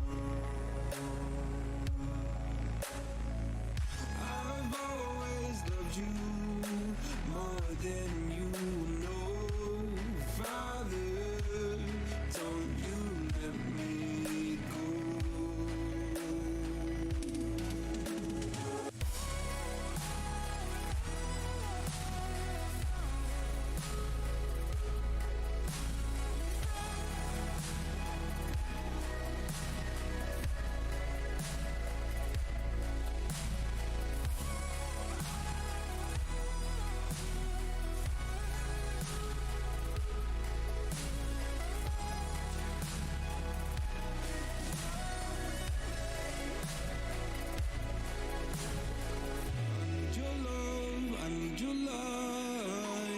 City nights and satellites.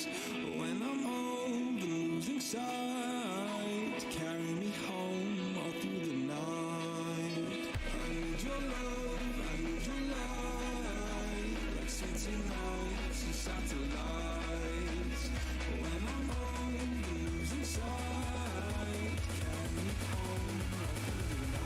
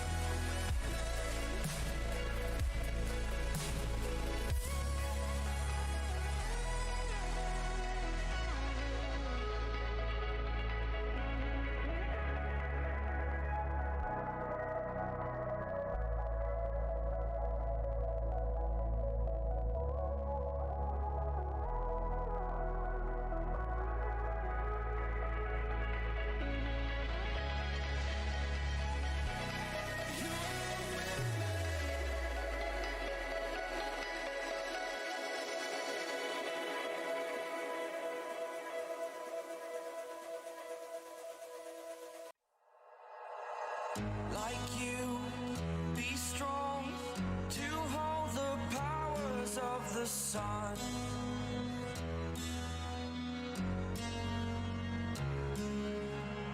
To dream, believe in strength. Now I'm the only one, only one.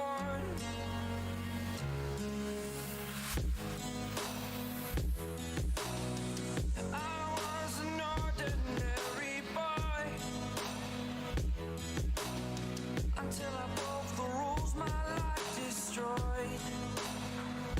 Life destroyed. Until I walk awake, scream my mind, I shout, the ground shakes. How much can I take? My mind will break. Will it break? Can I take? Can I be your superhero? Superhero.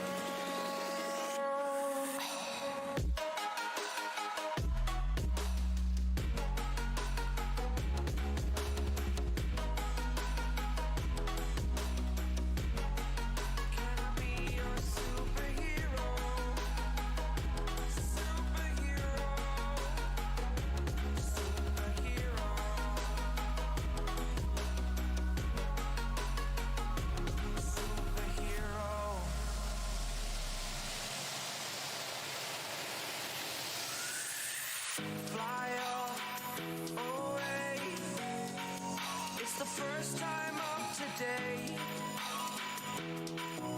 Today. To dream, believe. You are the strength, you're all I need.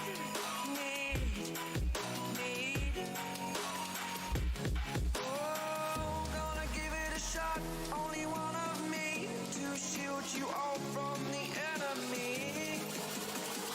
You're a superhero. You're a superhero.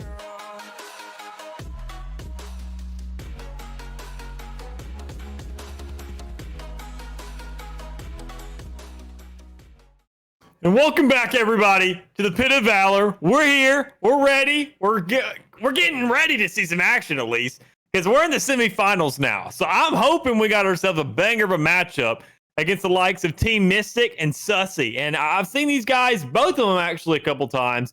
So I'm excited. And then not only is it just me, but it's my man. I want to make sure I get the orientation right. Strive over here, ready to go with us. We had a little break. I had a little food. Strive, how you doing? I'm doing good, my guy. Chilling, ready to jive, get into this matchup. Of course, this is semis, the one before the BO3 fiasco to follow. But looking at Sussy, I mean, a great rung. Team Mystic as well. A familiar name to GLG's Pit of Valors and other tournaments as well. Let's get into it, man. Talking about it, going back to good old Icebox. I love the changes coming up these days.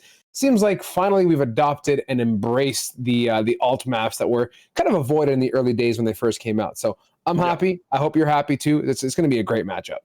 Yeah, I'm completely with you. And I'm especially looking at the competitors we got on the stage to just bring us into this map. We obviously saw earlier, a little bit earlier of a stage, earlier of a kind of round that we had going on. But now this is where the stakes are a little bit higher. This is definitely to compete, to get on that final level, that, you know, grand finals that everybody's looking forward to actually get some money at the end of the day. So as we're talking about this map, I mean, really we can't exactly discuss it too much without these picks. And it's looking like we're going to have these coming in here in a second. And you know what, Icebox, you can kind of expect comfort picks right across the board. The Vipers, you know, the Sovas and that type of fun stuff. But getting into it as we were sending this one right on through to Agent Select as we load patiently. Locks coming out. Wow, and quick ones at that. Yeah, look at this rally back and forth as we've settled in on the defender side for Sussy. So far, we got the Viper, Sage, and Jet on the opposing end. The Jet and Sova locked in as well. Opka hovering on that Sage. Vision as well. Let's see what they decide to go with. And yeah, like we said, kind of expecting these picks nowadays, Mick. I mean, I'm not like trying to telegraph anything, but on the real, it's kind of getting, it's pretty straightforward, right? Yeah, there's definitely a meta surrounding this map now, and I think that's the reason why we're seeing it a lot more. And maybe we could see a little bit of a change up here with Monster actually running the Sky compared to the Reyna.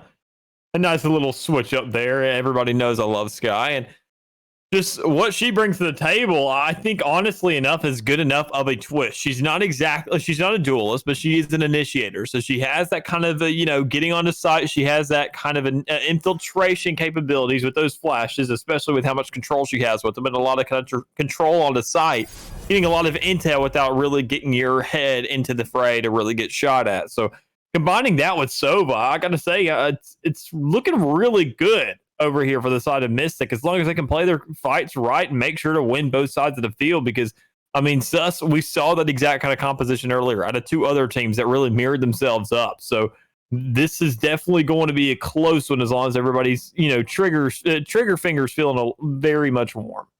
Yeah, I'm with you, man. I mean, we're getting heated into the brackets too, so both these teams have had a fair chance to warm up. And you talked about it before. KJ, very, very, or not KJ, what am I saying? Geez. Sky, a very strong pick as well. That flash potential and what it offers, not only in terms of blending you, but also offering some information and intel. A critical pick to keep an eye on, and I think really an agent that's going to stick close to our hearts in high tier play. But of course, on the opposing end of that spectrum, I like me some Reyna, Mick. Very strong agent one. Coupled with that Empress, the Devours and Leers. Most of that Devour is just really relentless, especially on those pistol rounds. Yeah, I mean, I'm completely with you. As long as she grabs one pick, she can snowball off of it so easily, and that's why you see so many Reynas running those more expensive guns, because she can get free armor right to follow up with. Basically, just a classic plus sum. As Tate's gonna find himself some right here off the rip to find that first frag of the game. Headshot with a ghost. That's what we'd like to see. As Poppy's gonna follow it up. Wow! Vigilance though, man. This guy tracking Taze's head like it's nobody's business whatsoever. Bond, look at this slippery play. Getting up top. He's gonna jump away though. Get back onto ground zero as the retake is coming in here from the side of Sussy. 3v3, swinging big. Look at the united swing onto green. Nice job. Haddock gonna suffer. And he's out of the picture now. Bond with a 1 and Vigilance gonna connect onto that long pick onto Awakens, or Awakens if you connect those two V's together. And with that, beautiful job from Sussy, a commanding retake on round number 1. Yeah, I mean, just the way Sussy played that out just entirely front to back. I mean, just great shots. Look at this. I mean, Vigilance getting 3 of them, and you can tell that this guy is definitely feeling warm after that last game on Bind after they won that. I mean, just look at, bam, just straight up, no hesitation, still basically moving is what it looked like to me, with one hell of a start. And once you get that first, it's really where she gets a hell of a lot hard to kill, and that's really just snowballs over the course of the game. And as we can see, these guys want to snowball pretty hard because we already got Poppy on the Bulldog rather than forcing anything else up.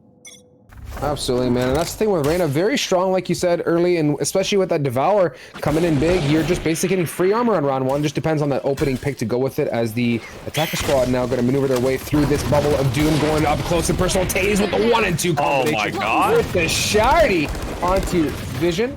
Meanwhile, though, Sussy's got a different plan, as Bond and Poppy are just keeping a lock on this site, bringing it down to a 3v2. The Bulldog, strong Poppy, doesn't know what walls mean. Nothing but paper mache here for him today, as Taze now just kind of pinned, to say the least.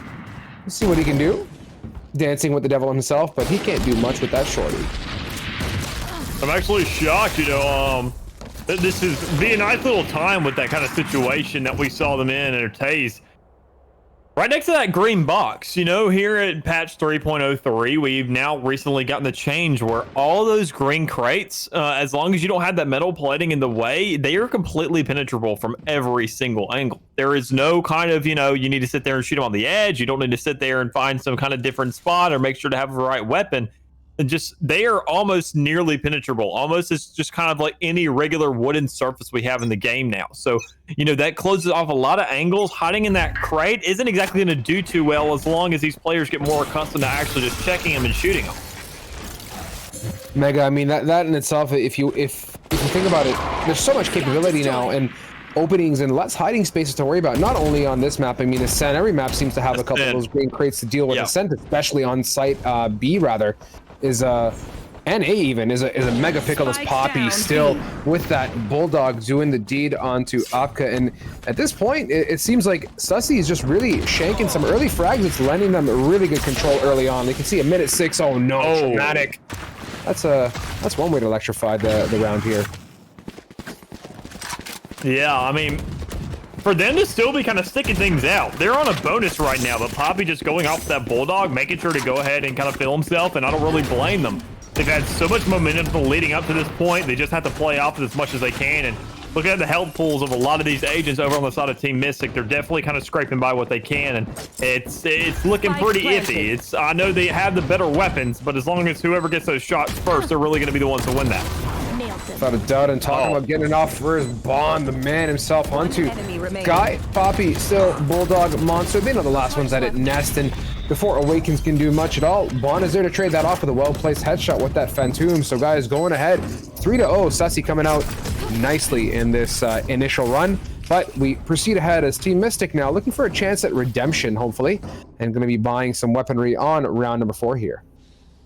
Which they don't even really need to. I mean, after that last round, Mystic was the ones who bought. I mean, it's round 3. That's usually when you do buy. You force up what you can to go ahead and find yourself some redemption. But, I mean, Sussy absolutely shutting it down. You have a couple teammates, as we saw in that second round, not forcing up. Going for the regular ghost buy, which I like to opt for myself. So you have enough money to go ahead and move up. You trust your teammates in kind of getting those picks and things that are likes of that. So you can go ahead and make sure to really match yourself up if you have the confidence when it comes around to round 3. And we see Team Sussy just absolutely doing a great job with that, finding a way to capitalize on it and just shutting down Mystic now, who's really just having to scrape by something for this next one. And this is the thing, right, Mick? When it comes down to buying on these, especially on those sheriff buys, round in, round out, you know, potentially you're going to play 26 rounds. Those sheriff buys do compound to a whack load of money over the round or the scope of 26 rounds. So, you know, as much as we talk about them in the micro level, when it comes to saying, oh, why do they buy the sheriff? It's all in good heart, right? Because You buy that 5, 6, 7, 8 times, you'd almost have 2 primaries worth that you could have used for much better uses. Again, see, they're unable to open it up. Poppy and team have managed to wipe off 3 on the side of Team Mystic so far. So that Sheriff buy nullified as, ooh, Monster, a nice response. We're just 1 away from evening it up. So early picks and some early pickups lending itself to a fairly... Yeah, I'm going to eat my words, Mick. I had some hope, but it quickly got shattered because Bond was right there. Yeah, quick little shutdown there. Quick little just rounds on the board. 4 of them for the likes of Sussy. Just absolutely going ham right now. As we see Team Mystic, this is going to be really the first round that we have on the board where everybody's on an even playing field. And I wouldn't exactly say super even. I mean, that's really where you say everybody has rifles, but we are looking at Vigilance running an operator. So that is going to be somewhat of a little wild card here thrown into the mix from the likes of Sussy. And that's super concerning because the way he's been going off so far, the shots he's been getting in Poppy especially, I mean, being that Viper, being top frag, having the Viper's pit ready to throw down and going ahead and throwing it through as Vigilance grabs that first pick really puts Sussy on the map. Massive Vigilance with a second Bond is ready to go as Taze flies high but doesn't clear his close yellow. We're now watching 2 members of Team Mystic trying to aggress onto this B. They do have the wall available most likely, so we'll see if Aqua puts that down, getting up close scope by Vigilance, and he's just got his crosshair in the right neighborhood. Couple that with a res, my friend, and we're back into it yet again. Get out of my way. Spike Yep, planted. just a great little shots here.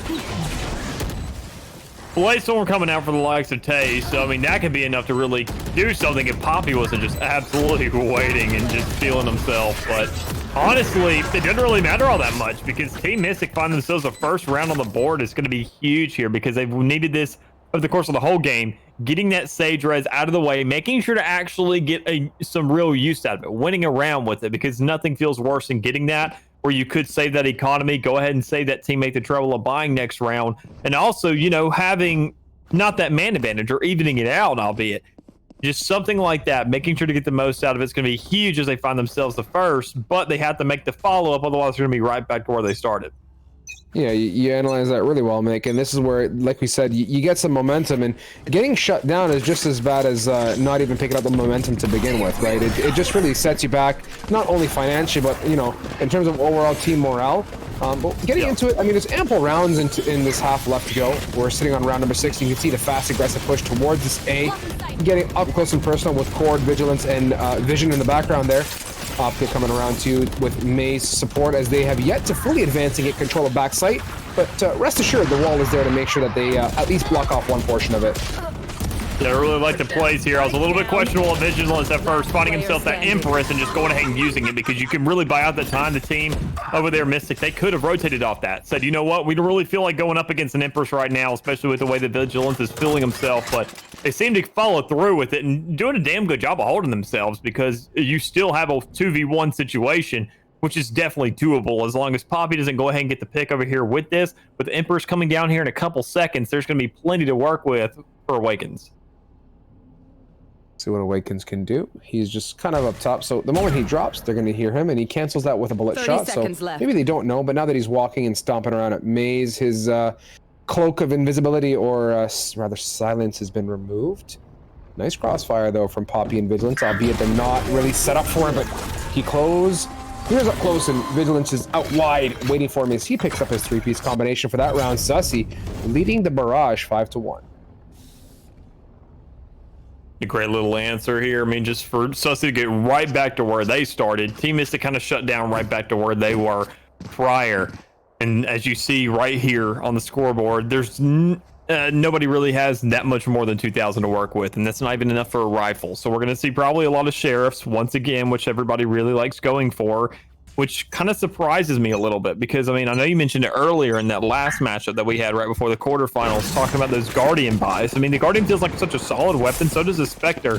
Why sit there and keep on going for these Sheriffs? You know, they have a lot of hit potential, but if you're trying to rush onto a side, especially on offense, you need that because Vigilance is going to shut you down just as fast as you're firing.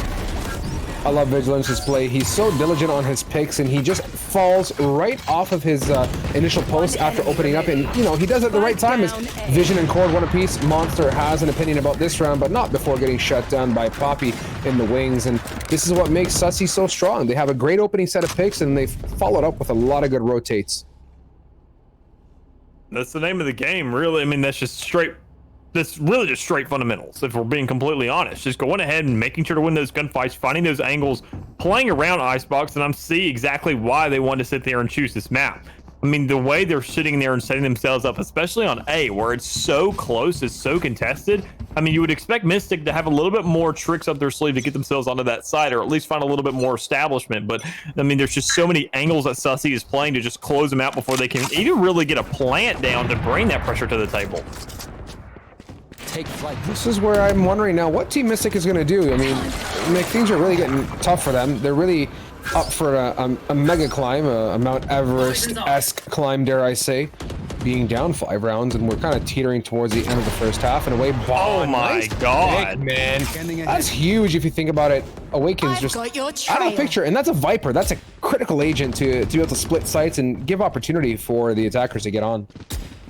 Yeah, I mean, I'm completely with you on that. Viper's such a crucial pick on this map. She's always going to be selected for that reason exactly, to be able to split up a side, whether it's for offense or for defense. And going ahead getting the one on the other side is just going to be equally as big. I mean, just going forward, that's going to be great for these guys. But B, that's the most concerning part, because this is where Viper really excels, is over here on these wide open sides. What you want to split up is Paige is going to split open the skull of bomb there. You can see Opka is looking to patiently wait for that Huntress Fury to fall away, and he does. But with the majority of that wall now falling, he's up close with Vigilance, and he gets the better of him. Traumatic trades that out respectively as Team Mystic in the driving seat. Alas, a Lit Sage with no self-heal, and a Sova. Oh no, there's a self-heal. So we're okay. We got some hit points back, but Mystic now got to be patient and play this really smart. One enemy remaining. I'll just try harder. Oh. And maybe not smart enough, or maybe not quick enough. That's really what's up for debate there, is Mystic finds himself another. And I like the execution from the side of Mystic, at least, because Sussy seemed a little bit too rushed, I'd say, right there. I mean, you go ahead, you go let that plant go down. Billy's over there in the back with an operator. Nobody's going to peek that unless you go ahead and get that plant thing down. I mean, unless you get that audible, that little cue to let them know to go ahead and peek, they're not going to sit there and move a absolute muscle. So I feel like in that kind of stage, you're already so far ahead. Just find your way around the edge and make those exit picks, or do what you can, because I mean, utilizing that up, you want to go ahead and save that because you don't have enough money to buy another. And this is, oh, Poppy! We saw this previously too, Nick. They pushed that in and never cleared that hard corner. So Opka punishes him heavily for that one. Bond, oh my god! Down below. Let's go! Oh no, Tay's gonna quickly, oh boy, I have to say it. Tay's him and get him out of the picture here. Monster, second flash here, full blind. Vigilance can't see anything beyond the tip of his eyelids as finally Vision trades him out down to a 3v1. Mystic looking strong on this one. The great thing about this play, especially getting Vigilance up, that's the first domino to topple down the rest, because it's just almost a step system from here. Only issue is with that Viper's pit going down, the fact that Team Mystic was even really forced to throw that out. I mean, Viper pit, that would be great for like a 1v5, but just having that alone for, one man. It pays off as Vigilance is now picked off again, but it just shows the level of threat he brings to the field, as Villy's also going to still be alive. Vision now gets spotted out by the lovely red border that the pit provides, and Awakens able to get that in his back pocket. 6-3 is your score here, guys, and looking at it, I mean, this has been a really good back and forth, but after multiple buy rounds, we're back to Sussy kind of having to save and buy light, if anything. Yeah, I mean, and that was really a part of using that ultimate, because it was very concerning right off the rip. When you're already in that 3v2 situation, you sit there and say, okay, this is most definitely doable. I mean, Viper pits are really for like 5v5s to give your whole entire team that edge. But when you really sit there, I'm sure the guys on Sussy were kind of laughing in their Discord call saying, this guy's really popping this right now for just 2 of us when there's 3 of them. Like, he could have sat there and made so much more use of that, covered up an entire B site, because that's exactly where Sussy's going right now to go ahead and factor back and try and answer this Mystic shove. As we watch for this, oh boy, Taze, that's the pick I was going to say. Bond, the counterpart, Jet gets absolutely dusted nice and early out of it. Looks like Mystic, after getting a bit of a spanking, have a different opinion about this matchup and are really wanting to push. Nice job, Taze, as Vision suffers for that one. 5v3. They're gonna get on site. No wall, so they're gonna play it a little bit safer or try to. Poppy. He was on a mission and he fell short. Last player standing. Oh my god. Wow. Clean showing for Mystic there to find themselves a fourth. That's exactly what they needed. We're coming up here on the half pretty soon here in 2 rounds. Sussy guaranteed themselves at least half of it. So they've already won a quarter of this game guaranteed. But I mean, they just got to find a way to maintain that lead if they do want to find themselves closer to the end here, because I mean, with the way it looks, Team Mystic, they now had the momentum on their side, picking up 3 in a row. As we sit and lean back in our chairs and take a moment to analyze the current situation in front of us, I mean, Team Mystic just on a massive rally thus far, right? And that momentum in itself and that confidence boost is big. Oh boy, Taze has a smoke to protect him, but ends up on the opposite end of the wall. It's the rest of the team ensure that they can be within close reach to hold his hand in the case of need. As oddly enough, Team Mystic now backing off on the aggression a bit, playing a bit more of a default, Mick. I'm gotta say, I'm surprised with all this initiative towards mid right now. I mean, if you're Team Mystic, I say go ahead and play into the mind of these other players. Sussy, they felt really confident up to this point. They're going to be very unsure, so go ahead and make the most of that. I say make an A push, which they're already going for. Let Tay sit there in the center with the operator and then catch all those guys that are rotating across. But rather, it seems like they're going to go ahead and just make a straightforward attempt here, which is a lot more respectable, but it also has a trade-off because Vigilance is going to be waiting. 45 on the clock. It's time to get the gas up here as Vigilance does just that. Pushing that accelerator just a little bit more, ensuring that nothing can really get to him. Defending, awakens with a 1 and a 2. Court finally with that Guardian does the deed. Now Taze, is he going to jump high? He has a double up draft. He's going for the 1, and Vigilance is there in the wings, and he pays the price. So he had the right idea to get out, but just the right positioning from the side of Sussy worked out optimally. Yeah, so that guarantees them the advantage over here on this half. Best result here for Team Mystic will be to put themselves in a 7-5 situation going into this next half, which they will then be on the defense. And that's a little bit concerning because, I mean, Icebox, I'm not exactly going to say it's offense-sided at all. I mean, this has kind of been very, very back and forth. But, I mean, looking at Sussy, looking at their composition, having that double duelist, which Team Mystic lacks, you want to find as much as you can, you know, on the attacking side. You don't want to give these guys as much as you can. It essentially feels like this whole entire game is on a clock in terms of rounds once you sit there and look at these compositions, because Monster's already going to find himself 1. So maybe they're just now realizing the kind of predicament they're putting themselves into.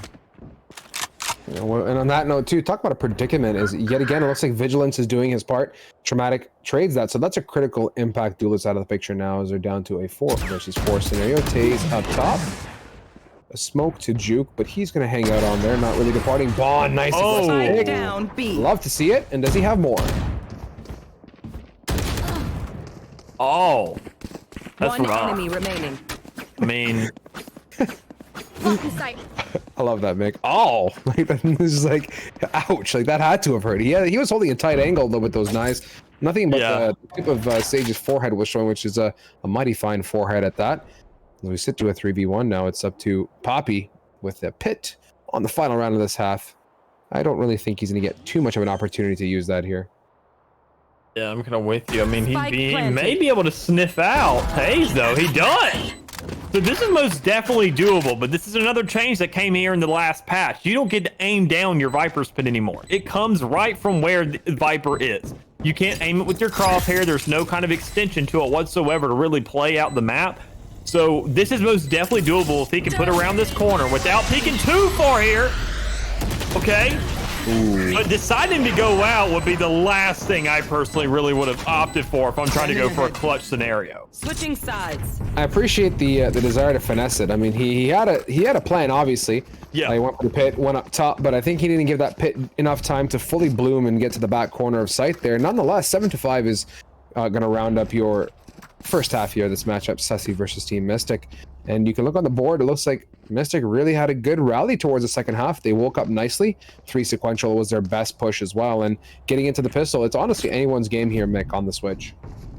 Yeah, I'm completely with you because if Team Mystic finds themselves that first round, you usually get that free follow-up with forcing those weapons. So we could be looking at a 7-7 lineup as long as they can sit there and make something out of those bonuses. Or hell, even if they win that bonus and make sure to go ahead and pick up the rifles off of that, that they'll have momentum, they'll have money, they'll have the guns to back it up as well, where their only concern is armor and utility, which isn't all that expensive in the big scheme of things. As long as they can find themselves onto this B site, Sussy should be fine, though, as they can get that extra 300 off the plant. But there's going to be a trade to come through to stop a little bit of a haul here. I love it. Opka really swift there with that classic, connecting on nothing short of heads, it seems, as Traumatic does the same with the Ghost. And down to 2, Vigilance. Your Reyna not able to get that Devour. You saw his health did not fall away. Nice job from Poppy, but count on Opka to be in the wings there with his classic. He picks up a 3-piece that round and a great hold out of Kitchen. And that's the start right there, man. That's what you need if you're trying to bring it back here on the other side of the field, especially looking at Sussy, the kind of momentum they have. If you give themselves a good rifle, especially on that round 2, if they do have those Spectres in hand that are forced. I mean, we saw what they can do with it on defense. Better yet, think about offense, where they get to choose where to bring the battle to, and they get to decide how to set it up with that Viper. I mean, that's super scary, especially looking at how Poppy's been performing this game so far. So going forward, Team Mystic, they really just need to do this. And hell, if they really feel themselves, if they feel like they absolutely dominated this round, looking at Sus still buying in some forces here, I say just go for it. Oh my, Poppy! That positioning is just so unfortunate as he runs right on through Taze, holding the tight angle there, but Vigilance is just having to look 50 ways sideways as he gets a pick, but falls to the wrath of Taze. You saw him earlier on with that Marshall. He was just looking left, right, up, down, trying to deal with the flies across the screen, dare I say. But looking strong for Team Mystic with the body count being up by a +1 as the attackers now getting in position to get on this B site, it seems. I gotta say, I'm kind of sidetracked by the term body count there. I can't say I've ever heard that because Mystic will be dropping some bodies here, so you know they got that going for them because that's exactly what they need. As close as this round really was there in the front part, I mean, there's a little bit of a follow-up here. Bond may not able to find that. Yeah, I wasn't really expecting to win that gunfight too much, if I'm being completely honest. But I can't cast or curse it.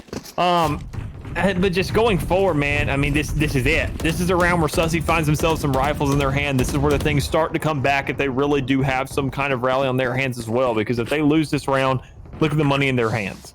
They may have a lose streak, so they could buy themselves some half armor, but they don't really want that. You'd find them probably with the Spectres or with Guardians or something along the lines of that in this next round if they do end up losing this, but I doubt that is the last thing on their mind right now because they are looking to go ahead and find themselves onto a site. A is the move here, and I gotta respect it because with that Vigilance doing so good this game thus far, go ahead, run off that momentum, run off that Reyna, that blind you got, but Daze having a much bigger impact. This is where Vigilance now is going to have to wake up, right? He's got the big gun, the wall's coming out. Do they clear the corner? Oh my god, Traumatic gets away with nothing short of murder here, Mick. Finally, Vision trades it after 2 frags coming up. Poppy makes sure the back of sight is in his control. Down to a 2v2. Monster up high from above. Nice connection. Oh boy, he's lit though. This is a big flash. He's got to swing off of it. Oh, Poppy! Wow! Really good job there. As he connects on the 3-piece. I honestly thought he was full Ray Charles off that blind, but guess not.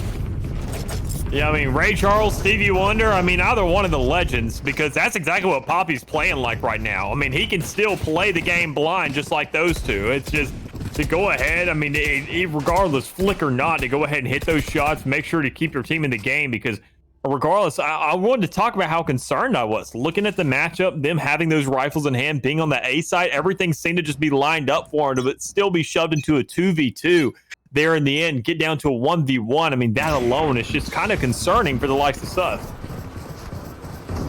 The attackers now have a bit of a change of pace, it seems. They're mildly flustered with how things have been going. Have chosen to advance onto B site in a very timely manner at that, getting the wall down right on the corner, leaving nothing but a triangular wedge to put it down. Bond, big job done onto Taze, and he falls away to safety.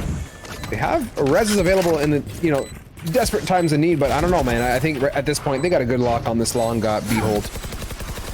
Yeah, I'm kind of with you. Already having that spike down, already having the angles for it. This is really the situation you're asking for on this offense. Just go ahead and get it down. Know your angles, have your lineups, because you still got Poppy over there in the back who can throw out a snake bite or two if need be. But the shock arrows coming through are actually going to do some work as well, with utilities being the name of the game. Remaining. Last player standing. How do we end up in the scenario that we're in right now? Awakens, looking, time is ticking. Poppy. No, that could have been free. That I kind of cringed at what Vigilance did there. I'm not gonna lie. He went full aggressive through a wall, and knowing very well that he's not an advantage running headfirst through that, and he paid the price. Like, I will say that round very much nearly teetered on not only Vigilance, but part of it was his aggressive push. I would have much rather him just sit back and be a bit more patient. Yeah, and I'm speaking of patience, you know, this is where the game starts to slow down a little bit, because Team Mystic is going to be taking a timeout. Well needed at that, because I mean, the game, they've been playing a great one, but they just haven't found the edge with it. They keep on tying it out, or just really getting themselves into a situation where they can play the game a little bit to where they can catch up. But you know, it's almost like the tortoise and the hare. You have to find that play that's going to put Sussy to sleep, so you can go ahead and put yourself ahead. Put Sussy to sleep. Mick, I don't know if you can put people to sleep, especially in a game of Valorant, man. This game does nothing but the opposite of putting me to sleep, man. I'm like C-grade tilted when it comes to playing Valorant. You ain't gonna like this ain't no lullaby, my guy. I'll tell you. I don't know. We could have an agent like Ana, you know, coming up soon, like a little sleep dart or something. Well, like a Snorlax or something that runs around and just like puts you to sleep. One of his like. That's Pokemon Unite. We don't do pay to win here. Your ultimate is you put a guy to sleep, like he full blown just goes to sleep on the floor. Like that's kind of KO though. Let's be real. I mean, yeah, he's getting pretty slumped. He's getting a little nappy there towards when he falls with that alt active. But imagine like just full blown, you can sleep now. You're just useless. Right. Y'all can give us credit for it. That's all good. I just need credit. I just need 5,000 riot points as compensation. We're good. You will not call it the Mick. We'll call it the Mick. That's what it's going to be called. But instead of going to sleep, it looks like everybody else is waking back up, because we're going to have a res coming through here early in the round. And now Hunter's Fury is going to wake everybody else up to have to rush around this site, because they do not want to die to it. I love it. Vigilance doing the headless chicken dance, getting away from that Hunter's Fury now. Oh, Bon! Packed away in a suitcase, shipped off to the Bermuda Triangle with that one sheriff from downtown. As he doesn't get away as he had planned on top of tube. Now Vigilance hears a bunch of noise and he's calming that out, and they're getting ready to advance onto B. He hears one to his right, and I would not be shocked if he just holds steady on kitchen here looking for more. Yeah, I'm kind of with you on that. I wasn't blaming it all myself. I mean, you just need to be looking to get this bomb down wherever you do go, because you have to find these plays. Vigilance going ahead and grabbing one is going to be huge, getting himself that man advantage and finding himself an awkward angle as well. You see, Awakens has to turn his head for it, and Poppy's going to go ahead and pop him from the side of the head with that, but Taze is still on this side, going absolutely ham. It's like that Pikachu meme where it's like just Pikachu's mouth just like full-blown gawking. That's what Taze there did to me, as Poppy finally has a response down to a 2v1. This is good. There's no reason to peek here. Sussy, just play it smart, take it easy, let Mystic walk into your crosshairs here. Oh, there it is. Nail in the coffin right there to go ahead and put these guys on to round 10. This is a checkpoint that we kind of mentioned time and time again. Getting those double digits on the rounds, and Sussy being the first one to hit there, especially having that 3-round lead. It's the largest they've seen here in a little bit, and it's 3 in a row to get them there at that. So that's super concerning for the likes of Team Mystic. They've already used their timeout, so whatever they came up with, they need to figure something else out very, very quick. They got about 7 seconds to do it. Otherwise, this game is going to spiral out of control, with their money spiraling just as much out of control right now. Yeah, the financial system definitely not working in their favor. I wonder how if they're gonna, smarten up. We talked about this. I mean, I said it earlier. All these forced buys, left, right, and center, this kind of funny business, not the most optimal thing to do. And you can see, oh my God, Bon. That's just super unfortunate. Let's see, it falls away. We get it even yet again. It's a great joust back and forth. Monster getting caught with his bird out. Mick, don't you dare go there, please. It's down to you can get a 3v3. I know you do it, Mick. Your mind does those things sometimes. Mine does too. You keep blaming me. I'm 20, dude. Last player standing. Spike down A. Oh! Speaking of 20, Poppy with 20/20 vision, just beaming dudes. Oh boy, this is where you kind of just gently grab your seat handles and just wonder what Poppy's gonna do. Very methodical, just taking his time. And I like Traumatic. He knows he is lit. If he does peek, it's a free one tap. Nice. Ooh. Traumatic though is just 30 seconds left. Ready as we cancel X-ray and let the suspense build.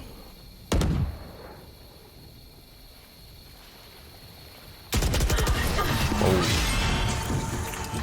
The thought process was pretty good, but I think Poppy was not really how can I say, prepared for what happened there. And as we get further ahead, guys, 10-8 is your scoreline. Looking like the talks of finances are coming to be, as both of these teams now are kind of approaching the end of their wallets, or the bottom of their wallets. The bottomless Valorant riot pit of money ain't so much of a thing. Pushing ahead 10-8. Let's see what they can do as they are lurking nicely for some opportunity. I love this defensive push. Bond just dancing back and forth every which way, as they're still not aware that Monster's sitting in Cubby. He hears so much activity at this point. He's wondering when he's going to get his chance. Nice trigger discipline. 1, 2, swings out and cannot spray transfer. And at that point, Poppy trades it down to a 3 versus 2. Sussy have to work methodically here. Only got 2 members to clear out, as Traumatic and team fully rotating across. Vigilance now in the hot seat, getting ready to aggress onto Yellow. I thought he was gonna go take post. He gets spotted. Poppy 1, Traumatic with a frag and a trade, and it's I feel like I'm just repeating Poppy's name time in and time out here as he comes back on top. So folks, if you're wondering why it's my voice and my voice only at this point, Mick has been wackaroni with a bit of a thunderstorm, so hopefully he gets back into it as his internet modem recovers. And proceeding ahead, 11-8 is your scoreline. Sussy just a mere 2 rounds away from closing this one out, and I think good old Mick is back at the party. Mick, are you alive? We are back. Thunder did not strike me as much as I wish it did. Welcome back, my friend. Happy to see you. You didn't miss too much. Sans Sussy approaching. Oh, okay, yeah, they got closer to getting the dub, but it seems like Taze is looking to put a halt to that one. Nice job, Vigilance, with the 1 frag. Dismiss gets away. Hunter's Fury, Taze, 4K! And he's looking for the ace. Jumping up high, can he get it? Jumping, pogo stick, denied, as Cord is gonna send him packing. So that ace was looking juicy. Clip of the week, that one. Well, that was his game plan at least, Mick. And yeah, at this point, Cord, you might as well just wear a flashing billboard that says where you are.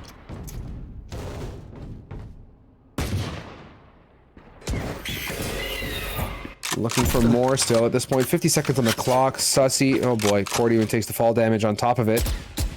And he's down to 35. 3 members just hunting. The bounty is on. Spamming, and he gets walked on by Monster coming around the top of Nest there, or the bottom of Nest rather, and sends Cord packing, guys. So good joust back and forth. 11-9 on the board.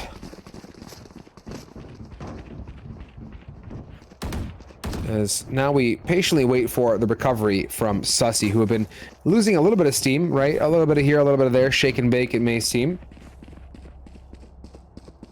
So I believe Mick has been whacked again. Yes, Mick, sir. you alive?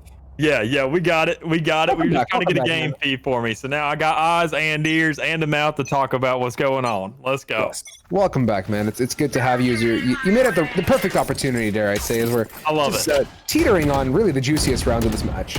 Apparently, me being gone sat there and gave Mystic another shot. Maybe I was kind of their bad mojo, because they seem to be having a little bit of momentum here, it seems. Yeah, at that, and Monster went ahead and played that same cubby spot, I believe, like, what, 2 rounds, or took a break from it, came back, and this time he paid the price. And as the pit and wall comes up, this is just a really unfortunate scenario for the retake. I don't know what Team Mystic is going to do, as they've also dumped that Hunter's Fury. It's looking pretty tricky for them. advantage. Yeah, tricky indeed. Having that Viper spit down is huge for the likes of Sussy and Mystic has to find an answer. Hell, I'd even say Awakens, he's completely warranted to do so if he wants to go ahead and put the Viper pit on top of the other Viper pit. To just go ahead and completely just create themselves a little storm to deal with. But right now, it's just going to be really unlikely when you already have, you know, that 2v3, Viper getting shut down, Awakens being the first one to fall right there. Knowing that it's going to be match point, weapons not exactly in the favor of anybody right now. It's super rough. Wow, so far though, Traumatic doing a marvelous job at clearing out that pit, and they're going to tap it. Cord, the Recon gets instantly tagged. He swings. Can he get him off? No! Abka is going to be the meat shield of the Sentry, or how could I say right-hand man, as he is able to pick that up. And that's it, folks. Team Mystic, close the gap. We're just sitting at a 1-round delta. Wow. I mean, this right here. And yeah, now I'm looking at the scoreboard. Yep, they got 2 rounds while I was gone. So, I mean, maybe I'm just Sussy's rabbit's foot, or maybe, I mean, I don't know. Mystic still got it going on right now because, I mean, the way they played out that round, I really thought, you know, they were kind of done for. I mean, I thought Sussy had that, especially with the arsenal they had, having that Viper's pit down, really just playing into that. But we haven't seen enough teams really sticking to it. They like to kind of think they're smarter than they really are, really trying to outplay everything, when really, if you just play fundamental Valorant, stick to your guns, stick to your utility, you're going to find a way to win that out. And knowing that there's really no ultimates left on the field besides Empress, and no real shots left right there for that battle going on between Awakens and Vision Billy. Oh my God! Viper's here to stay, putting poison in the blood. Dude, talk about frag potential out of that Viper, coupled with that splooge. I couldn't find a word that I really wanted to use. Don't hate we're me, kind of both stuck. It's all right. Viper's a rough one. Yeah. And now it's looking really strong yet again for Mystic, man. I mean, I think you going away and coming back might have been like the reset switch for Team Mystic, coupled with, of course, their really good frag out potential as they're just almost, dare I say, flawless on the retakes. Yeah, maybe their Wi-Fi had a little bit of a reset itself as well, because I mean they're just completely playing this game totally different now. Winning fights they really. They're not favored in, you know, and just kind of finding the odds and just completely beating them, because Sussy, they've had a lot to deal with here, and I think it's kind of situations like this where that's really rough. Knowing that you've been kind of on this side of the field, you've been over here on this B side for so long, you're kind of locked out. You're now opening yourself for a flank, because you see, you know, Poppy going back and forth checking it when you really should have rotated it and kind of played in those angles yourself by now, but you're really just stuck to look at them. Oh boy, this is coming down to the wire. Oh no, not like this. Not like this. The timidness from Sussy. They run that timer down to like negative nada, it seems, as we now look at the 11-11 on the board. This is just heating up. Sussy might be kind of, well, suffering to say the least, but look at Poppy. My goodness. In a regular game of Valorant, 22 rounds in, the man is sitting on a crispy 30. For a controller at that. I mean, this is not a duelist game. This is Poppy, and he's a controller. He's running Viper. He's running a very central pick on this map, and he's also doing a lot in terms of getting that utility down, controlling the field, and also getting these picks. So, I mean, you kind of have to take the pressure off of him, I feel like. I mean, this guy's back's got to be at least, I mean, it may not be broken, but it's definitely feeling sore at this point in the game. You know what? He's been doing some lifting to prepare for this one for sure, Mick. I mean, you can see he's comfortable doing the best that he can do, and more than often, I mean, it happens. You can't always bank on the entire squad to do all the work here. Monster now forced to fall away. He takes some hit point, falls there down to 15. Opka and squad Traumatic now. This is Mystic doing a great job on the hold. Sending the dogs out. Oh, what? No. Vigilance. That's good aggression with that judge, and he gets away without a trade. So strong at this point. That might have been, honestly, the push factor. Oh! What? Dude, I'm gonna say hats off to Team Mystic in these Viper plays so far. Just finesse. Oh, what? But hold on a minute. Hold up. Oh my God! This is what Let's go! Sussy coming out on top, man. What a joust. Whoa. We can't say let's go. That shows favoritism, dude. We're gotta be neutral here, man. I get it. It's 12-11. It's 12. How much more neutral do you want me to be right now? Like, this is down to the wire. I mean, if it was biased one way, like landslide 12-1, then I get you, man. But like, this is so close at this point. we just got to be gassing both these teams for whatever they accomplish because we're getting right down to the wire, man. But I feel you. But all things said and done, that was just really well played from the side of Vision. Yeah, I mean, I'm completely with you. Everything really leading up to that point, I got to say the sky play was also just questionable in itself. You get those 2 birds off, you get all those flashes to play with, and you don't push them with a gun. That's really, I mean, there was a lot there to work with, but it just didn't. There was no follow-up. There was no follow-up real weaponry. To go ahead and just opt for that dog instead, get that stun off, find that damage. I mean, the blind would be gone by that point. So I gotta say, a little bit of a rush coming here from Mystic. A little bit kind of a trip-ups coming through because you don't exactly have as many options to play with when you got Sussy just running the game like this. And with 2 ults to really use on this round, they have to use on this round, actually. I think it's definitely doable for him as long as Mystic can find himself something. Those Seekers coming out are going to be large. Large and in charge. Awakens holding his post, not giving it up to Vision, who came in clutch there. So that little bit of, how can I say, confidence getting wiped off the table there. A slow coming in to ensure not too much more advancement can occur. Bond's got a different opinion. Taze from Snowman. We need Bond to connect. He does not. As Mystic now, this is it, man. 5 versus 2. Talk about tying it up in style, my friends. Bond gets the 1. Does he have 4 more, though? Not with a pit, my friends. Not today, I don't think. Yep. Great little answer here. I don't get it, dude. I don't get it. Literally, it's like a game of underdogs in this matchup alone. Just finding themselves time and time again saying, all right, who exactly isn't favored in this fight? I'm gonna bet on the small guy because for some reason he's gonna find a way here. I mean, it's David and Goliath every single round when you have an Empress and a Hunter's Fury and neither really one of those go through. Then you have a Viper's Pit coming into the fray at that point from Awakens to really just turn the tides in their favor. And the Seekers, both of those ults coming out in the middle of the round. Meanwhile, the Empress and the Hunter's Fury was kind of predestined, already there at their disposal leading into it. So I mean, just crazy plays here on the fly, very quick, very adaptable. Mystic really showing that, you know, you put some pressure on their belt, they can choke up sometimes, albeit, you know, there are times that they lose things that they should, but it's all right because it's working on both sides of the field. Dude, like, I'm on the edge of my chair right now at this matchup. Like, you wanted semis, like, you got semis, dude. It doesn't get this much better for me, Mick, and you can see Vision. Oh! That's big damage early. That's going to suck the heal, at least for the interim.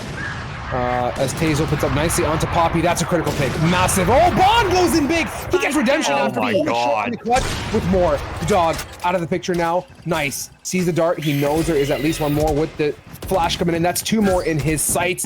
They're up top, though. They're up top. Awakens the high ground. And at least, oh my God, at this point, it's just going a back and forth fiasco at long. And with Awakens now getting tagged too, they have full idea as to what's happening. The great plays here, just across the board, especially from Sussy. I gotta say, I was a little bit questionable about that op play, not having a dash at your disposal to really kind of deal with to get yourself out of that sticky situation if you fell into it, because Traumatic, he's going to bring it to the table. He's going to put that pressure on, and he's winning plenty of gunfights to prove it. Standing. Oh no, what was the motive for that? Awakens didn't even give himself an opportunity to be traded.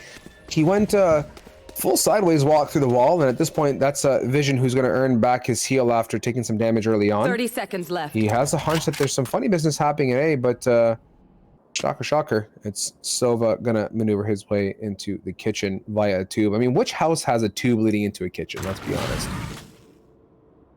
I don't know. That sounds like some 21st century stuff that I've ever heard. You know, we got left. buildings that are, you know, shaped in spheres and things like that. I mean, stuff that just doesn't make sense. And speaking of things that really don't make sense, this play coming through may actually just be so damn crazy it works. Because Traumatic, he has to find himself, you know, some cheeky angle around the map. He has to find himself an angle to where he can get on Vision Villian. I think if he just held that crate, it would have worked for him, but he doesn't have the X-ray vision that we do to really know where that angle is going to be. This big cojones move, though. He just fearlessly gets in position behind a container. He does hear Vision. Does he have the crosshair placement? He does! Oh my God. My God, the confidence in getting into that spot with 6 HP. I mean, this man just put it all on the table, and he comes out on top. His team must be completely on a different planet after that clutch. Like, amazing job there from Traumatic.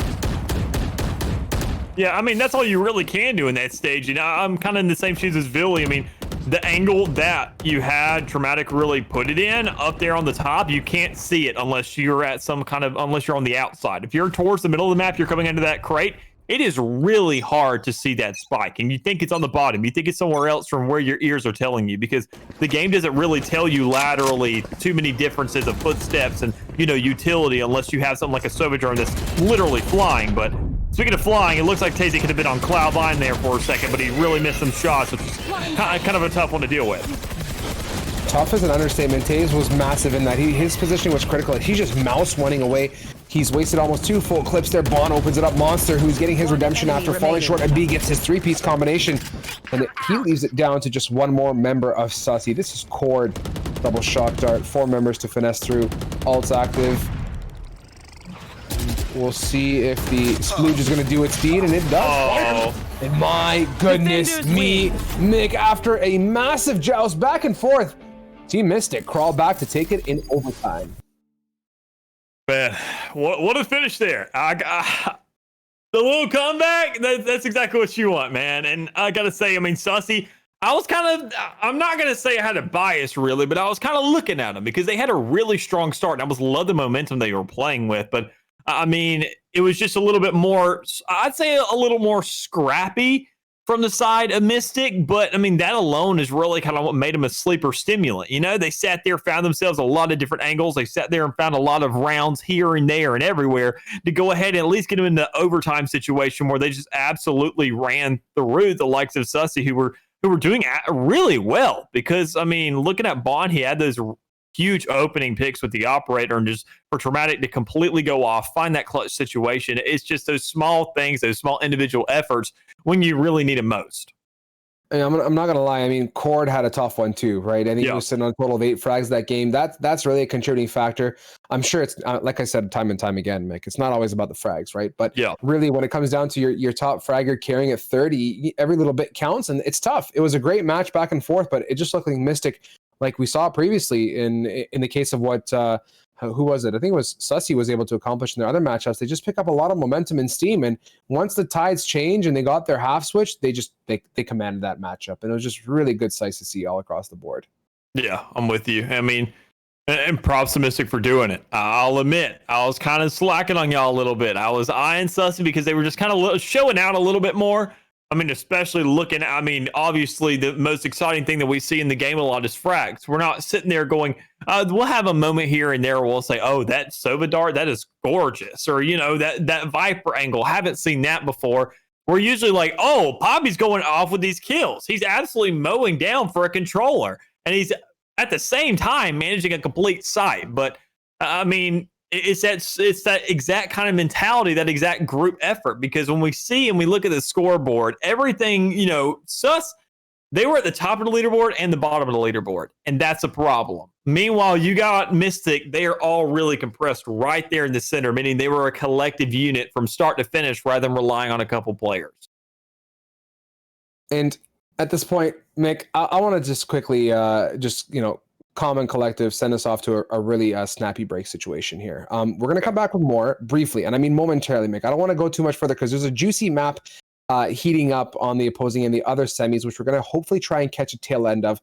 Current score is kind of midway through, and it's also very tight, 7-8, I believe, is what it's at. So sit tight, guys. We're going to send you off to a quick break, get comfortable and situated, come back to you for more. We don't want to miss this one. Don't go far, okay?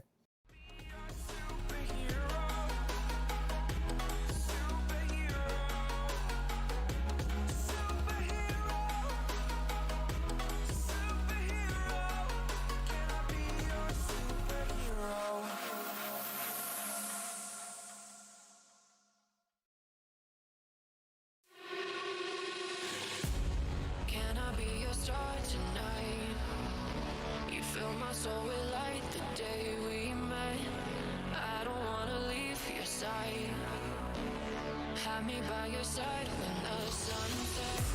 Let's leave for an eternity. We'll sail across the lights beyond the sky. I'll be with you eternally. I'm an addict for your love, it keeps me high.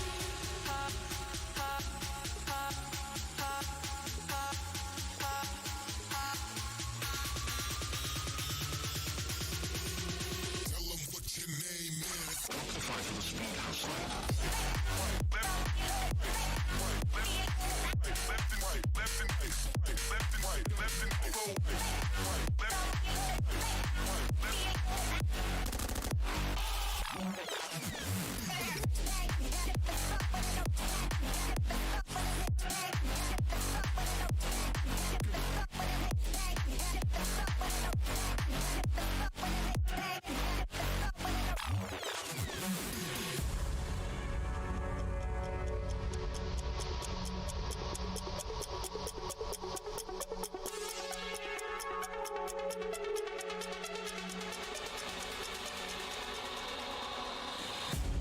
Can I be your star tonight?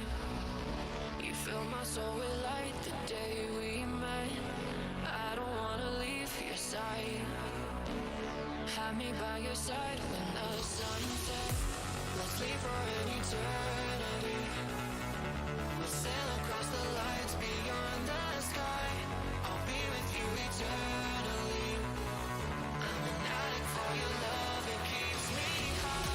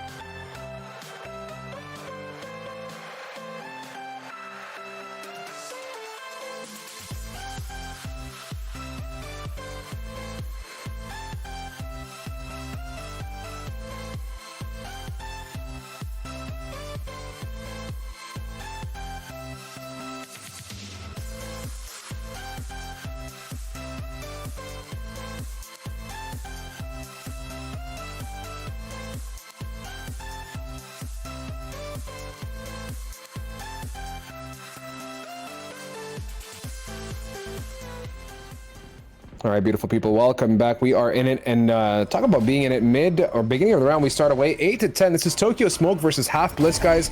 We're sporting the Ascent now.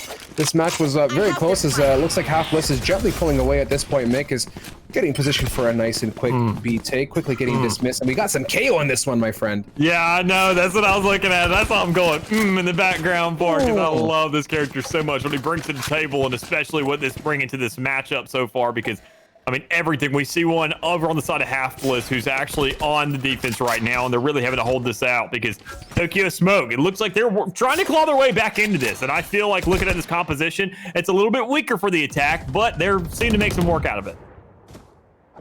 That indeed was that KO does a great job at denying entry into basically anywhere that he positions himself. That knife is a bit of a pickle. Oh boy, there it is again, and this time Sukuna, I think he briefly dodges that. He's got turret set up there too. Holding steady as the rest of the team now have managed to weasel their way into Pizza, and with the lockdown, here comes the B pinch. Oh, that sucks. Sheesh, talk about that wasn't as much of a pinch as it was kind of like a poke. Yeah, that was it. Tokyo Smoke kind of turning into Tokyo Ghoul right there. That was that's an anime reference for. I know that Mickey doesn't watch anime, so I just want to clarify. But just a great little shot there. I mean, Half Bliss completely shutting that down. I mean, that was a great play. I actually wasn't really paying too much attention to the minimap. I was hoping Killjoy really made it. Sukuna had himself one heck of a play, but it seemed like they were going for a pinch over there on the edge. Just didn't work out the way they wanted it to, and it seemed like A there in the end would have actually been the spot to go for. That'll work. And as we've watched now, this is where I kind of fall short, right? As much as I love putting these Astra utilities down early, I don't really know how I feel about it, right? Like, maybe he's getting ready and he's able to pick those stars up after, which is fine. I mean, no complaints, but putting your stars too early kind of reveals what your game plan is going to be, right? And at the same time, you know what? We didn't see the first half of this though, Mick. I mean, if it's used correctly, it can also be used as a means of a decoy too, right? Yeah. But it doesn't seem like the case, because A is going to be the move. Is Effect is going to be the first one to fall, and you got over there towards mid another player just absolutely kind of dwindling there on that hit point. So this is rough. This is a really rough predicament for the likes of Tokyo Smoke to have a man down, Killjoy, Sukuna not having exactly too much health to play with generally, and they're just being really surrounded right now. Right there. Half-Plus is so methodical too with the way they've been playing this. I mean, they're just such patient beavers. They're just posted up, hanging out. They know they have site control. You can see KO now has full aggression control into B main. Mood with the 1 and the 2 though, and this is tough for now Audacity. And those stars come in clutch as the suction cup is going to push us ahead even further. Match point, just as quick as we got into this one, Mick. Looks like we're about to exit stage left. It seems. Yeah, I don't know. I wouldn't say it's a case of cat. Say again, Mick. Or Witch's Brew, we have to kind of do the whole ordeal, but we haven't had time to really orchestrate all that just yet for these two teams. So that's a little bit odd. I haven't even made my voodoo dolls, man. It's a shame. Well, you have voodoo dolls? Do you have one of me? No. It's Caster's Curse. It's on the players, not each other. Okay. I was gonna say, what kind of magic is this, man? Like, do you just like poke me when you want me to like trip over my words? Just imagine it working. No. If anything, I poke mine by accident. They all just kind of come right back on me if I made it for somebody else. This round now is looking very strong for the side of Half Bliss. They are now activating that Blade Storm effect though. Finally getting on the board nice and early onto Welly. There is a run it back active, and it's about to fade away momentarily, as it does just now for Tokyo Smoker. They're going to make an attempt to collapse onto a site. Close the door and break. It's the meta here, as you're going to plant this bomb generator default, and this is now an opportunity for a 4v5 retake. Tokyo Smoke closing. 3v5. Yeah, this is good, man. Really strong push. Bowman. Ooh. Suffers as he gets punished deeply for peeking that angle. 2 men up for Half Bliss. One Spoog. enemy remaining. Now MIA AF falling to the hands of Effect now, and it's Mood tapping away, and Smoker not. Boskar on the tip of his toes connects with that, so 9-12. Tokyo Smoke just not ready to let go, man.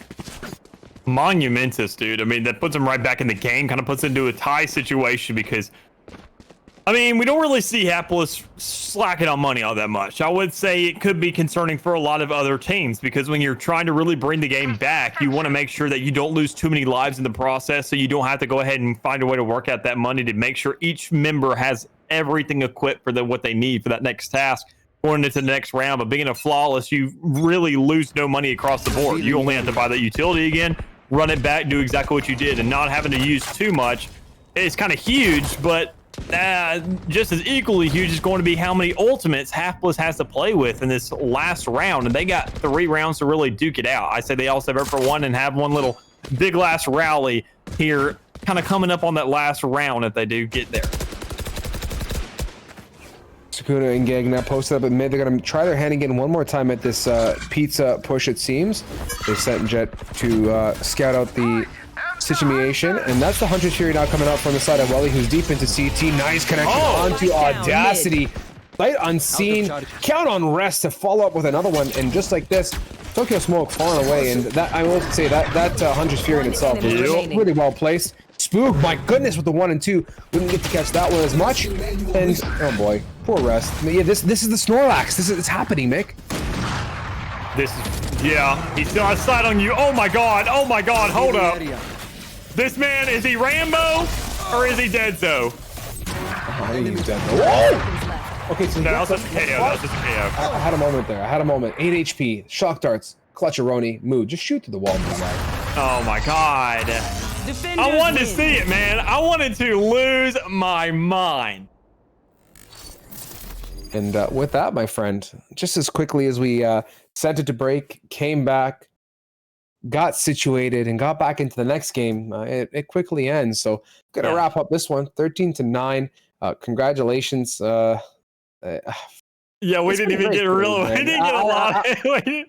I'm not gonna give you too many beans out of this one, Mick. I'm gonna keep it simple and just say that as a series and as a semis, it's been a great set of matches. I mean, Mystic showed up big, and proceeding ahead to the grand finals, you guys are in for a giga treat. I'm going to send you guys off momentarily, let our production team get refreshed. Wanted to take this moment to thank Mick, of course, for his lovely support. The man is a trooper, sticking with us through thunderstorms and everything else in between. To our beautiful viewers, thank you. And if you have not already, be sure to check out the !PZ for the Player Zone tournament coming up. Get yourself a how can I say, a chance or an entry, not an entry. Just sign up for the GLG. An entry and a guaranteed seating. That's what it comes down to. There's so much. It's all good, man. $10. One of your teammates needs it. The country club will get you a guaranteed entry and positions into all the goodies that GLG brings you week in, week out. If you have not already, slap the love and support for the production, observers, and the caster crew here tonight. But critical point here. This is not the wrap up. The grand finals are coming up right after this. You're gonna have two beautiful faces. Seymour and Vincent are gonna be coming back to take you through that BO3. So if you're not already comfortable, much like we are, get to that point. Get cozy. Mick, it's been a pleasure. Thank you so much. Yes, sir.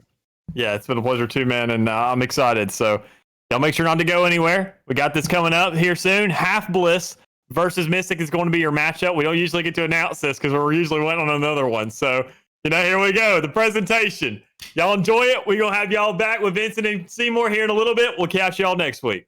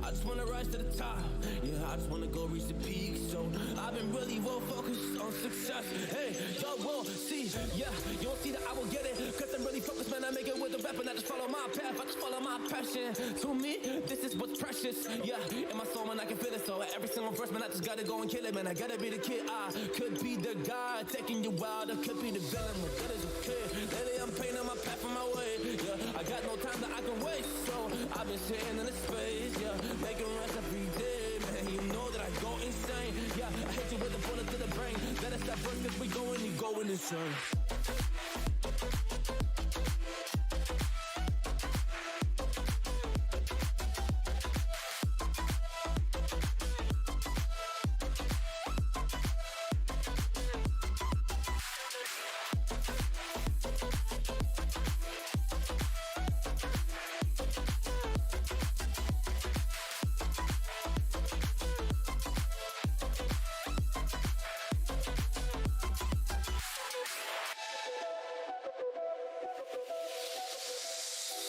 You don't know what I'm gonna do. You don't know what is next. And I'm loving the fact, truly it's making me blessed. Cause I work on my team, no snakes in the grass. And we have a trust in the wind because of the work that we did in the past. Because of the work that we did in the past. When we went to hours, we barely got breath. So I get the realm and we didn't finesse. So I got the feelings that we might be next. Cause when we go in, we win in the match. When we go in, we win in the match. So that's how we do, cause we be the best. We be the best, best. Yeah, we be the best. Whoa. Yeah, we be the best, best.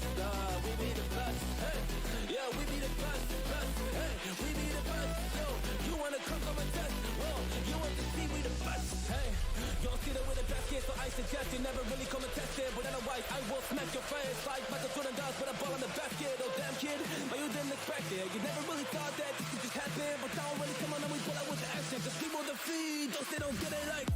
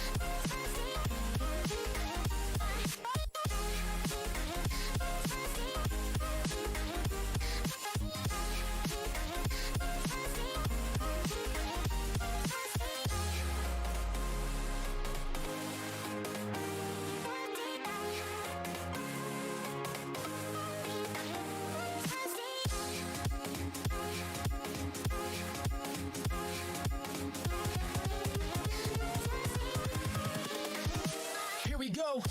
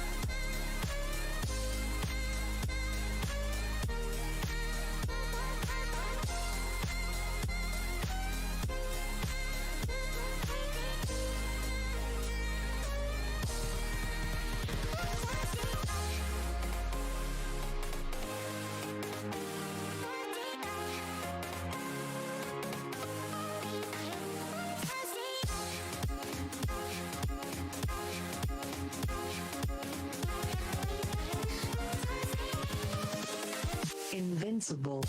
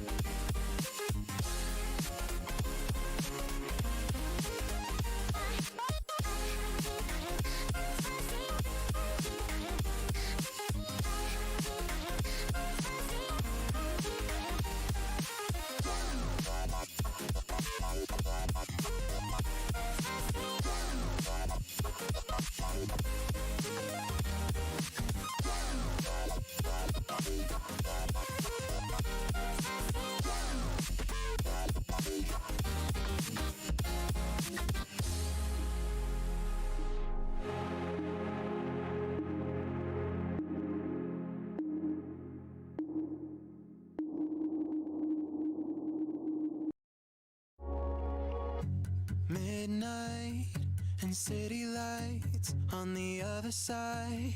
You're calling me up at the same time. I'm in the daylight. You're calling to say hi, but your words they cry. If there's something that you need to say, I know it ain't easy living inside your brain for sure.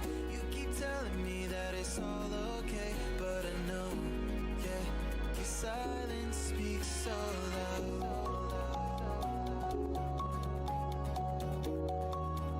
Your silence speaks so loud, and I hear you calling out, yeah.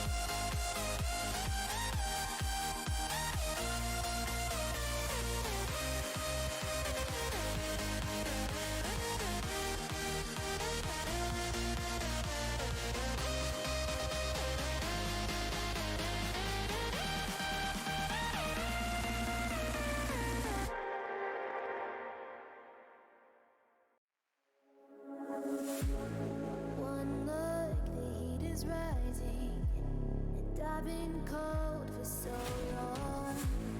One touch and we're igniting, setting fire to it all.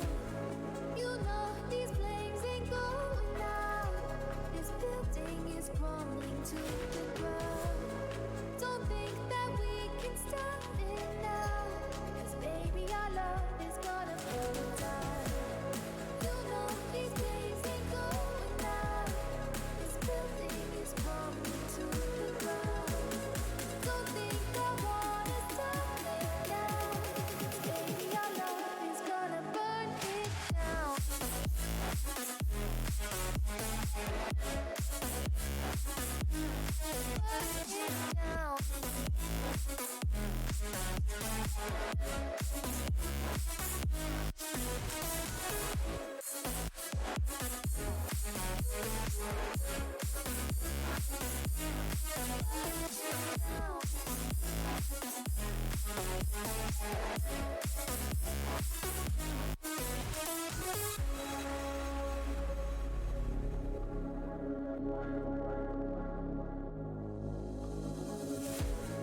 One spark, I feel lightning blazing up through the darkest nights. Hold your breath, babe, the smoke is burning, but kiss me now and I'll be alright. You know these flames ain't going out. This building is crumbling to the ground.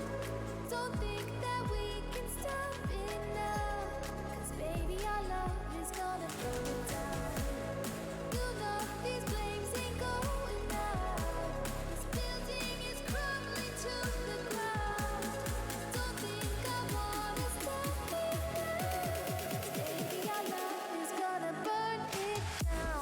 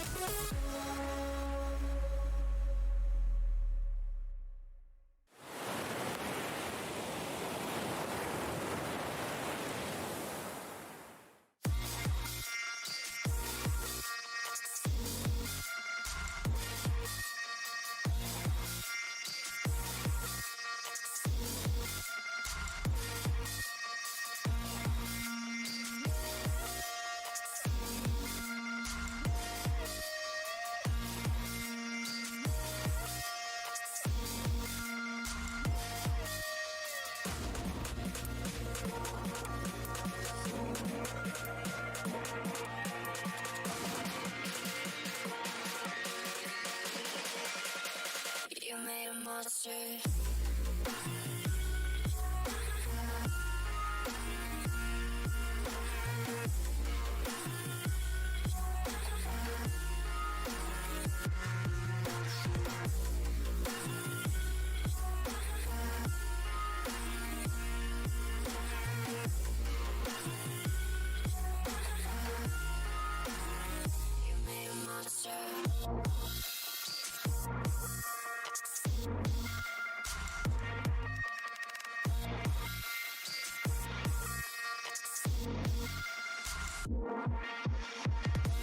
You made a monster.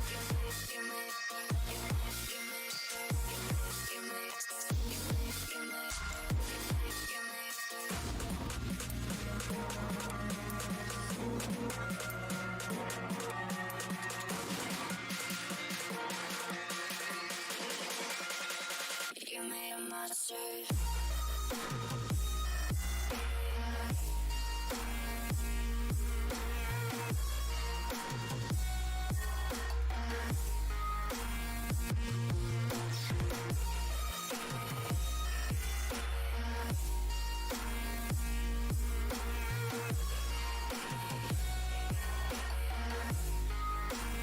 You made a monster.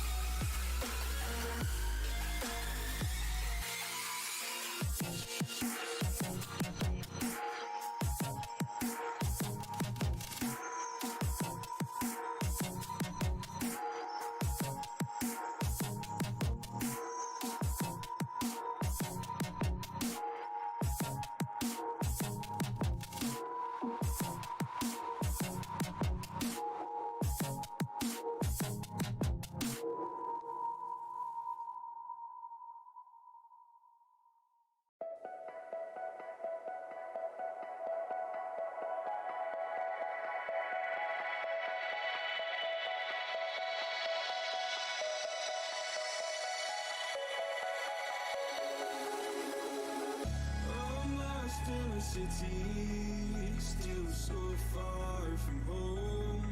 I've searched for you all my life. Cast out like a shadow, racing towards the light. I pray to see you one more time.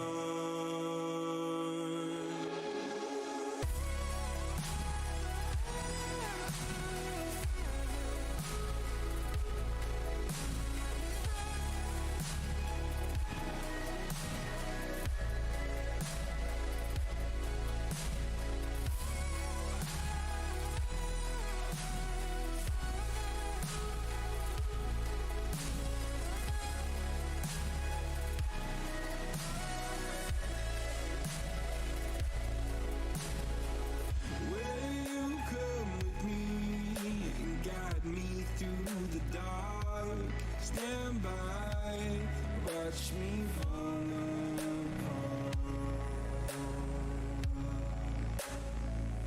I've always loved you more than you know. Father, don't you let me go.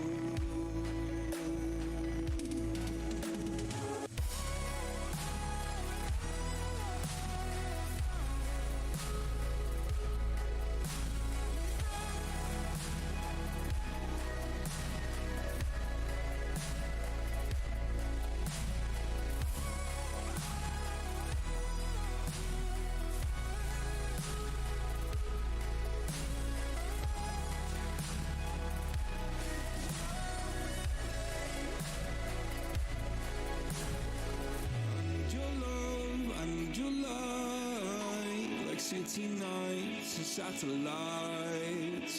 When I'm old and losing sight, carry me home all through the night. I need your love, I need your light. Like city nights and satellites. When I'm old and losing sight, carry me home all through the night.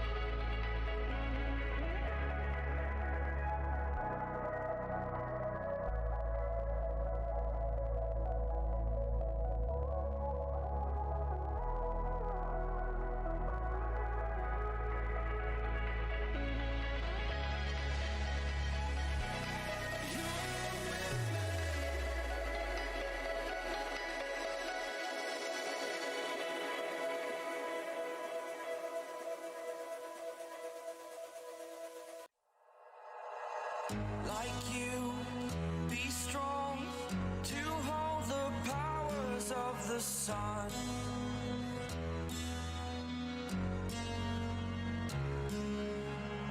To dream, believe in strength. Now I'm the only one, only one.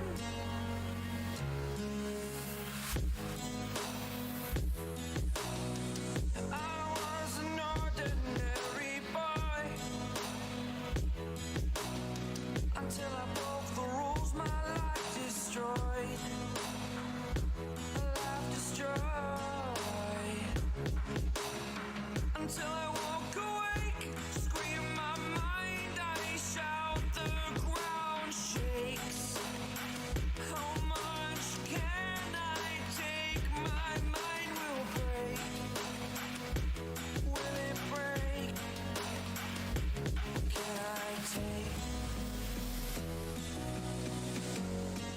Can I be your superhero? Superhero.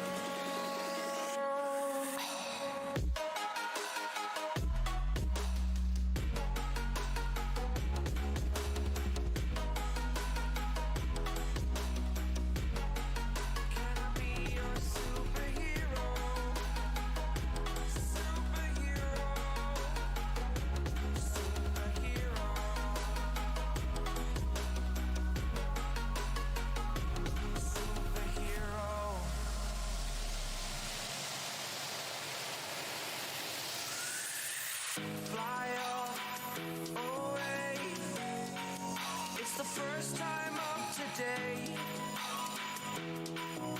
Today. To dream, believe. You are the strength, you're all I need.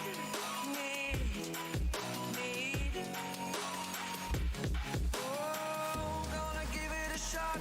Only one of me to shield you all from the enemy. You're a superhero. You're a superhero.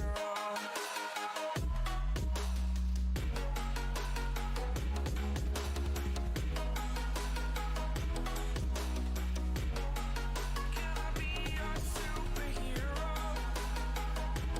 Superhero. Superhero. Superhero. Can I be your superhero?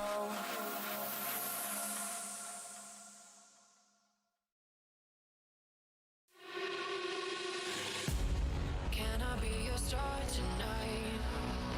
You fill my soul with light the day we met. I don't wanna leave your side. Have me by your side when the sun sets. Let's leave for an eternity. We'll sail across the lights beyond the sky. I'll be with you eternally. I'm an addict for your love, it keeps me high.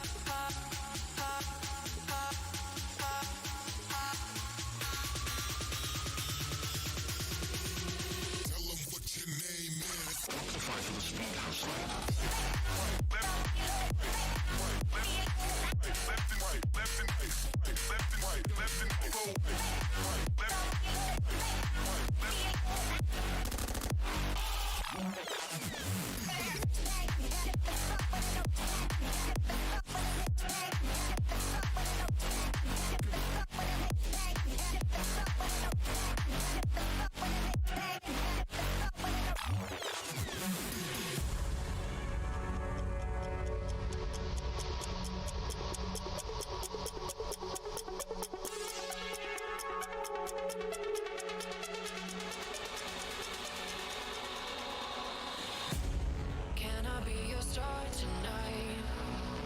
You fill my soul with light the day we met. I don't wanna leave your side. Have me by your side when the sun sets. Let's leave for an eternity. We'll sail across the lights beyond the sky. I'll be with you eternally. I'm an addict for your love, it keeps me high.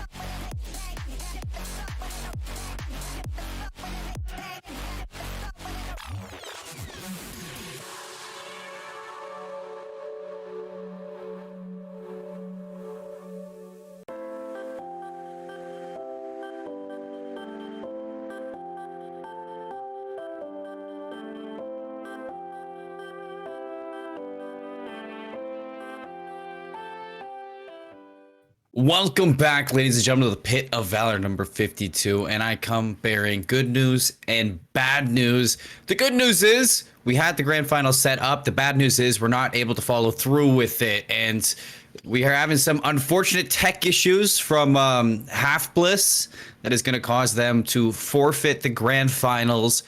Mystic is going to win 2-0 off of that, and it's very unfortunate. But with it getting late into the night, the admins had to make a decision, and the decision's not always a fun decision when it is an admin one. Yeah, I mean, it is what it is.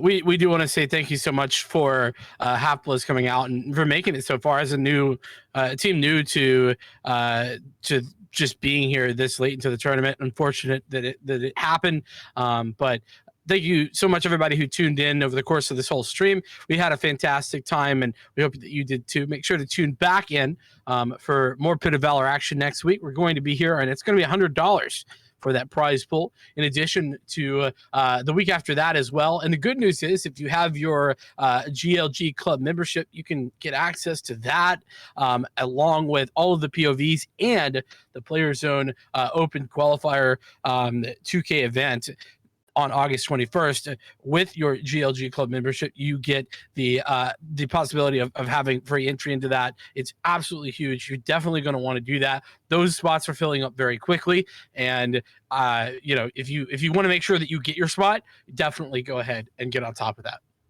You better. That's a free entry into $2,000 tournament. Like what?